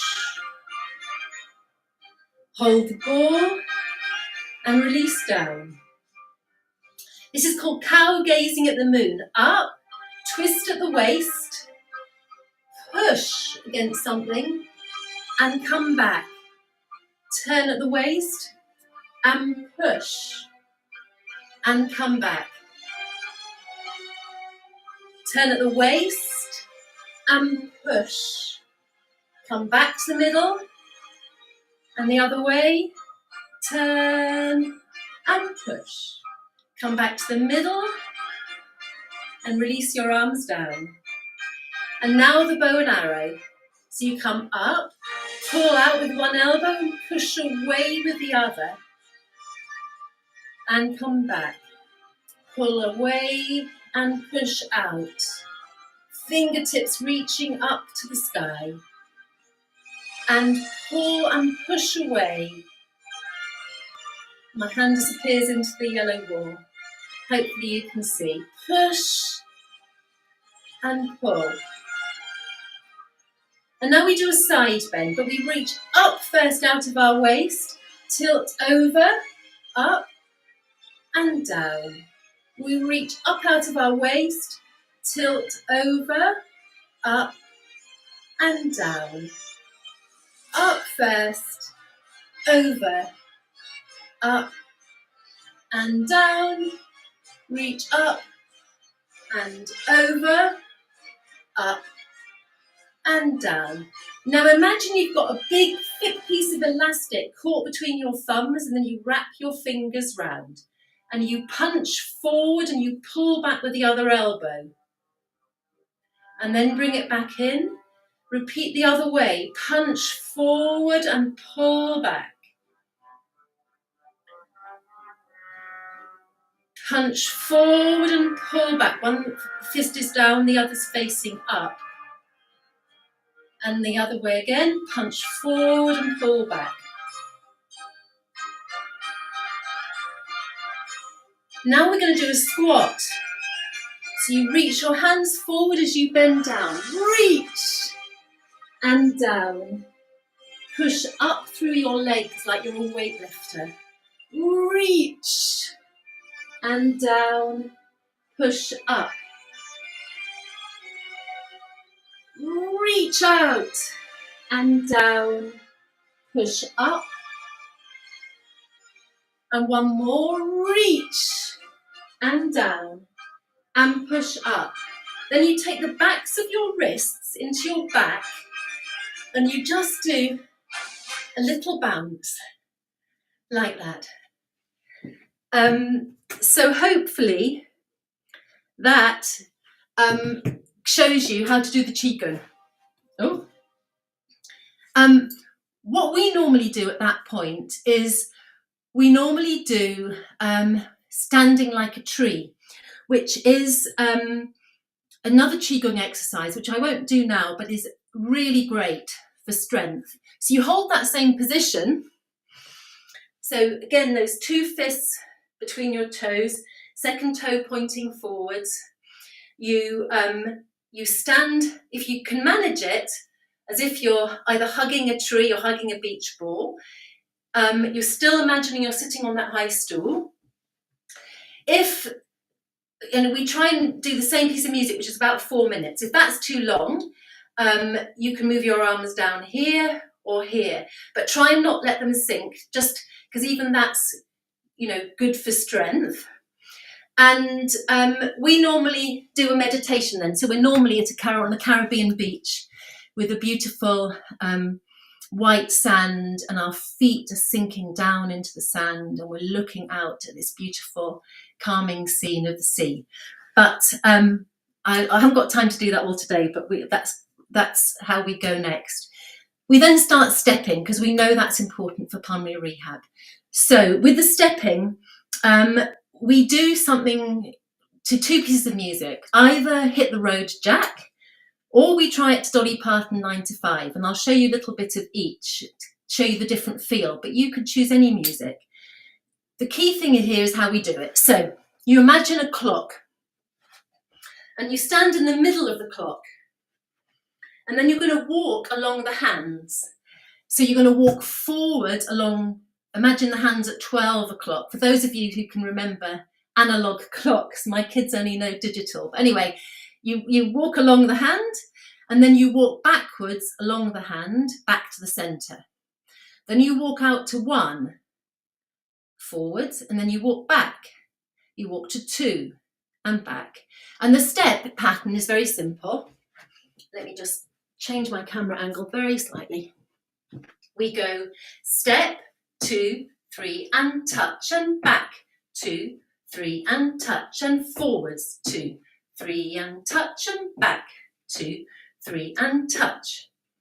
So let's have a go. This is we'll do it to Hit the Road Jack first.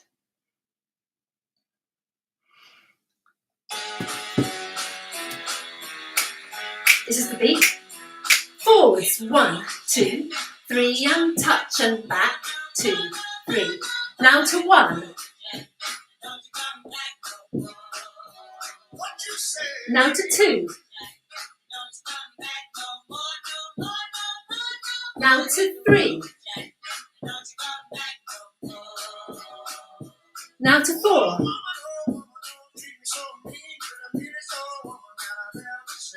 And 5. And to 6.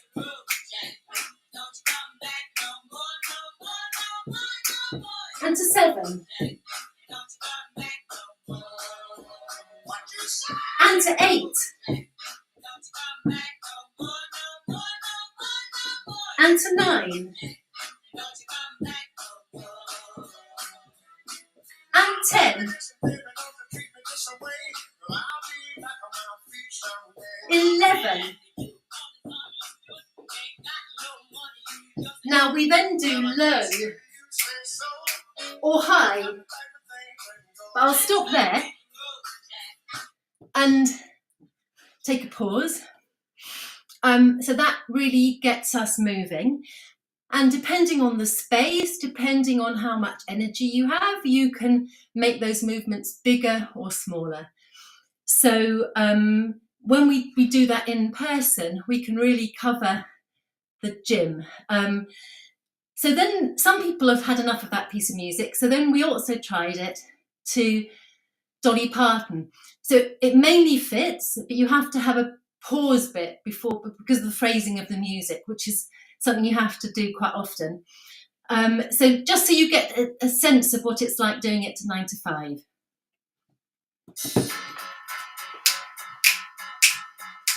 It's faster. So keep it small. 1, 2, 3, and back. 2, 3, and forwards. Forwards.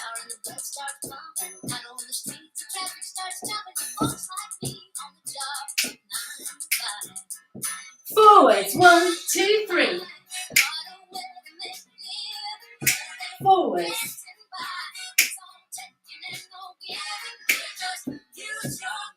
And this is where we do the swing. And swing, swing, swing, swing. And then we continue.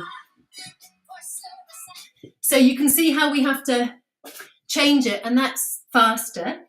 Any of these you can do seated, and you can do them slower to the music, particularly if you've got somebody who's familiar with dancing. You could do that at half time. But I'm just wanting to give you a flavour of things now. So one of the things I talked about was memories.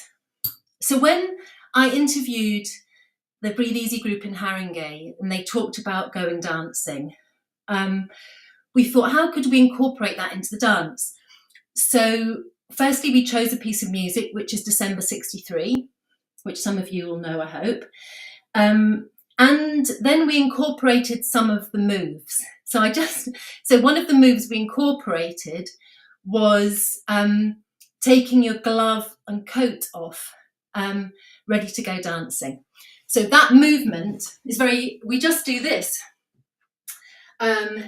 We take one glove off, another glove off, we put them in our pocket, we shrug off one shoulder of the coat, we shrug off another, we catch the coat, hang it up, and get ready to dance.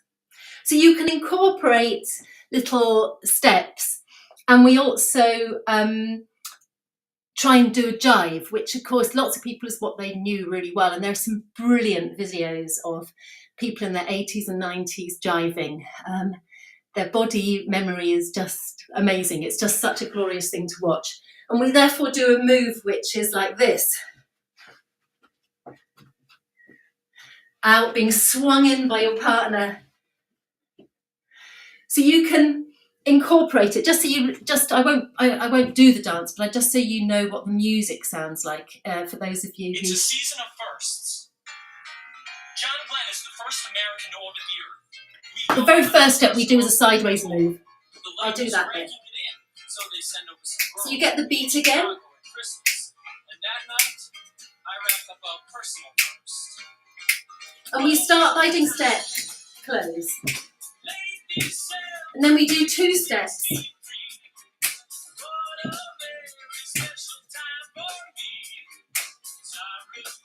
And then we just do little. And then we repeat that.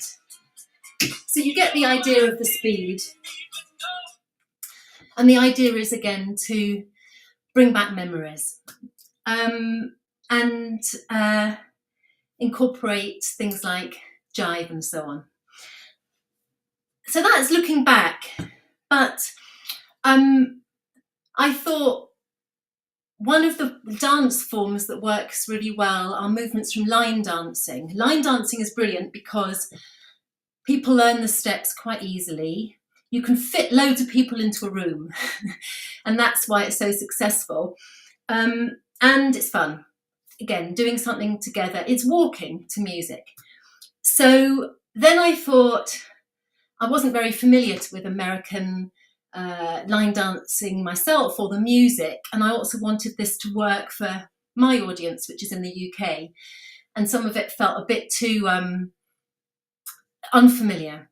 So I ended up with a piece of music by Beyonce, and so we're going to dance a bit to Beyonce. I'm going to show you some of it standing and show you some of it seated, so you get an idea of different ways you could do this.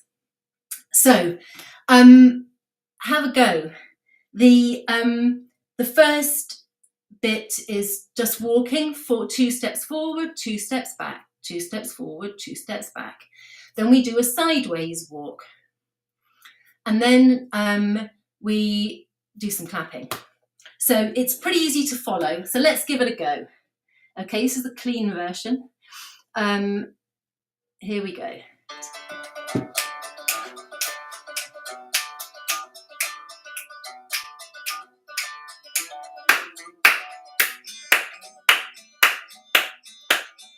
Forwards, walk, and back. Walk, back. 2 forward, 2 back. To the side. Back, side. Side.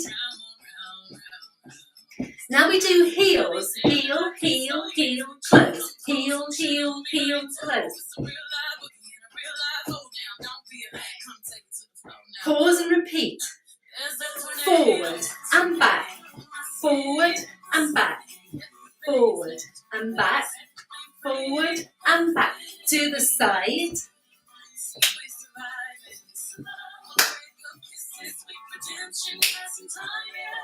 Now we do a rise and lower, step to the side, and then twist back. Your knees will manage it. Rise and lower, step to the side, and swivel back. And go forward and back. You get the idea. So, now I want to show you how you convert that into a seated one. So, make sure you can see my feet. It's very, very similar, but it just shows you that if you're the person running these classes, you can do it, and if you're the person attending, you can adapt. Here we go.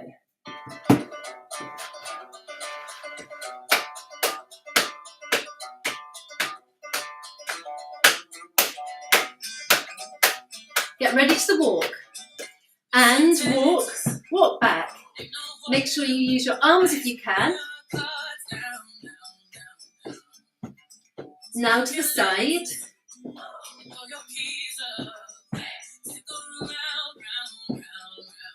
Now we do our heels. Heel, heel, heel, and change. You can try and do a kick as well. And then we pause. And then go again.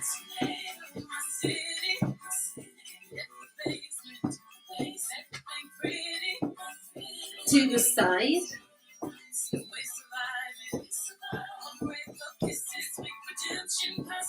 And now we do the standing. So you can stand up, walk to the side, and then step back, making sure you're safe. And then go again. Stand, walk to the side, step back, checking you can sit down safely, and then go again. We'll keep going on this version a bit more. Step.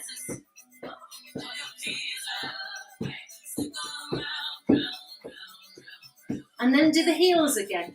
Heel, heel, heel. It's easy with cowboy boots, but we don't have them. And now you can do a kick again. And kick. And kick. And now we do the clapping.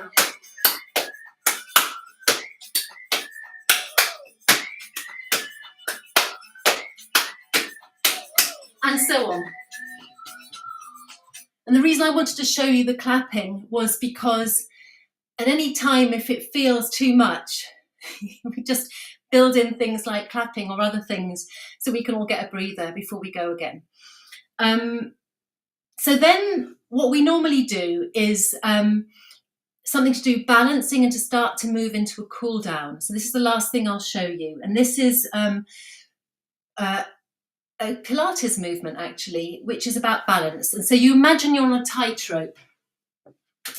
And you imagine that you've got one foot in front of the other on the tightrope.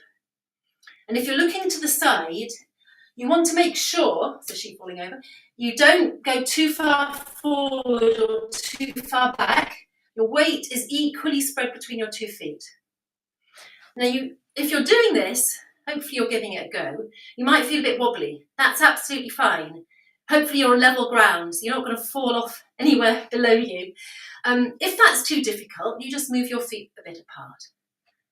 That gets it more and more stable. So most of my dancers are able now to do that.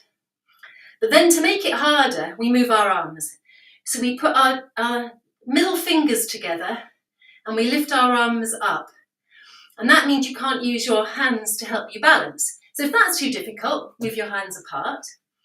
And we also move them to the side, which again changes your centre of gravity. So that if that's too difficult, don't do that. We also, you can't see my face, but we also try and look at the fingers as we move up. And again, you can't use your eyes to help you on the balancing, which makes it harder. Don't do that if that's too difficult. So let's give it a whirl. We start with 2 lovely big circles, okay, with our arms.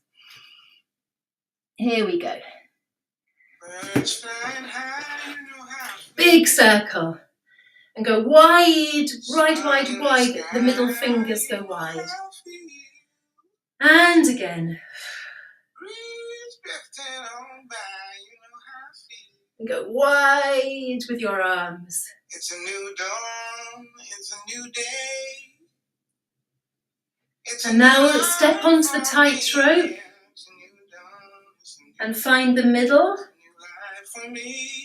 And then find your fingertips. And here we go. Lift our arms. You have to squeeze your tummy and your bottom muscles to help you, and your inner thighs.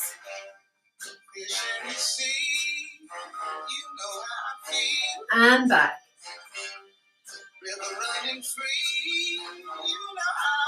Out to one side.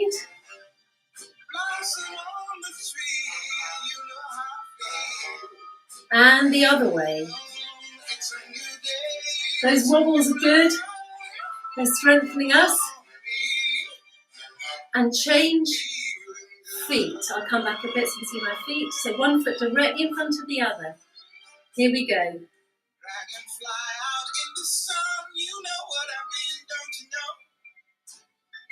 And come back. Whoa, see that? Just a bit there. Out to one side. Sleep in peace when day is done. That's what I mean. And the other way. And this old world is a new world and a bold world. And then take off and big swings. Stars, when you shine, you know how I feel. And you can do a bigger, like we did at the beginning, as if you're flinging a scarf around your back to get your upper body flexible to help your ribs and your lungs.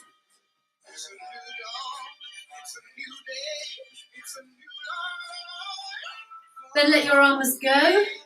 Keep your feet still.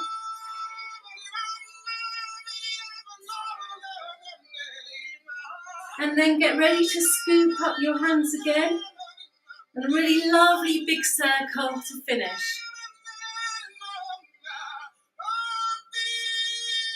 Wide with your arms.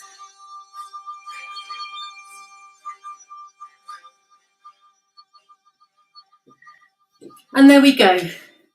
That's our dancing for breathlessness. I hope that's given you a flavour of it. Oh, we have, we've got videos of people with COPD and asthma dancing as well. So it really is not just me doing it. Yeah, no, Sian, I've put on X and different social media platform links to the YouTube videos where people can find your Dance Easy videos, and I think I've shared in different places the different webinars and pieces you've done talking about Dance Easy in the past. So yeah, I've been sharing so people can find you. And Russ showed in the Australia link earlier a couple of your videos as well. So I've had an email from somebody in New Zealand who's interested in having a conversation about bits. So we've been sharing them through the event as well. So hopefully it just brings a bit of imagination into what we can do to be active when living with COPD. That doesn't mean it has to be formal exercise. It can, going to a gym or doing an exercise circuit. It can be something much more maybe tailored or enjoyable to kind of the bits that you really want to do. So no, that was perfect. So Sian, we're going to say a thank you. And yes, I'm sure you'll have lots of people come and have a look. Please do. I really, really want to help other people develop classes that in their style. It doesn't give me any style. That's my style, but it can be any style. So thank you, Ruth, for the opportunity. Good luck with the rest. Yeah, no, and we'll catch up. Okay. So the next speaker that we've got is Dr. Brian Ross. Brian is joining us live if he's available to. So what we'll do is we've got Dr. Ross in the back room, but what we'll do is he will play his pre-recorded presentation first. So this is in English and French. So they'll introduce the video and they'll tell you why it's in both languages and the content of the video. So we'll play the video first and then we'll have some a conversation with Dr. Ross afterwards. Hello, everybody. And thank you so much for letting us receive the baton for the big Baton Pass. We're so pleased to be part of World COPD Day. My name is Dr. Brian Ross. I'm a clinician scientist and a respirologist and an assistant professor at McGill in beautiful Montreal, Canada.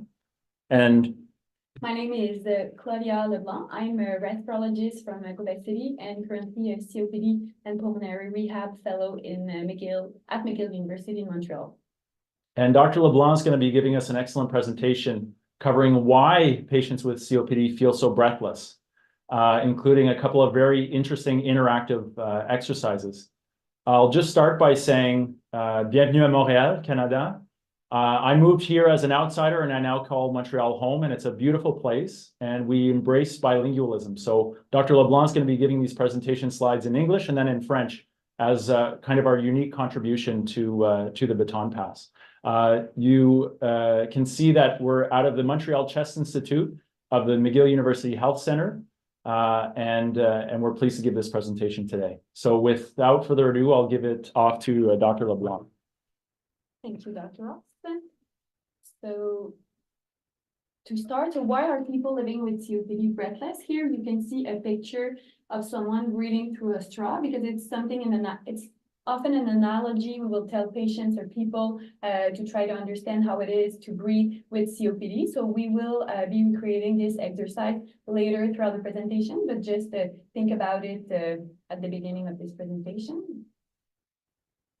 And pour la partie en français, la photo de la femme qui respirait à travers la paille, c'est qu'on dit souvent aux patients ou aux gens de leur entourage que s'ils veulent vraiment comprendre c'est quoi respirer comme s'ils avaient une MPOC, c'est comme s'imaginer de respirer à travers une paille, mais on va faire cet exercice-là un petit peu plus tard dans la présentation.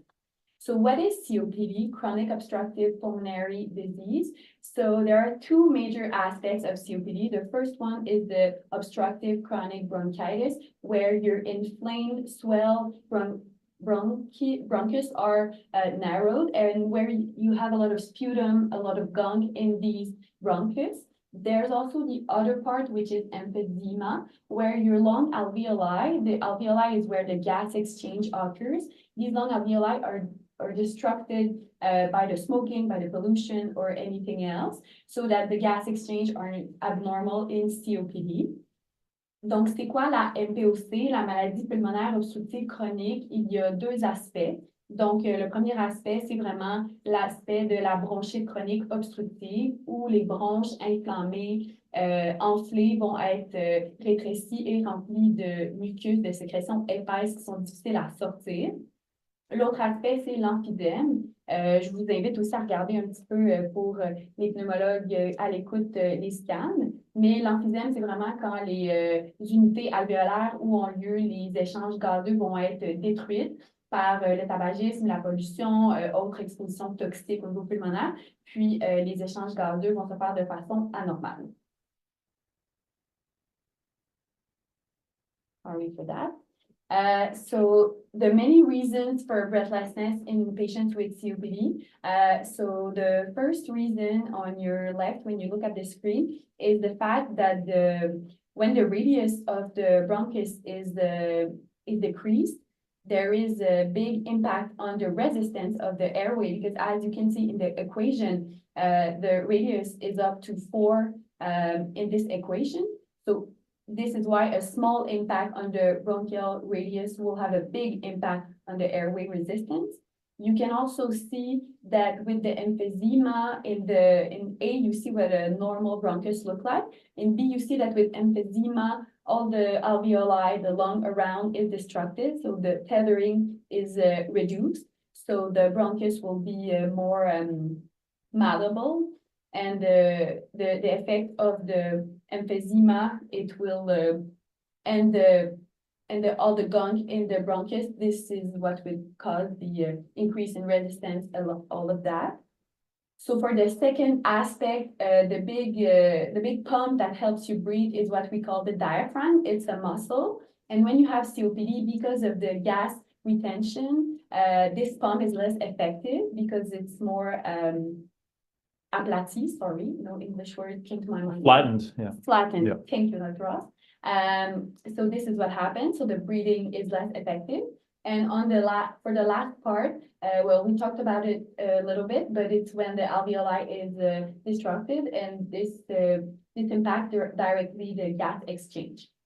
Donc maintenant pour la partie en français, donc si vous regardez à la gauche complètement de l'écran, vous allez voir ici l'équation de la résistance des voies aériennes, puis vous pouvez voir que le rayon exposant 4, qui est le dénominateur, donc on peut voir que si on a un petit impact au niveau du rayon, il est rétréci de façon pas si importante que ça, mais ça va avoir un grand effet au niveau de la résistance des voies aériennes. Sur le diaphragme, un peu plus en bas, où vous voyez le ABC, on peut voir aussi qu'avec la destruction des alvéoles autour par l'emphysème, on a moins de soutien aux bronches. Donc, les bronches vont être de rayons rétrécis, mais ils vont être aussi plus molles. Donc, c'est tout ce qui va contribuer là, aux difficultés respiratoires.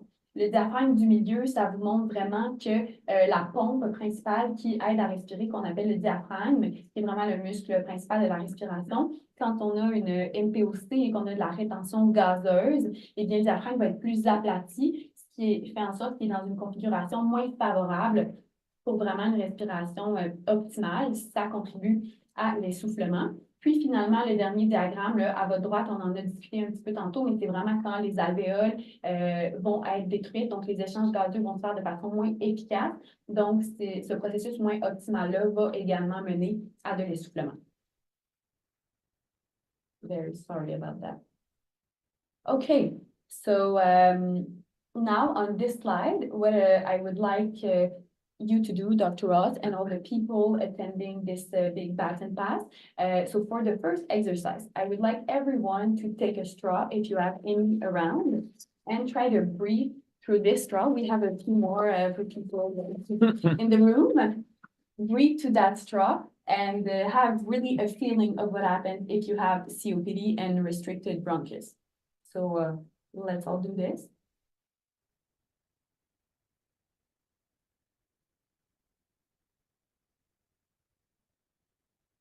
All right, so if some of you have done the exercise, you can see that the hard part when you have COPD is exhaling. That's really the hard part when you have bronchus that are smaller, that are narrow. So this is what happens. This is what leads to hyperinflation, gas retention. And when someone with COPD exercises, that becomes worse. We call that dynamic hyperinflation. So the second exercise I would like you to do is take a deep breath, then exhale, but not all the way. Breathe there slowly. Take a deep breath again, and then try to breathe at this level. So as you can see, Dr. Ross is hyperinflated. This is not optimal. If he were to run or do any sort of exercise, that's what he would feel increase. So because of the dynamic hyperinflation. Very good, thank you. Maintenant, pour les gens en français, donc ce qu'on mentionnait, c'est que j'aimerais que tout le monde puisse tenter de respirer via une paille pendant quelques instants. Et si vous faites l'exercice, vous allez voir que dans la MPOC, c'est vraiment l'expiration qui est difficile, comme ça va être le cas à travers la paille. Donc, c'est ce qui mène vraiment à l'hyperinflation et à la rétention gazeuse, qu'on n'est pas capable d'expirer toute l'air à chaque respiration. Puis, tout ce phénomène-là est amplifié quand on fait de l'exercice physique. Donc, pour les patients, pour les gens dans la foule, le deuxième exercice que j'aimerais que vous puissiez faire, dans le fond, c'est de prendre une grande respiration, d'expirer, mais pas au complet, de respirer ici, reprendre une grande respiration et de respirer ici. Donc, vous pouvez voir, ça, c'est typique de ce qu'un patient qui aussi va ressentir à l'exercice physique, là. Donc, voilà.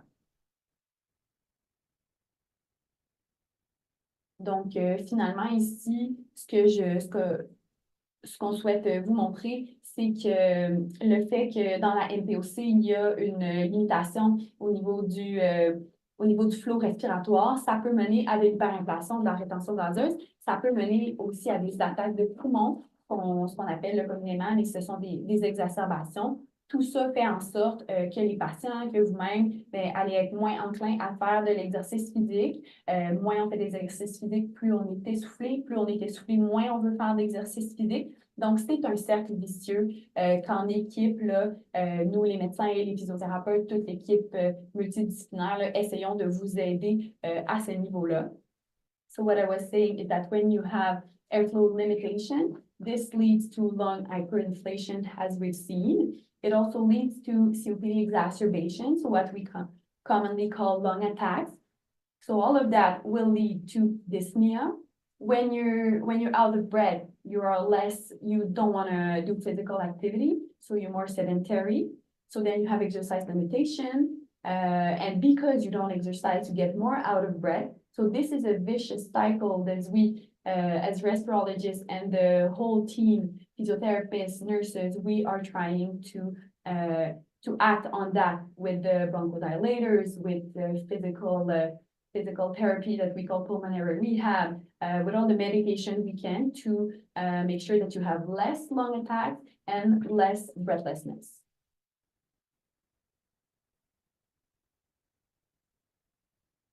All right, so also what can lead to a lung attack, there are a lot of bacteria, virus infection, pollution, as we said, other exposition, and the more lung attacks you have, the more narrow your bronchus can get.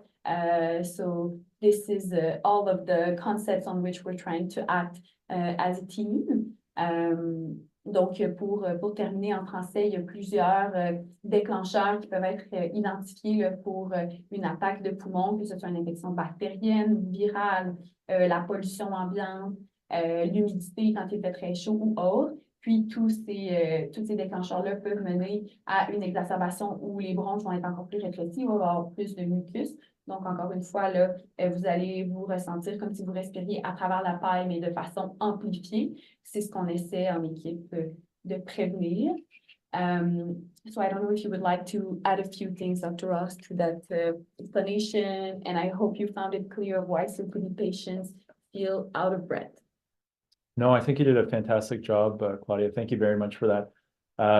In summary, we gave Claudia gave an excellent bilingual presentation, appealing to the broad audience, caregivers and patients living with the disease, about why these patients with COPD feel so breathless at rest and also during exercise, whether exercise for them is going up the stairs or doing groceries. And of course, during the stress of a lung attack, why there's very little room in terms of the baseline breathlessness, and how we're trying to keep our patients out of trouble and living as well as they can at a hospital for as long as they can. So I think with that, we'll end our presentation. It was an honor and a pleasure to hold the baton for a short period of time, and we'll pass the baton on from here. So merci encore de Montréal. Thanks.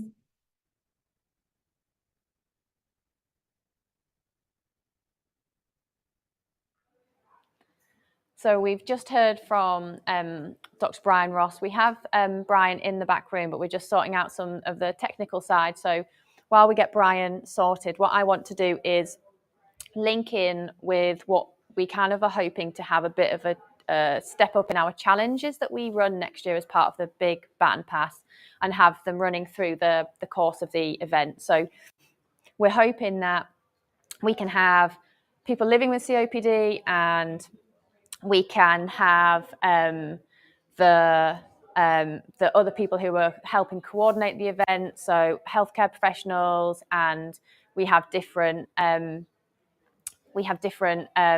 groups. So we might have students. So we're running this event this year in a gym at a university, and we'd like to have different circuits set up.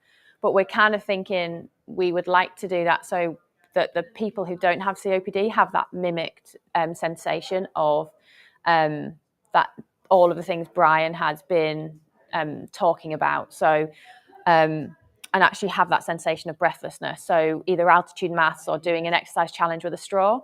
So we want to kind of bring some of the ventilatory limitations to people who don't have them, so we can make it a bit more equitable as a challenge, and kind of try and bring in some of the bits to kind of make this kind of a really live, kind of interactive event. So yeah, this is kind of what we're hoping we'll be able to do. I don't know if in the meantime we can actually cross over to Russell if he is listening and able to hear us on the treadmill challenge. That might be a little bit optimistic. But yeah, Russ is also doing the treadmill challenge. So what we're thinking as well is obviously he has his live treadmill challenge running through the theme of the event. I think he's busy and caught up, so we won't interrupt him. We're going to cut back to him in a little bit. But we'll try and get some of the same theme running through. So what we'll be trying to do is get the people who were involved in Russ's live event this year, and then also we can try and bring in the people who are doing it from a non-ventilatory limitation point of view on his end with those kind of altitude masks or straws. So trying to bring in this theme of running through the event, and then we can try and bring COPD into our challenges and not just do a step challenge or treadmill challenge, but we can try and bring in all of these things. Whilst we're just sorting out some of our tech issues as well, I think the other thing that's, again, really important for us to talk about is, and I know the students in Solent University are going to kill me, but very last minute they've stepped in and said they would help do the broadcast. They have set up what they call a very simple setup. I have in front of me 3 cameras, a screen, a light, computer setup, a mixing desk. It's got a fancy name. I definitely don't know the name of it. So just to say again to Solent University, their simple setup is awesome. And so again, next year when we're looking at what we want to do with the big Baton Pass, we'll be looking at what we've ran this year, what we're learning from this year, how we can use the facilities that we're in much more, and how we can bring in different people to be sort of part of the event. So I think, this is just an opportunity for me to say we're gonna, bring in lots of different things next year, and hopefully the challenges and all of the event will grow. So I think we've managed to get our tech issues sorted, and we're going to bring Brian in, who we can have a bit of a chat with Brian about the event. So hi, Brian. Hi, Thank sorry. you so much for your presentation. It was great. And I'm glad we've managed to sort out the back end and the tech issues. This is why it's been fantastic having Solent University support, because I definitely couldn't have problem solved that. So it's amazing. It's fantastic to have you. I know it's early where you are. You're in Canada, in Montreal. I appreciate this is the very start of your day. I know one of the things we wanted to talk about was, I guess, why you presented the video that you did and in the way that you did it. So I guess I'll just invite you to just tell us a bit more context that maybe was a bit tricky to put in the video. Yeah, definitely. Thanks again for the invitation, Ruth. And sorry for the IT issues. It's actually Claudia and I. You saw Claudia present the video. I think we were using the same link, and so we were kind of that led to the issues. But I'm glad the video got shown, which is great. And I'm actually glad we did it. We recorded in advance for exactly that kind of reason. But the original sort of concept for the video was Claudia and I are both clinicians, healthcare providers. Claudia is a respirologist doing a COPD fellowship with us, and my focus is on COPD. And we're also athletes. And in sort of an empathic approach, we were hoping to do the presentation live while running up a very steep hill, which is behind our super hospital. But for this exact reason, it was very wise to have recorded it before. But I was really I liked that the exercises in empathy, breathing through a straw or hyperinflating yourself and trying to breathe there is really important for us and for everybody to understand what our patients with COPD are going through.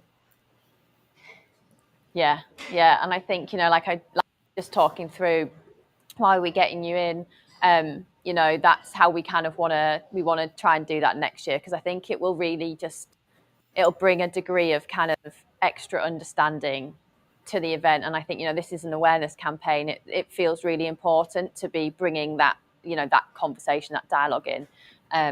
It's great. And hopefully next year we'll be able to do that live. So we'll be able to have, the stream of you, running up a hill. And if it's a very steep hill and either with an altitude mask or breathing through a straw, I think it's going to be not just a challenging hill, it's going to be an extra challenge. So yeah, it would be great to have you guys. And I do these things. I say them and I ask for forgiveness afterwards. I know that you play ice hockey, and I know in Canada you call it hockey.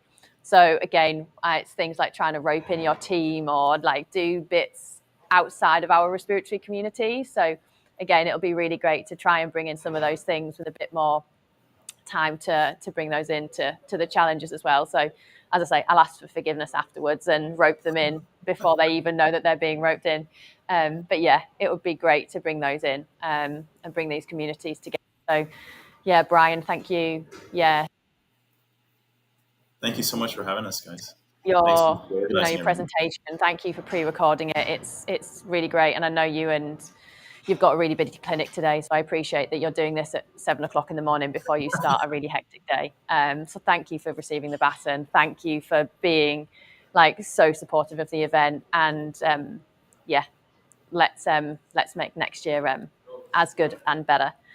So we're gonna say thank you to Brian, and we're going to bring in the next video shortly. So the next video that we're bringing in is on research collaborations and the value of research collaborations. So we've just had the video from Brian, and so yeah, we're gonna change tack a little bit, because I think a lot of what we've been talking about has been about COPD, whereas actually what now we want to talk about is what we do around that. So we want the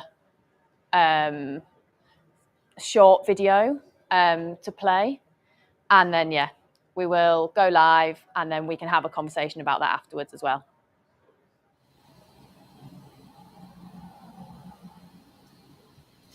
Hello, welcome.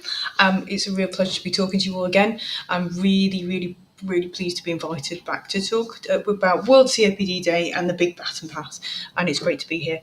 I'm going to talk a little bit today about networks, about how networks can help us to achieve more than what we are or the sum of our parts, and how that has been developed and used within respiratory.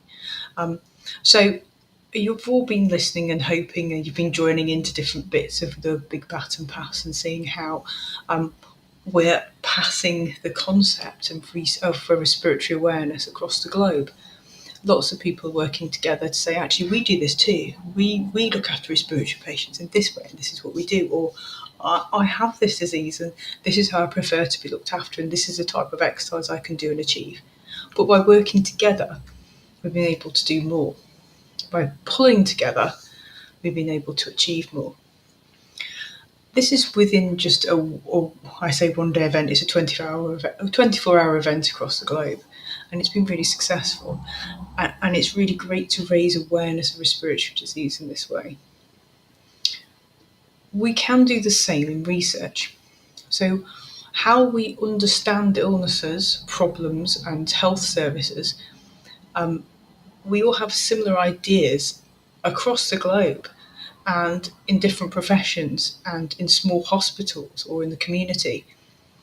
And often we don't get the opportunity to link in the way that we might need to, in a way that makes sense to us. These type of events, the advent of digital technology, Teams, how we can network, emails, really help. So we now have what's called global reach, which means that we can reach and link with people around the globe to be able to share ideas, concepts, and work together. This concept can be applied to research.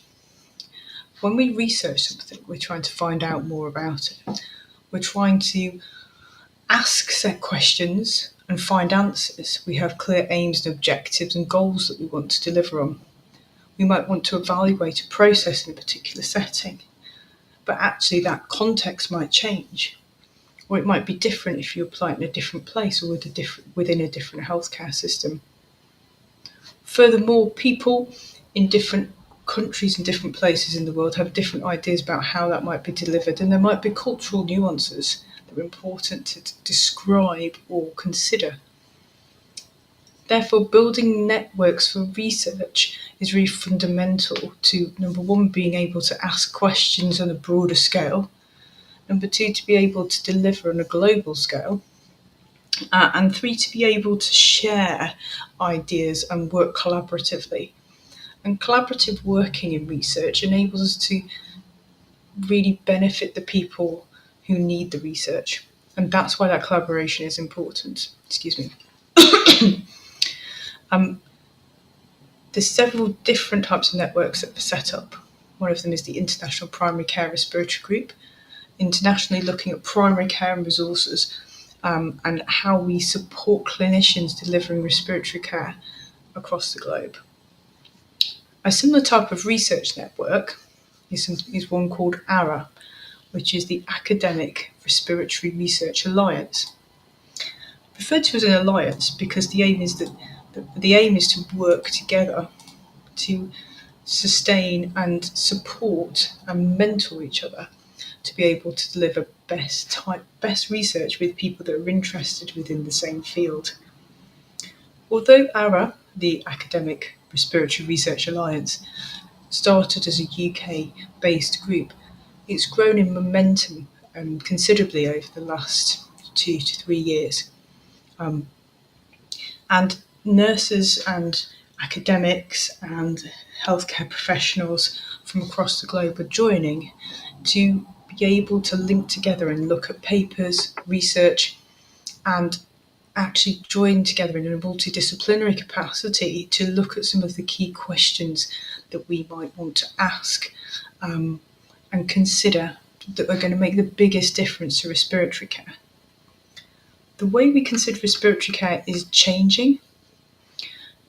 A lot of it, previously we've thought about treatment and treatment goals and targets, the next drug targets, thinking about treatable traits, thinking about what we can find out pharmacokinetically, what medicines might work. They're all really important. But there's a lot more to caring for people and treating respiratory disease than medicines and treatment targets. That's why we're here today. We know that exercise is a therapy, and exercise and eating well and nutrition are fundamentally important to care and treatment of respiratory disease. And we need to continue to research in those types of areas. And that includes things like singing, socialisation, peer support mechanisms, psychology, mental health, and the social determinants of health, sometimes called the wider determinants of health, that impact on why and how people get respiratory disease in the first place, as well as looking at those treatment targets for when people are unwell. Stepping back to ARA, the aim is to pull people together from different disciplines, from health and social care, from pharmacies, from physiotherapy or psychology, to tackle some of those bigger problems or questions that we might be asking ourselves in respiratory practice. I hope you continue to enjoy World COPD Day Big Baton Pass, and it's been a pleasure talking to you about research in respiratory networks. Have a nice day.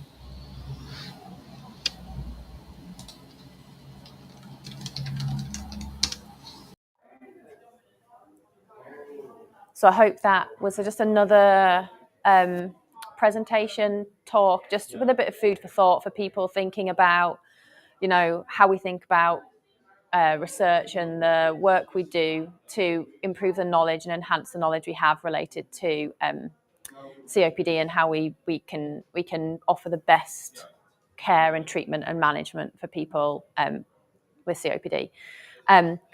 We're next part of our schedule, we're going to cross over to Russ, who is currently on the treadmill, and we're going to have another check-in with him to see how he is getting on the treadmill.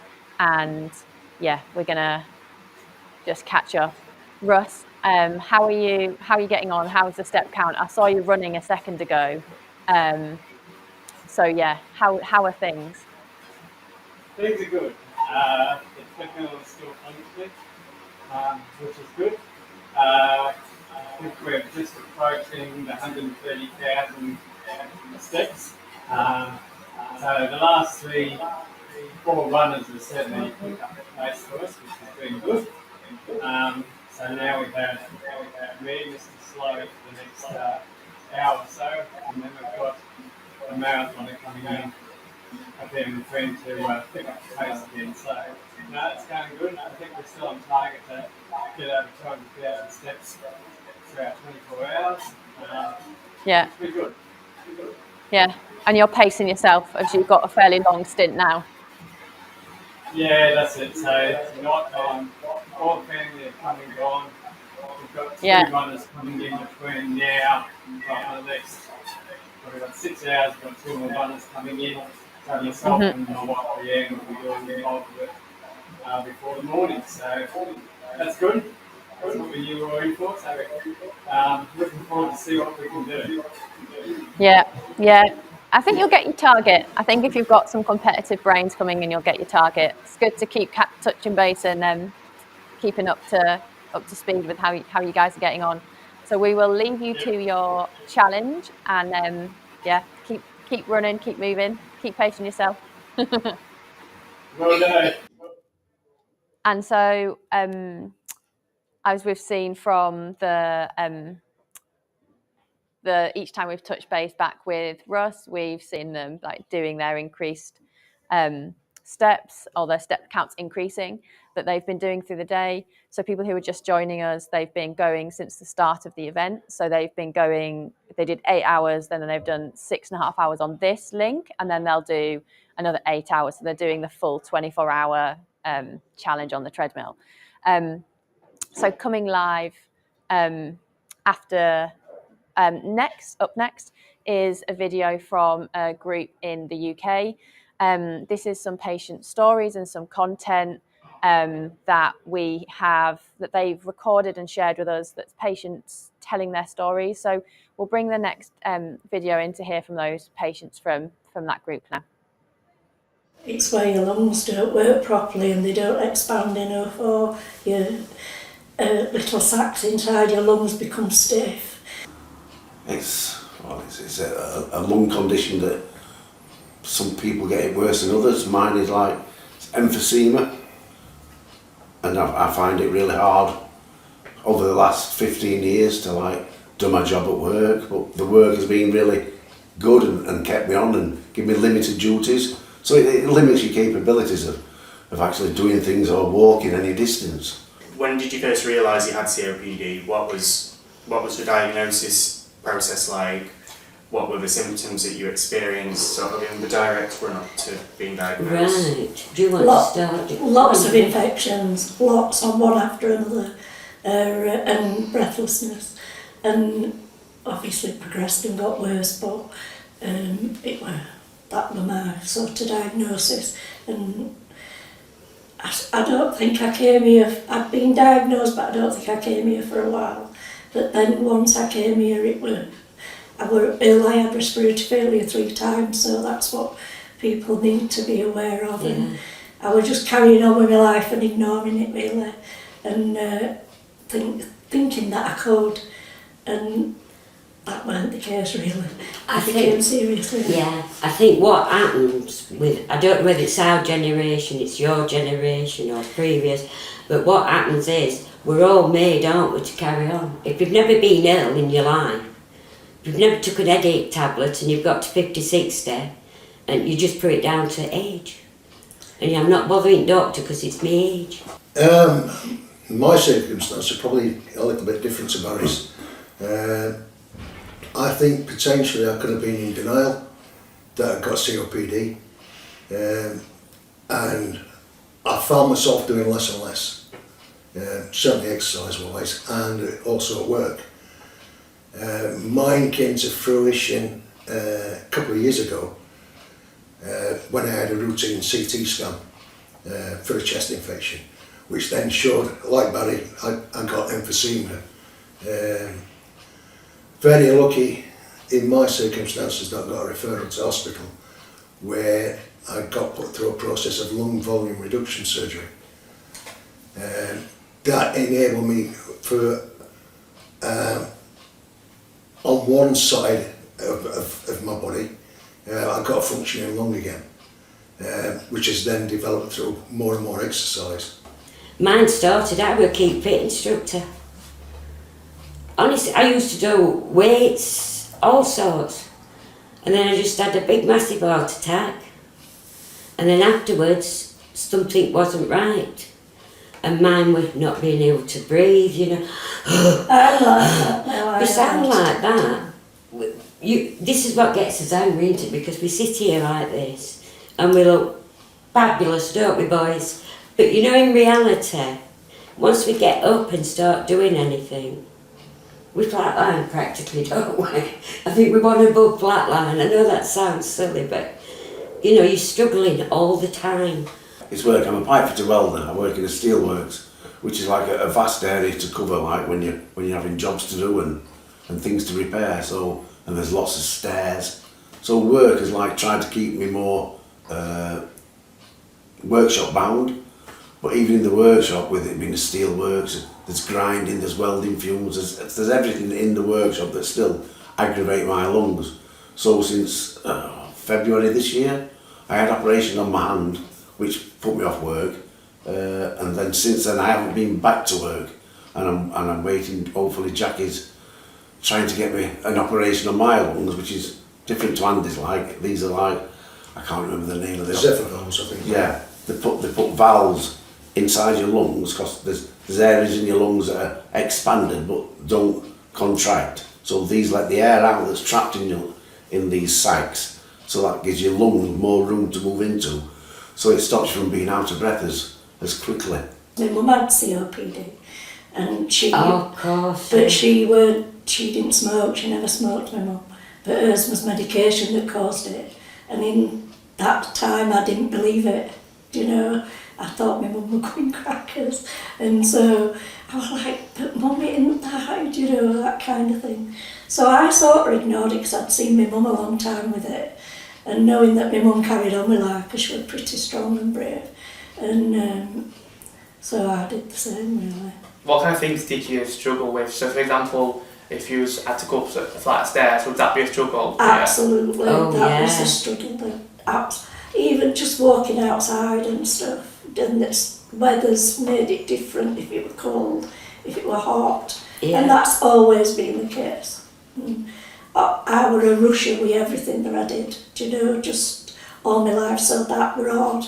Because I'd just go for it and then have to stop because I couldn't breathe. And at times at work I actually were leant on desk and my manager used to say, "Judy, will you sit down?" And I used to say, "I'm all right," you know, but I was really, really breathless. That was before I left work.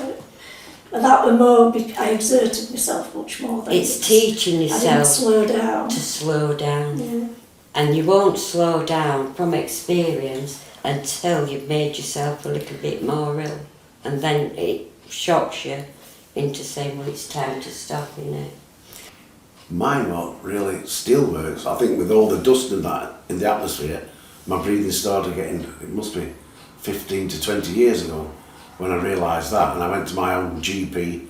They sent me for x-rays to the hospital, and then they realised that there was something in my lungs, so they sent me to breathing space, and I've been like coming here for cycles. Like I think it's every year you can come for an 8-week cycle to use their gym. But I've also like purchased like a treadmill that I can use at home and weights to still try and keep you motivated when I'm not coming here. It's difficult to motivate yourself at all. It is really. You know, if there's supervised exercises that you can do in a class with people that's got the same conditions as yourself is so much more beneficial. It is, because you're mixing with a group, and it does seem it's very lonely doing exercise at home on your own. It's getting that enthusiasm to do it, and sometimes you get plonked in front of the TV and you think, oh, I'll do it in a bit, and then you never get around to it. But coming to a class here at Breathing Space, it does get you going. Breathing Space is fabulous, absolutely. It's kept me going, and I've lots of, involved with lots of things. Yes. I do singing here, I run the craft group, and now we've started up encouraging people to come and help in the garden, because for different reasons we might get a garden that's from, can't think of the name of it, Chelsea Flower Show, that's coming to stage, you know. So breathing space, things I've got finished at work because I was too poorly to work and I won't leave. I've got myself involved in a lot of things to keep me going, and it's an amazing space, amazing. And without it, and I totally, and you're going to agree, we'd be lost. Yes. We really would, because when you come to see Jackie or her colleagues here, everything's explained. Have you got any kind of physical examples of how it's helped you to manage your condition? Well, mine, because I've been referred for surgery, the doctor at Sheffield, he insisted that I attend a breathing space to give myself the best chance that I had condition-wise, pre-surgery, which was the 8-week course. So I'd already been introduced to it at that point. Literally 2 weeks after my surgery, I was back here doing exercise classes. At first not doing weights, but then building up on that to make my surgery a lot more efficient than it would have been without. Here, breathing space with me, it's the motivation, because there's other people in class, and like you just mix as a big group, and you've got certain exercises, you've got a list of exercises that they provide for you. But if you want to do more than that, I'm sure you can. But I just stuck to the list, which was great, and all the class did the same. Big like comradeship, yeah. And the staff, the other patients that are attending, everybody motivates each other, and you push your own limits without being in competition. How does your condition feel now? Now you've come to breathing space, and now you've learned some of these tips. What's the change, and how does it feel like now? Well, for me, what it's done for me, it's taught me how to manage it, like Judy says. This place is all about getting you to manage your condition, because there's nobody else there for you.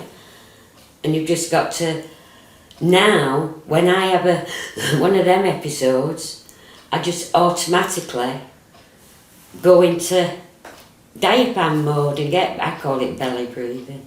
And it does work, and it's taking your mind off being worried all the time. But you know, there's lots of other little things that come with this illness, that people think you've just got poorly lungs, don't they, and poorly hearts, and it causes damage all over your body as time goes on. And I mean, really bad. And it's, believe it or not, for me, it's those little bits that get me down more than lungs and heart. I don't know how you feel about that. Referring to your question, I'm sort of much more stable than I was. Now I've learned things and managed it and able to look after it, definitely. And able to look after it much better because of coming here. I think on a weekly basis you can see yourself improve. It's from where I was. I can participate a lot more. I can do little bits of DIY at home, which I couldn't do. Like I said, going for walks with the dogs. I used to watch my partner, and she'd have to walk the dogs, and that's a difficult task. We've got a camper van, as I was saying, to Barry, and now I can put the tent pegs in, which I'd stopped doing that. So yeah, there's massive differences in my life.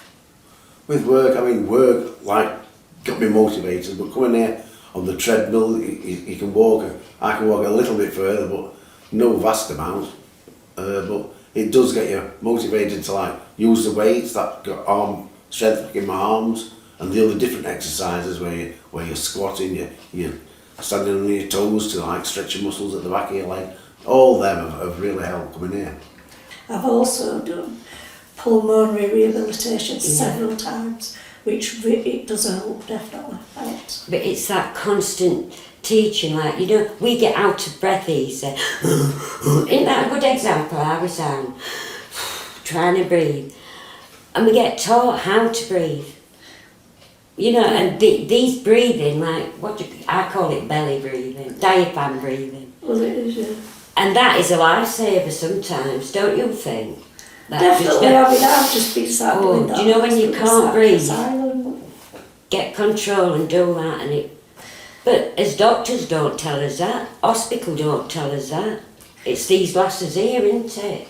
Well, initially I didn't know all that because I'd not really come here that often because of work commitments and stuff.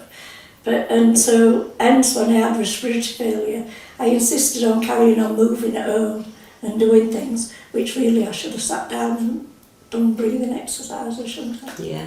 What's it been like having some of the services here? You've had the prehab, pulmonary rehab course, and you've had the group dynamic and the education sessions and things like that. Has it helped? They teach you how to breathe and things like that as well. There's all the education side of it, the understanding of your condition, the encouragement, and the exercise. It's been life changing for me. It makes you more confident, about it. I think it does, yeah. And talking to people about, I mean, we just sat here now and people think, well, nothing wrong with them too. But they don't know about your lungs inside, and they'll know when you walk or when you exercise. And most people in the gym have got some form of lung condition that they're trying to improve by exercise. Can you remember that first moment where you noticed the change from coming to a place like this? Can you remember that first moment where you thought, oh wow, I'm progressing here, I can do something that I wasn't able to do before, or I'm not as tired as I might have been, or as breathless? Yes, I couldn't drive for 2 years. And I could, because you know when you lose that lack of concentration, I was getting that really bad. It's a terrible thing, that. And I couldn't, there's lots of things you can't do at the beginning. I used to cough and pee. I mean, these are things that nobody understands. That isolates you till you get used to it, doesn't it, Judy? Because it's, you know, and there's nothing you can do. It's because everything, your muscles are weakening because they're not getting enough oxygen. But then you learn that you come here, I'm driving again. I used to drive big bloody lorries and I was struggling to drive a little car. And you come here and you get your life back. Because you've got to listen and you've got to prepare to push yourself at it, haven't you? Because it doesn't happen overnight. But yeah, I'm driving again. My concentration's a lot better. Unless we're on a downer. Do you find your concentration good, Stu? Yeah. It's terrible, isn't it? One of the best things that helps is doing pulmonary rehabilitation. Yeah. Absolutely. And I didn't really believe that at first, if I'm honest. But I absolutely do now. And I understand that, not believing it, because with me always being physically in my work and working out, I blamed how hard I'd worked, hours I'd worked, and exercising. I put all that down to my heart attack. And when they said to me, pulmonary rehab and all this, I'm not doing no more exercise. It's exercise that's killed me off. And I believe that. And then you do come here and, guys, you know, you go from thinking you're taking your last steps, never be able to do all, to coming here and getting your life back. Not as it was, but a life that you can live with, isn't it? I do believe that Rotherham is very lucky to have this. I'd just like to say I'm eternally grateful to Breathing Space. Yeah, very. Why is it important to have events like World COPD Day to raise awareness?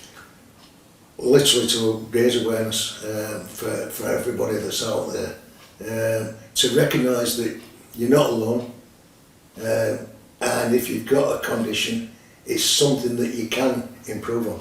Don't just sit at home and feel it's all about yourself. You can get out there and there is help.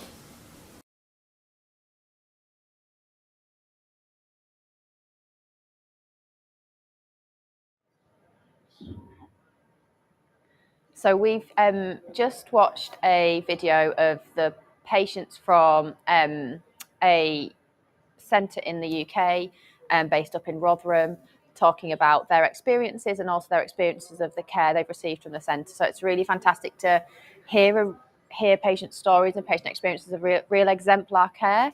And it's just really nice to hear people being taught about breathing and how to breathe efficiently. They talked about diaphragmatic breathing and information that they'd been given that they hadn't heard from other people. So it's really nice to hear how these services work and run, and hear it from patients about how the value of receiving care that's tailored and information that's given specific to their needs. So really, really fantastic to hear from those patients. So thanks so much for sharing that recording. They also have a program that runs on World COPD Day. So they have an agenda, they have face-to-face events. Unfortunately, we couldn't quite coordinate the event this year with getting them in live.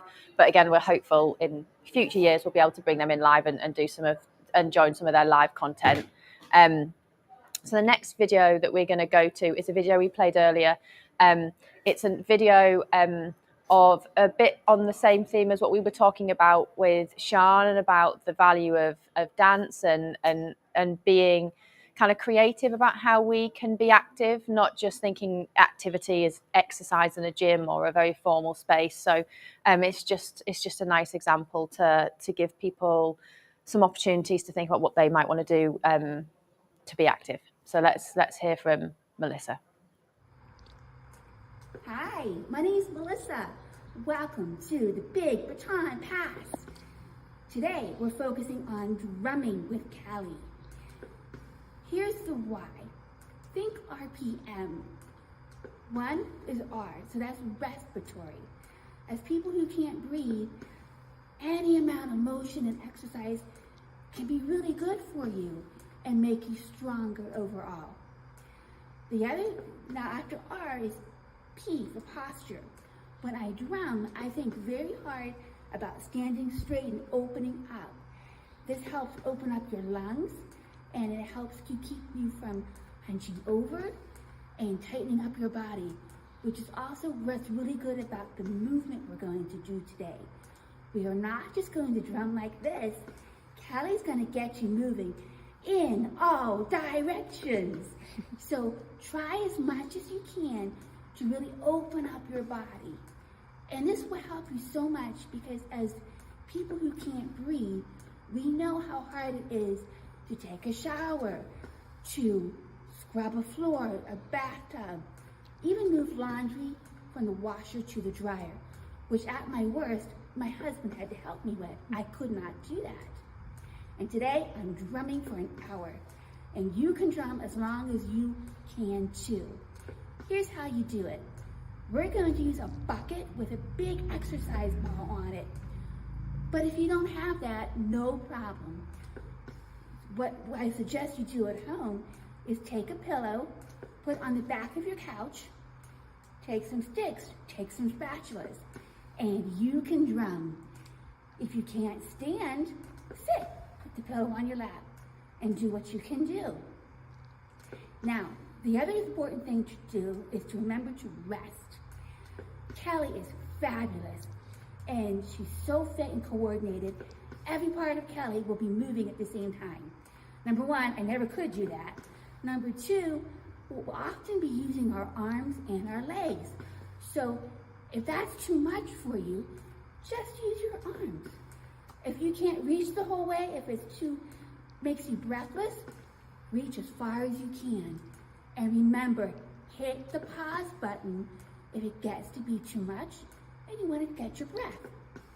So have a great time. The music is fun, Callie is fabulous, and you can do this wherever you are with whatever equipment you have.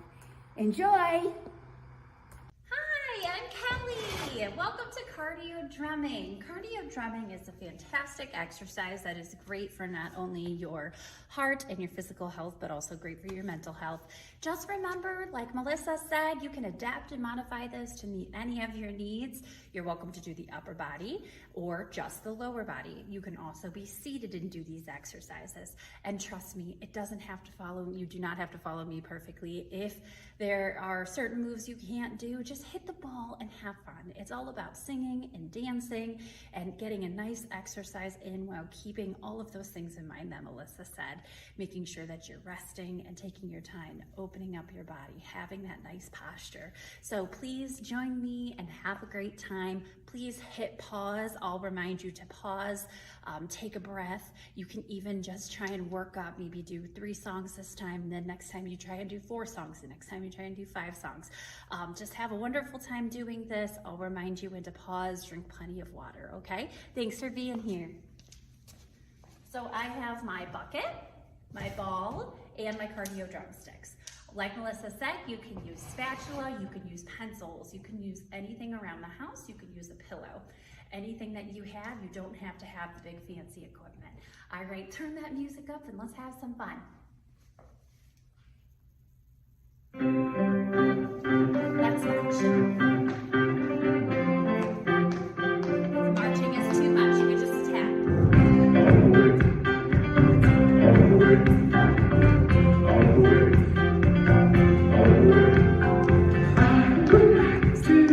Reach out my hand, oh necessary, oh that tell you to run. Nobody say, nobody out. This is too much, just move your arms.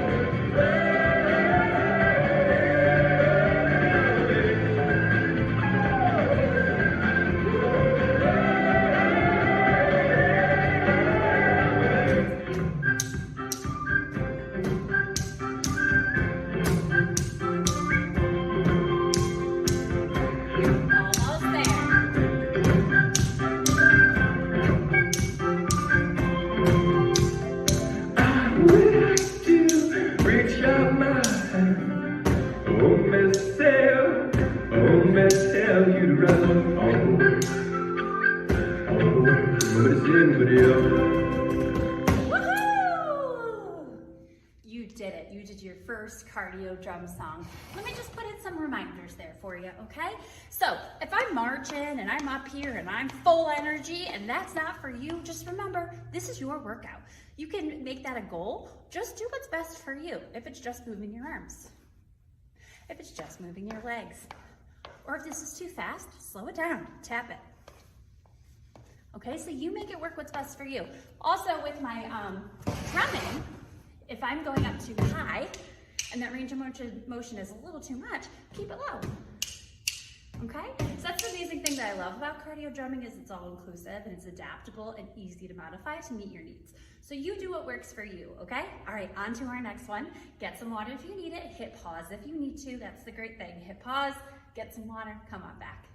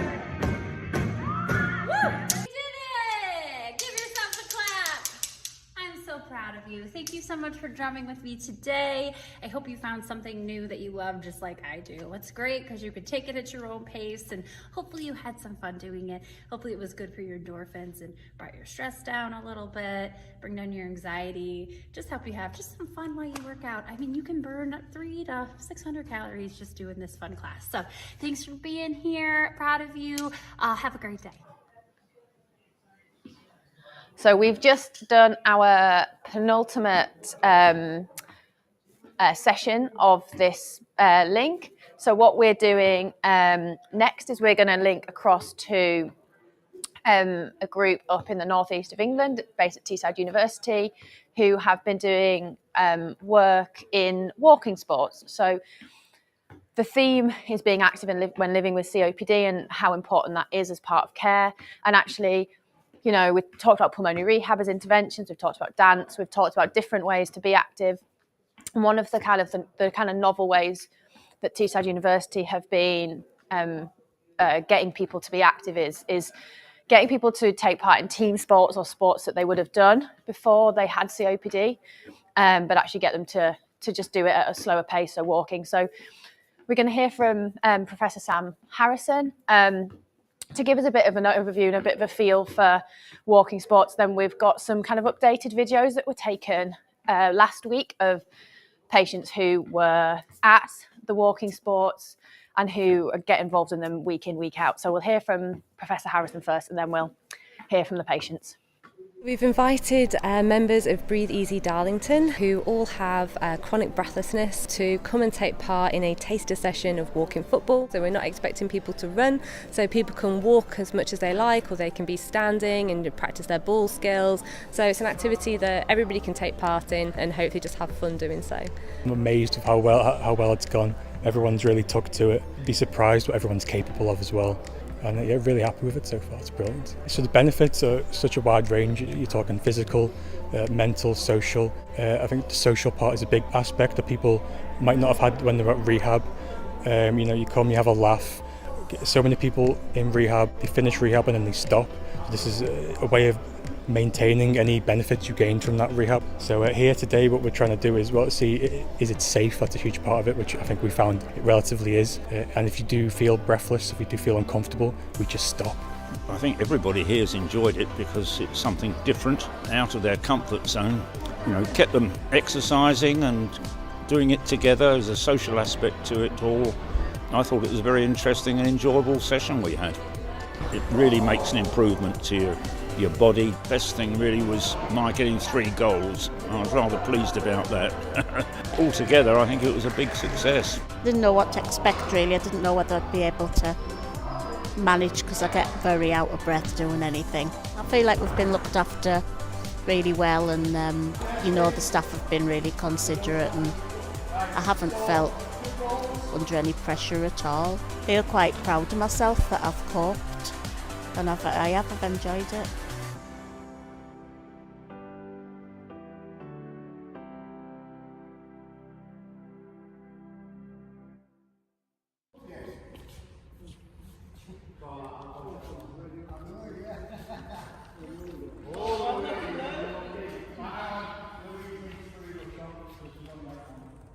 So 3 in a row, get it out of the way. Head time, what you look? Right, 1 more. Actually, we need 2 more. Right, go on then, 1 more. 1 more. Tie your head. Go back to that. Yeah. Casual. It's the charm.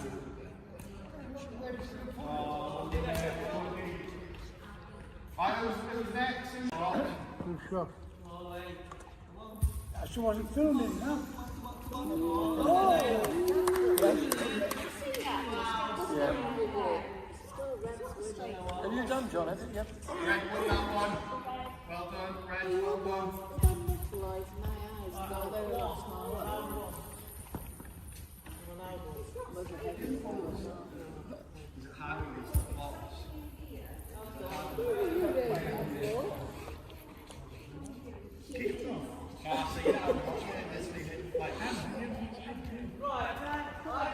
One red. You'll get a blue and red.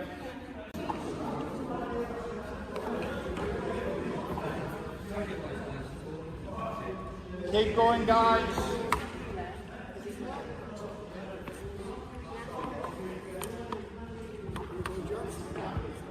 He's doing his nebulizer. Oh yeah. That counts.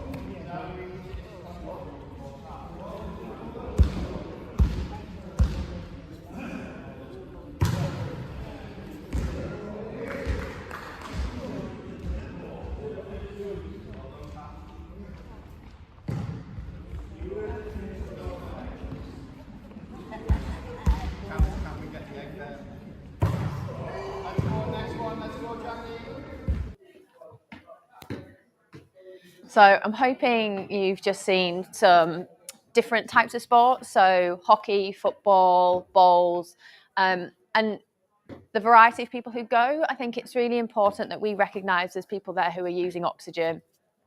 There are people there who can't walk really far. They might use a wheelchair for mobility and then walk short distances. So I think it's just really, it's hopefully these things are giving people an idea of there isn't a limit to, or you don't have to be at a certain level to go to your walking sports or to get involved. They're open and they're, you know, we want everybody to be involved. And so what we've also done is had conversations with the people who've been to walking sports, who go to walking sports, from the Breathe Easy Darlington, and some of them aren't necessarily Breathe Easy Darlington members, but they go to the walking sports. So we're going to go over to a conversation that one of the academic staff at Teesside University, Kirsty Lochran, had a conversation with.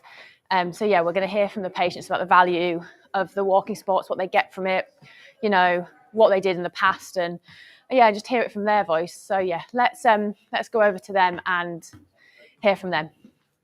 Right, hello, we're at Stockton today with Breathe Easy Darlington. We've been having a look at them playing walking sports, and I'm going to have a chat to them and ask them a few questions about that now. So, first off, guys, what I want you to do is give me a show of hands who'd ever played football before you did walking sports in Breathe Easy Darlington.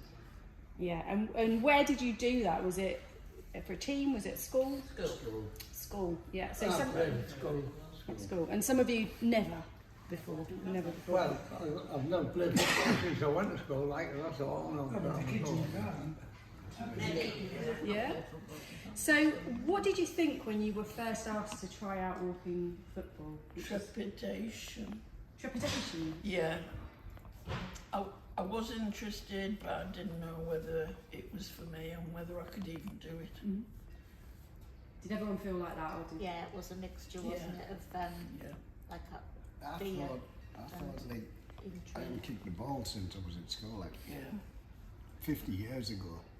Can I still do it? I thought, I'll give it a shot. Yeah, me too. You know. Yeah, correct. I think when Callum approached me at Splash, he called me and he said, "Do you want to play walking football?" And I thought, the other bloke next to me said, "Hey, mental." So I said, "No, he's not mental." I said, "He looks as though he wants to get us up all our backsides and get us out to play." And that's exactly what he's done. He's done a good job, actually. Callum. Yeah, brilliant. And so what did you think once you tried it? Was it what you were expecting? Was it different? I remember after the first session we were all absolutely blown away by how good it was. Yeah, and how much we'd enjoyed it. It was exhausting as well. It was, wasn't yeah. it? Yes. Yeah. Because there was a lot of competitiveness. Right. That came Yeah, out of it. harder than you walking. Yeah. A lot of heavy breathing. But you can take a rest. That's one thing. I think a lot of us women have never played at all, and we had no idea what the rules were. Yeah, so I still don't. You don't. This is true. Olympics tends to Monty will explain the offside. Oh, the offside I do. There's no offside rule. And is that something you learn through doing the classes, the rules and skills and things like that? Some of them, yeah. Bits and pieces. Yeah. Yeah. What do you guys enjoy most about the walking sports that you do? Coffee. It's the interaction in the group. It's absolutely. We seem Coffee and chat. Seem to get on well. Yeah, You pick on me all the it's the time. camaraderie, isn't it? You deserve everything. Absolutely, but there's also a competitive element Oh, as there well. is, there is. Which helps us all. Yeah, do you think that's important then, that you've got that sort of play and fun within it? Oh, absolutely. Definitely. Yeah. And I think it makes you feel a bit more confident when you come out of here. You think, what you've done, for the morning, yeah. And it doesn't seem as though you've done an awful lot, but you have. Yes. Compared to normal. Yeah. So you guys have you've done the initial sort of study, but you've carried on playing and you've sort of expanded to doing different sports as well. So can you tell us a bit about that? How that happened? I don't know. We just evolved. Monty came up with different games for us to do. Mm-hmm. So we ended up with hockey sticks, and we ended up with, and then we've had the netball lady come in, and that's been amazing as well. Yeah, the variety helps. The variety is good, Yeah. you know, but it all helps us to move more, and as you said, get something out of it for an achievement of what we've done, you know. And what do you enjoy most about the walking sports? What's the best bits of it? Get you out of the house. Yeah? Get you out of the house. I'd have to say You that meet my people like beliefs- these, which It's is very good. It is good because fun. they're all It's fun. very friendly people. No problem, really well. And this is my first day back Yeah. for the year. Yeah. Since the last Christmas love. Well done. Well done, John. It's been about a year, We haven't been out the house since Wednesday. Last Wednesday we went to Breathe Easy. Yeah. And today it's the first time we've been out the house. Yeah, so it's social as well as everything else. It is Apart from our appointments at the hospital, God knows where, we haven't been out. Yeah. And we've been trying for weeks to get back into it. And every time we've tried, something has gone wrong, hasn't it? Yeah. You know what I mean? It's lovely to have you back. It is, and it it sounds like for you two, it's a goal getting here. Just getting here and taking part in what you're able to do. Yeah? Yeah. That's it. I mean, since last year, I'm in a wheelchair now. But you I still mean, manage I was it on really me, well.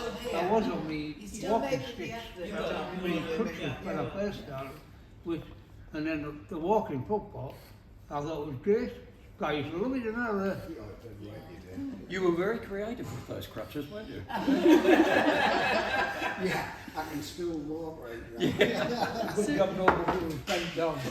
So what sort of benefits do you think it gives you from your sort of physical abilities, from your breathing point of view? Because we said it's fun and we've said it's social. What about the sort of the activity? How do you think that helps you?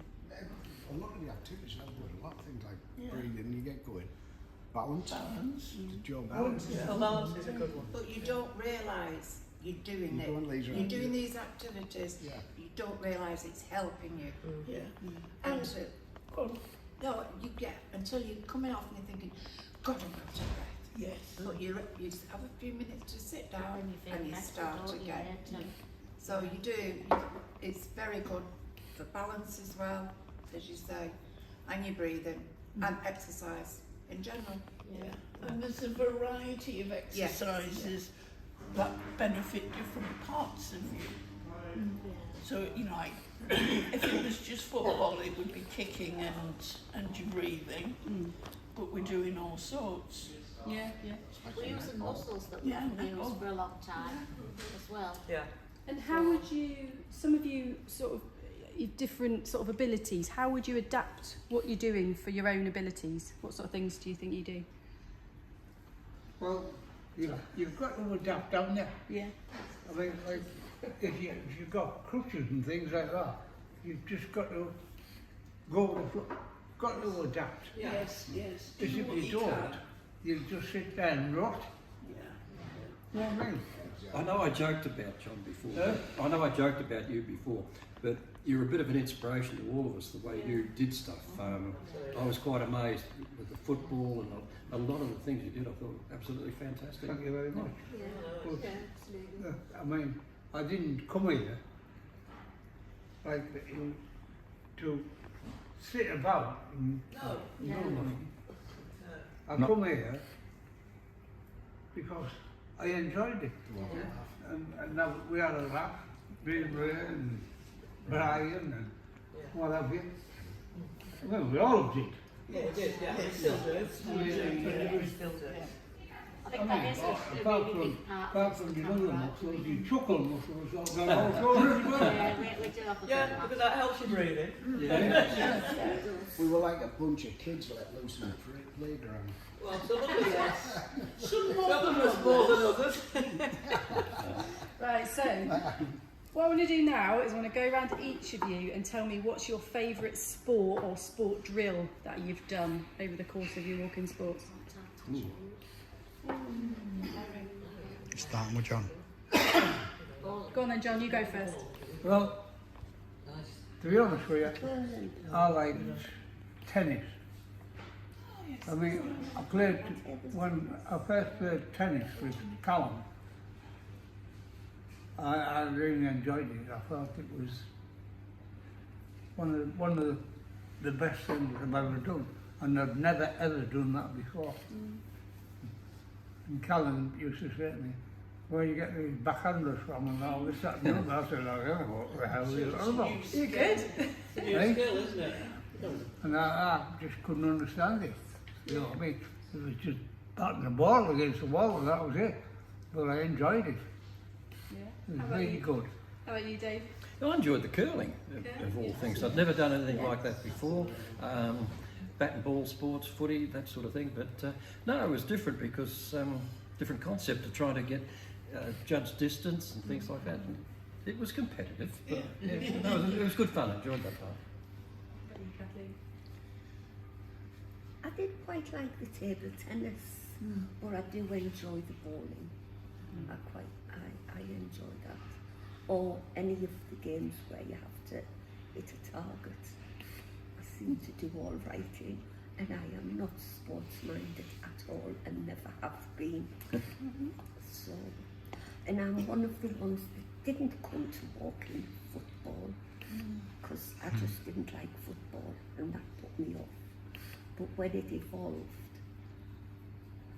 I came then and I have enjoyed it with everybody. Cricket. I enjoy playing the cricket.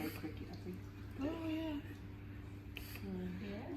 And what about you? What do you like? I love being able to do the juggling the balls on the wall. I used to do that at school. Oh, playground games. Yeah, playground games. I used to do that at school, and then you'd jump over the ball, and someone behind you would take over and do the juggling on the wall. You know, and you'd spend hours doing it, hours and hours and hours. You know, it was fabulous. Really enjoyed that. Yeah, that was good. Jill, how about you? I enjoyed the table tennis. Yeah. I thought that was very good. A different type of sport, a different pace. But I do like the curling as well. Lou?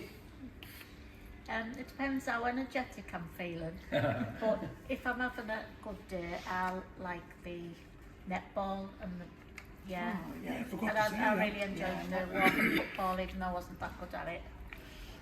But yeah, I love the bowling as well. But I used to like the little games that we used to do, like when you sat in a circle on the seats and throw the ball and bounce the ball at each other. Like the football That was like the warm-up. The warm-up, yeah. It was also good for your brain. It got you moving Yeah. and got you thinking and good for your what's the word? Coordination, that's the word. I put off every. How about you, Sue?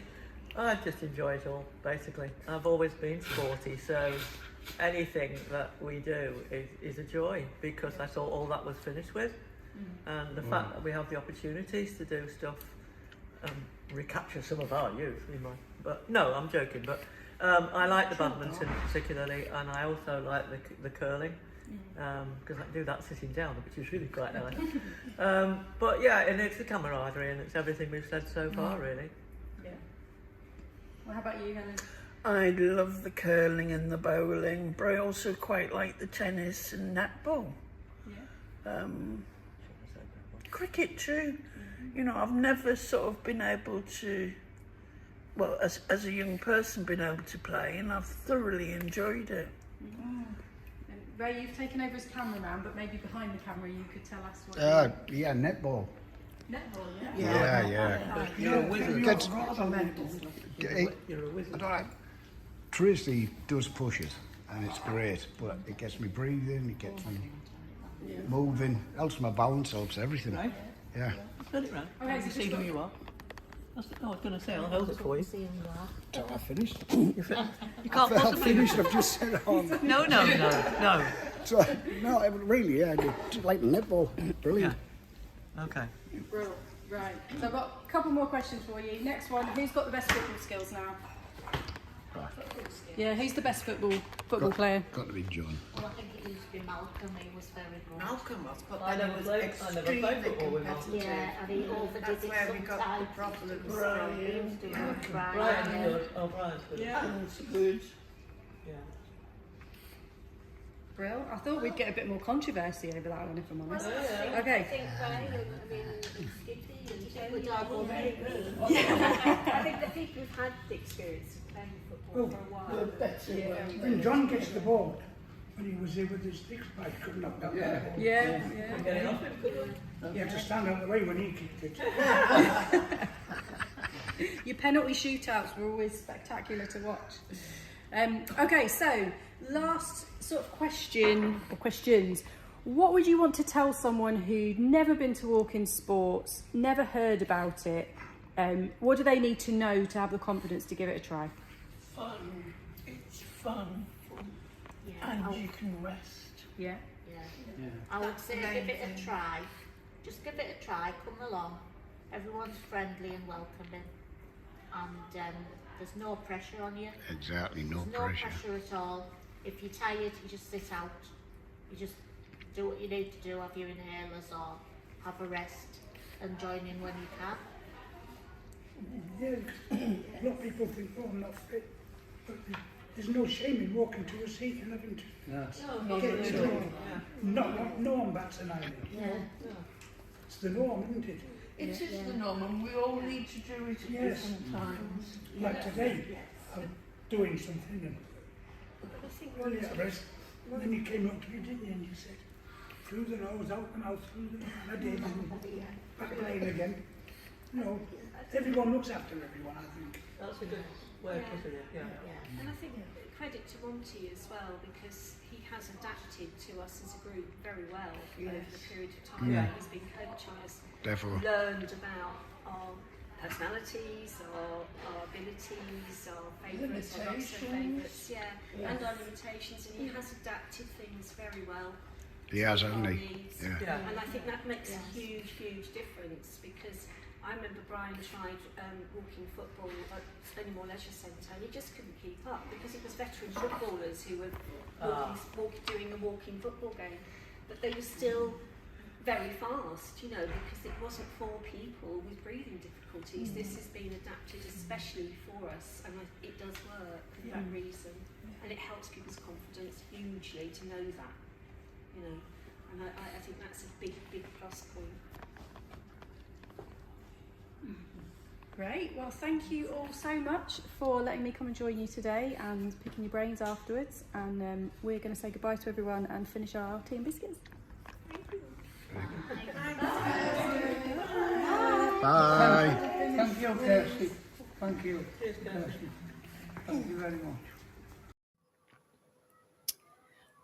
So there we've just heard from Breathe Easy Darlington and Kirsty Lochran from Teesside University, and talking about walking sports and their involvement and how they're involved and what they do and what kind of what they get from it and why they keep going. And so I hope that was, again, just another interesting or useful video to help profile what we can do and what we can offer people living with COPD. So the last video of this part of the 24-hour broadcast is staying on that theme of being active and actually how can alternative ways of being active. And we're going to go to a pre-recorded live virtual walk. So I don't know how that sentence all merges together. But it's led by Lisa Dow, based in Canada, and she's going to talk us through the walk, and she's going to She's going to show us what she does as part of her Keep Breathers program, which is a space that she brings people together to do guided exercise virtually over a streaming platform. So we'll go to Lisa and just get a feel for what she does. Hi, everybody. In honor of World COPD Day for 2023, we are going to do a walk together, a virtual walk together on this beautiful fall day. We're going to do what we can, as always, taking those breaks when you need to. It's going to be a 10-minute walk, so do what you can. If 10 minutes isn't enough, when we're done, you can rewind it and do it again. Make sure you self-monitor, take those breaks when you need it. Use your finger monitor, use your board breathlessness scale, have your water close by, have a chair to sit in if you need to. We're going to start by doing a little bit of a warm-up, and then we'll get right into our walk. This is a beautiful fall day. Not too many of those left. So come on, let's warm up. Let's start by rolling these hips around, getting this body ready to move. Already paying attention to your breathing strategies. Breathing in through your nose, blowing out through your mouth, through pursed lips. Roll the other way. Get these hips ready to go. Good, we're going to take these arms, bring them up and back. As you come up, don't arch your back. Moving these arms in whatever range you have available today. Up, push them back. Come on up, push them back. Shake them out. Hold on to your chair. Just swing one leg back and forth. Get that blood going. Get that hip joint warmed up. Back and forth. Other side, back and forth. Focusing on your breathing right from the beginning. Really important that you keep that under control. Focusing on blowing out for more counts than breathing in. Come to your chair just for a sec. Knee towards the chest. Work that ankle around. Get it warmed up. Other side. Knee up. Roll around. Roll the other way. Feet flat on the ground. Chest is tall. Even weight through your sit bones. Big breath in. Blow out as you turn.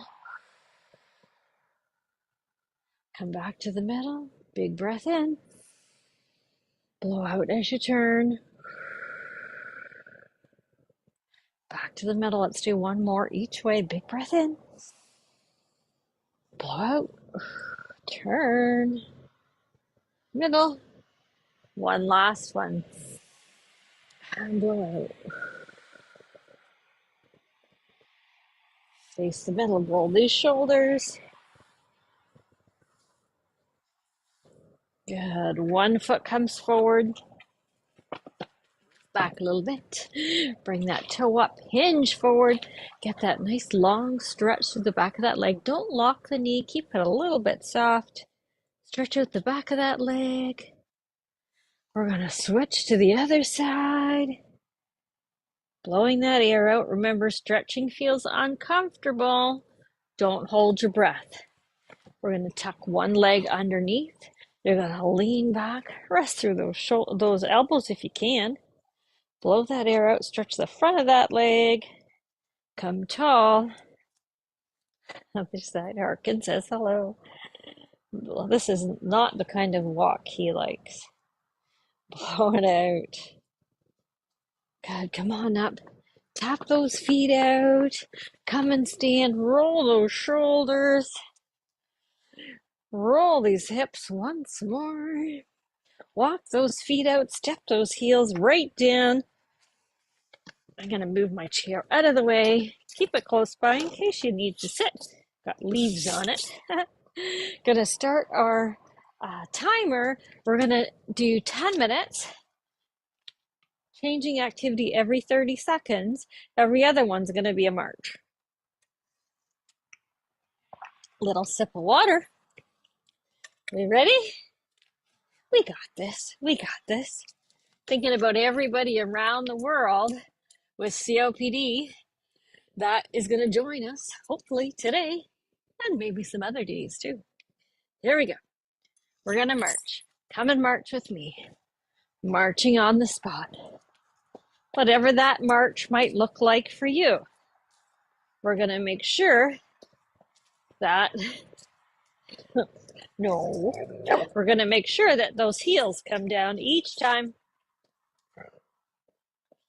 Blowing that air out. Maybe you're going to march in sitting.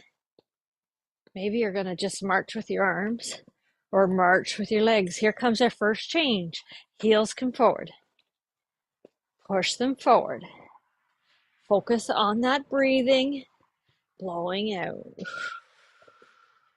In through your nose. Blowing out through your mouth.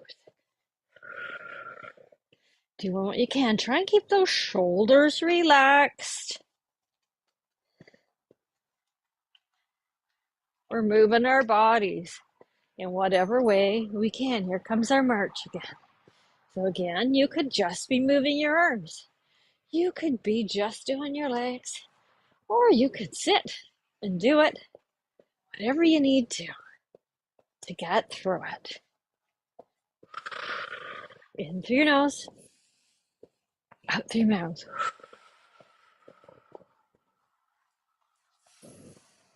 Coming up. Next change. Reaching up. If you can't reach up, reach across. Maybe you just want to do the arms or just the legs. Or again, switch and do it in sitting.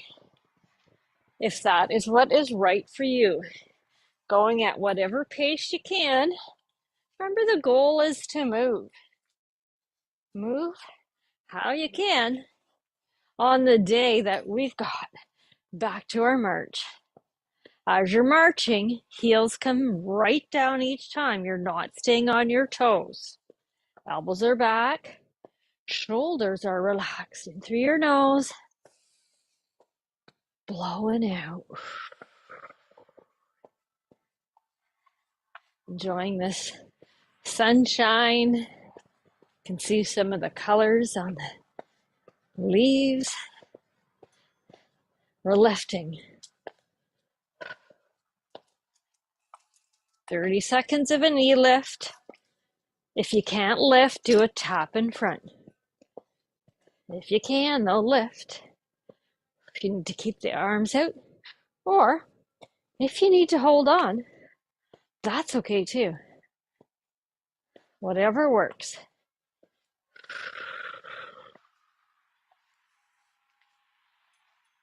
Back to your march. Nice and tall. Heels coming right down. Blow that air out. Focus on controlled breathing.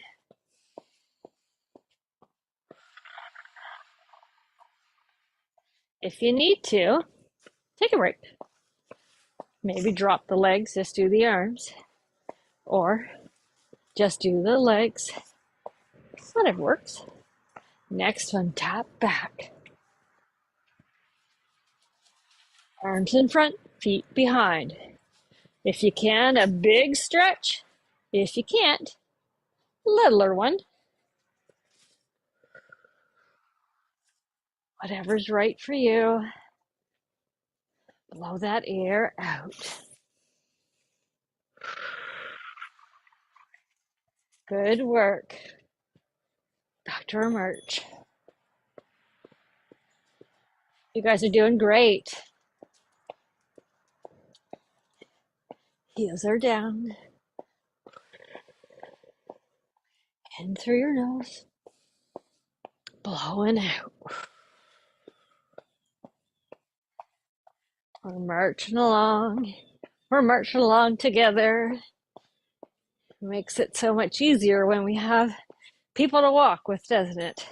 We're going to march forward, march back. Whatever space you have, coming forward and back. Making sure when you go back that there's nothing you're going to trip over. Walking backwards, really great for the brain. as long as we're safe, right? Focusing on that breathing. Back to your march. Guess what? We're halfway. 5 minutes through. You're doing great. Doing what you can.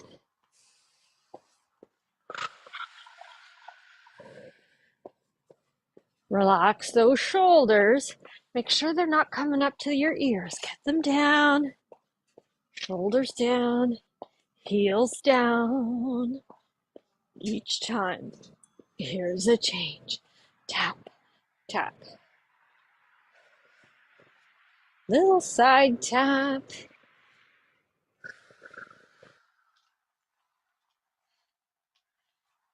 Whatever you can.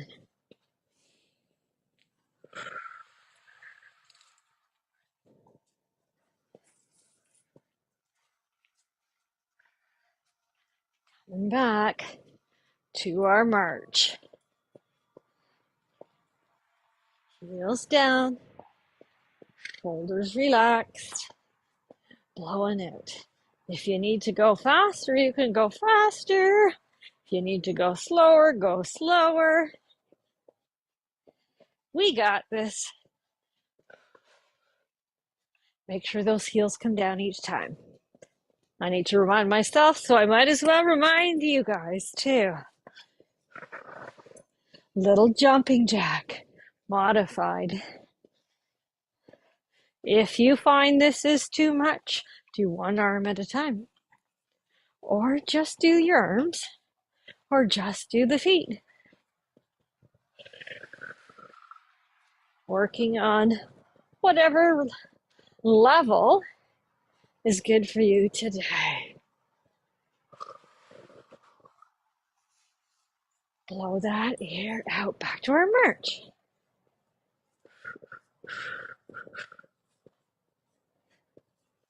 March along.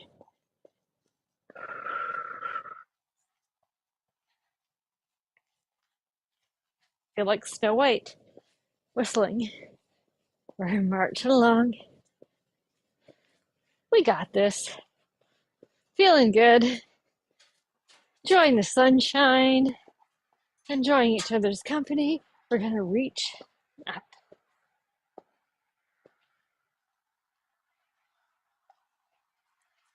Whatever works. Maybe you're going to leave those hands out this time.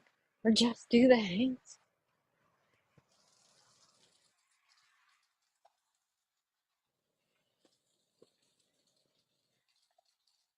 We're getting to the home stretch. March it out. Elbows back. Heels are down.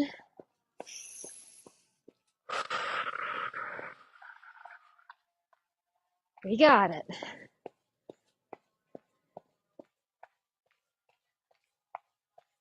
Coming up to a change in 5 seconds.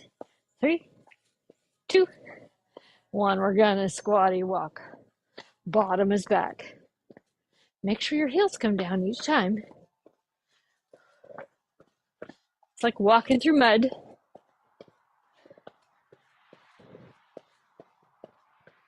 15 seconds left of this. I know this is a hard one. Think of how strong your legs will be. 3, 2, 1, march. We're in our last minute, guys. Almost there. Good work.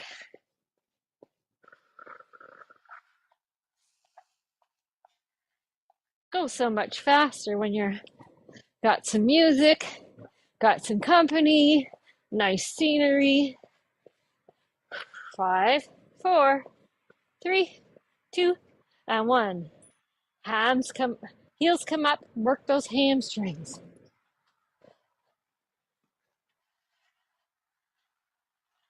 This is our last interval. We got it.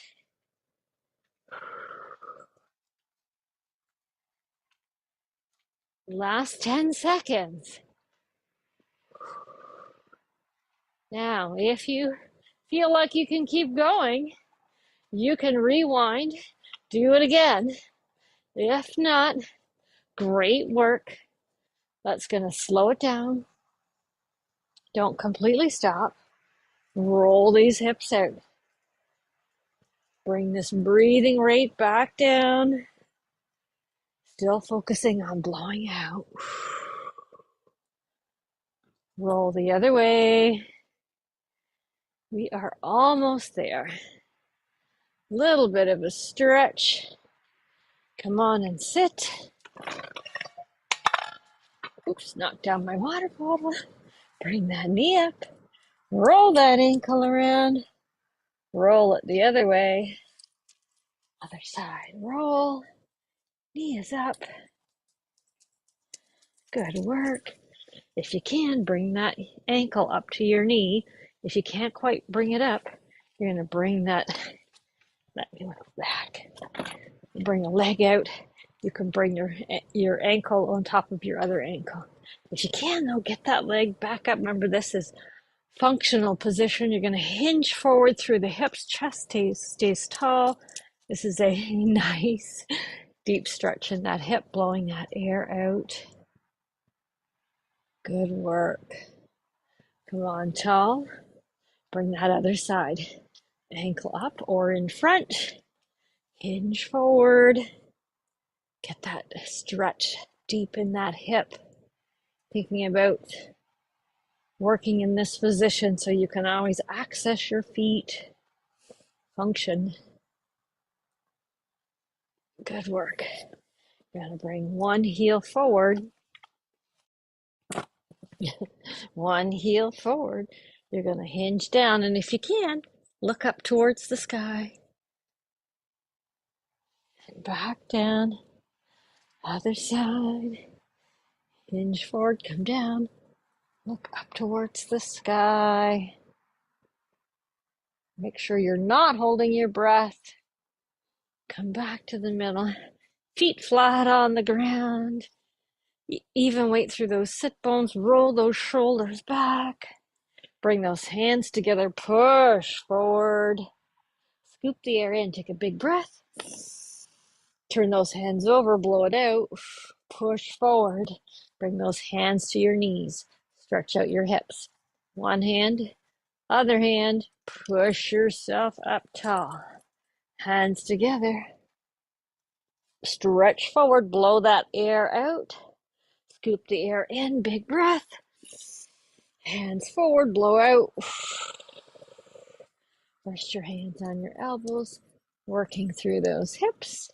One hand up and other hand up. Come on up. One last one. Forward. Big breath. Blow out. Push. Rest forward. Back is straight. Getting mobility through those hips.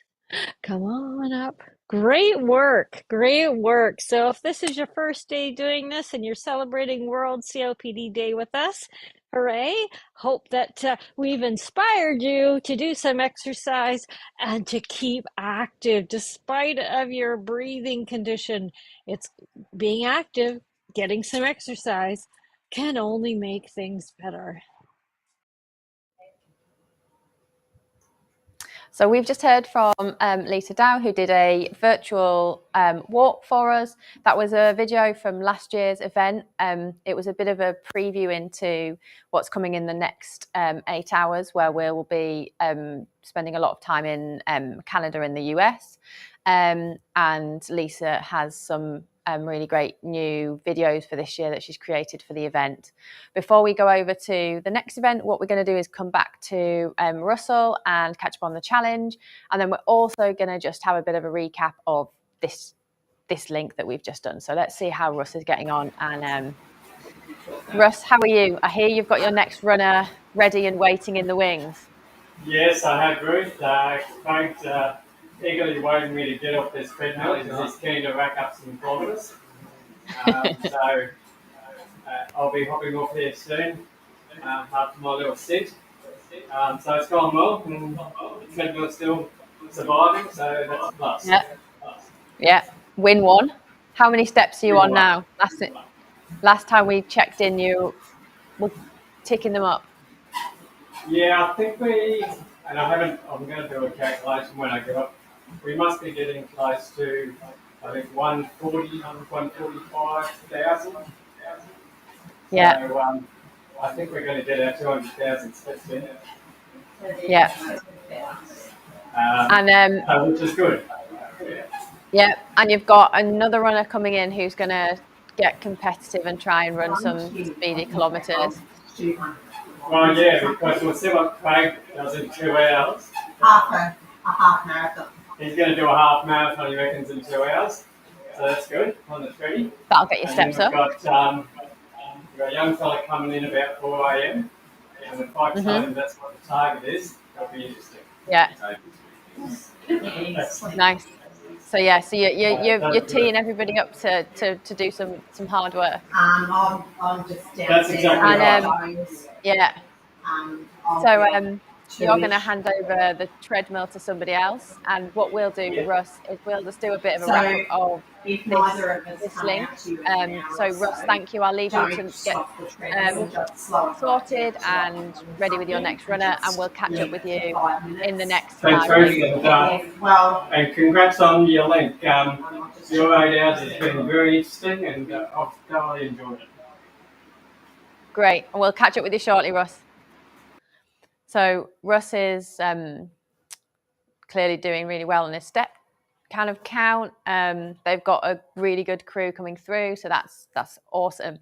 I do just want to kind of touch base back to where we started 8 hours ago and kind of the journey we've gone on over the last 8 hours. So we've had some really great talks. We've heard from loads of different patients. We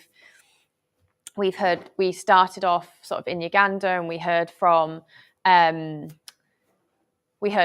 Patricia Lupo, and she was showing us the way that they support patients to maintain the activity after they've completed a rehab program. And we did some filming in the kind of the community there. We've had talks on health literacy, and we've had talks on the Speak Up for COPD campaign. We've had a look at kind of how people do walking football and how people use dance as a medium to be active. We've heard from patients about really good exemplars of care that they received from people who have talked to us about what they do in, for example, New Zealand and how their programs run. We've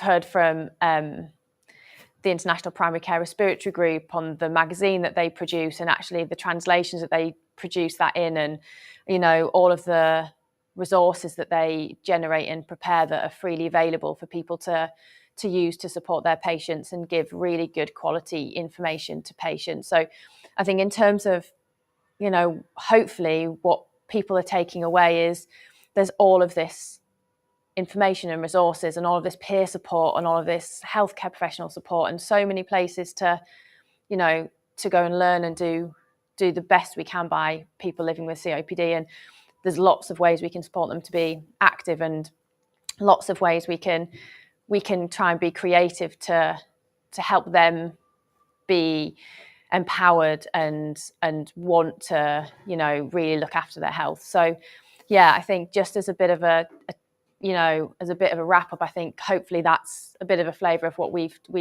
talked about.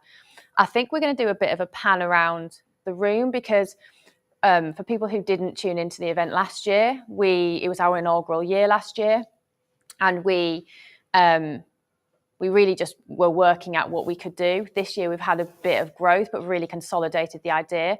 But we've had, for me, a lot of growth. So we've got a camera crew set up, as you can see now. We've got support from Solent University, expert team, so lecturers in this area, so broadcasting and film and TV. And we've got student support who are providing the cameras and running the sound. So yeah, just a really big shout out. This is really going to change the dynamic of the event in terms of how we can bring the information. It won't change where the information comes from, and it's still going to feel like it's by healthcare professionals and patients for healthcare professionals and patients. But yeah, it's just really great to start to bring it all together in a slightly more kind of coordinated professional format, and hopefully gradually build more and more exciting content. So I will stop, I guess, waffling, but just a massive thank you to Solent University, the team, Sonar Events, and yeah, the technical support's been fantastic here. And so yeah, next year hopefully a growth year and more to come. So we'll go to the third live link now, which is Canada and America's, more really fantastic content. Keep a look out on LinkedIn, X. We're trying to tweet and post about the content. So yeah, please follow us and yeah, you know, keep up to date with what we're doing. So thank you everybody for tuning in, and yeah, see you on the next link.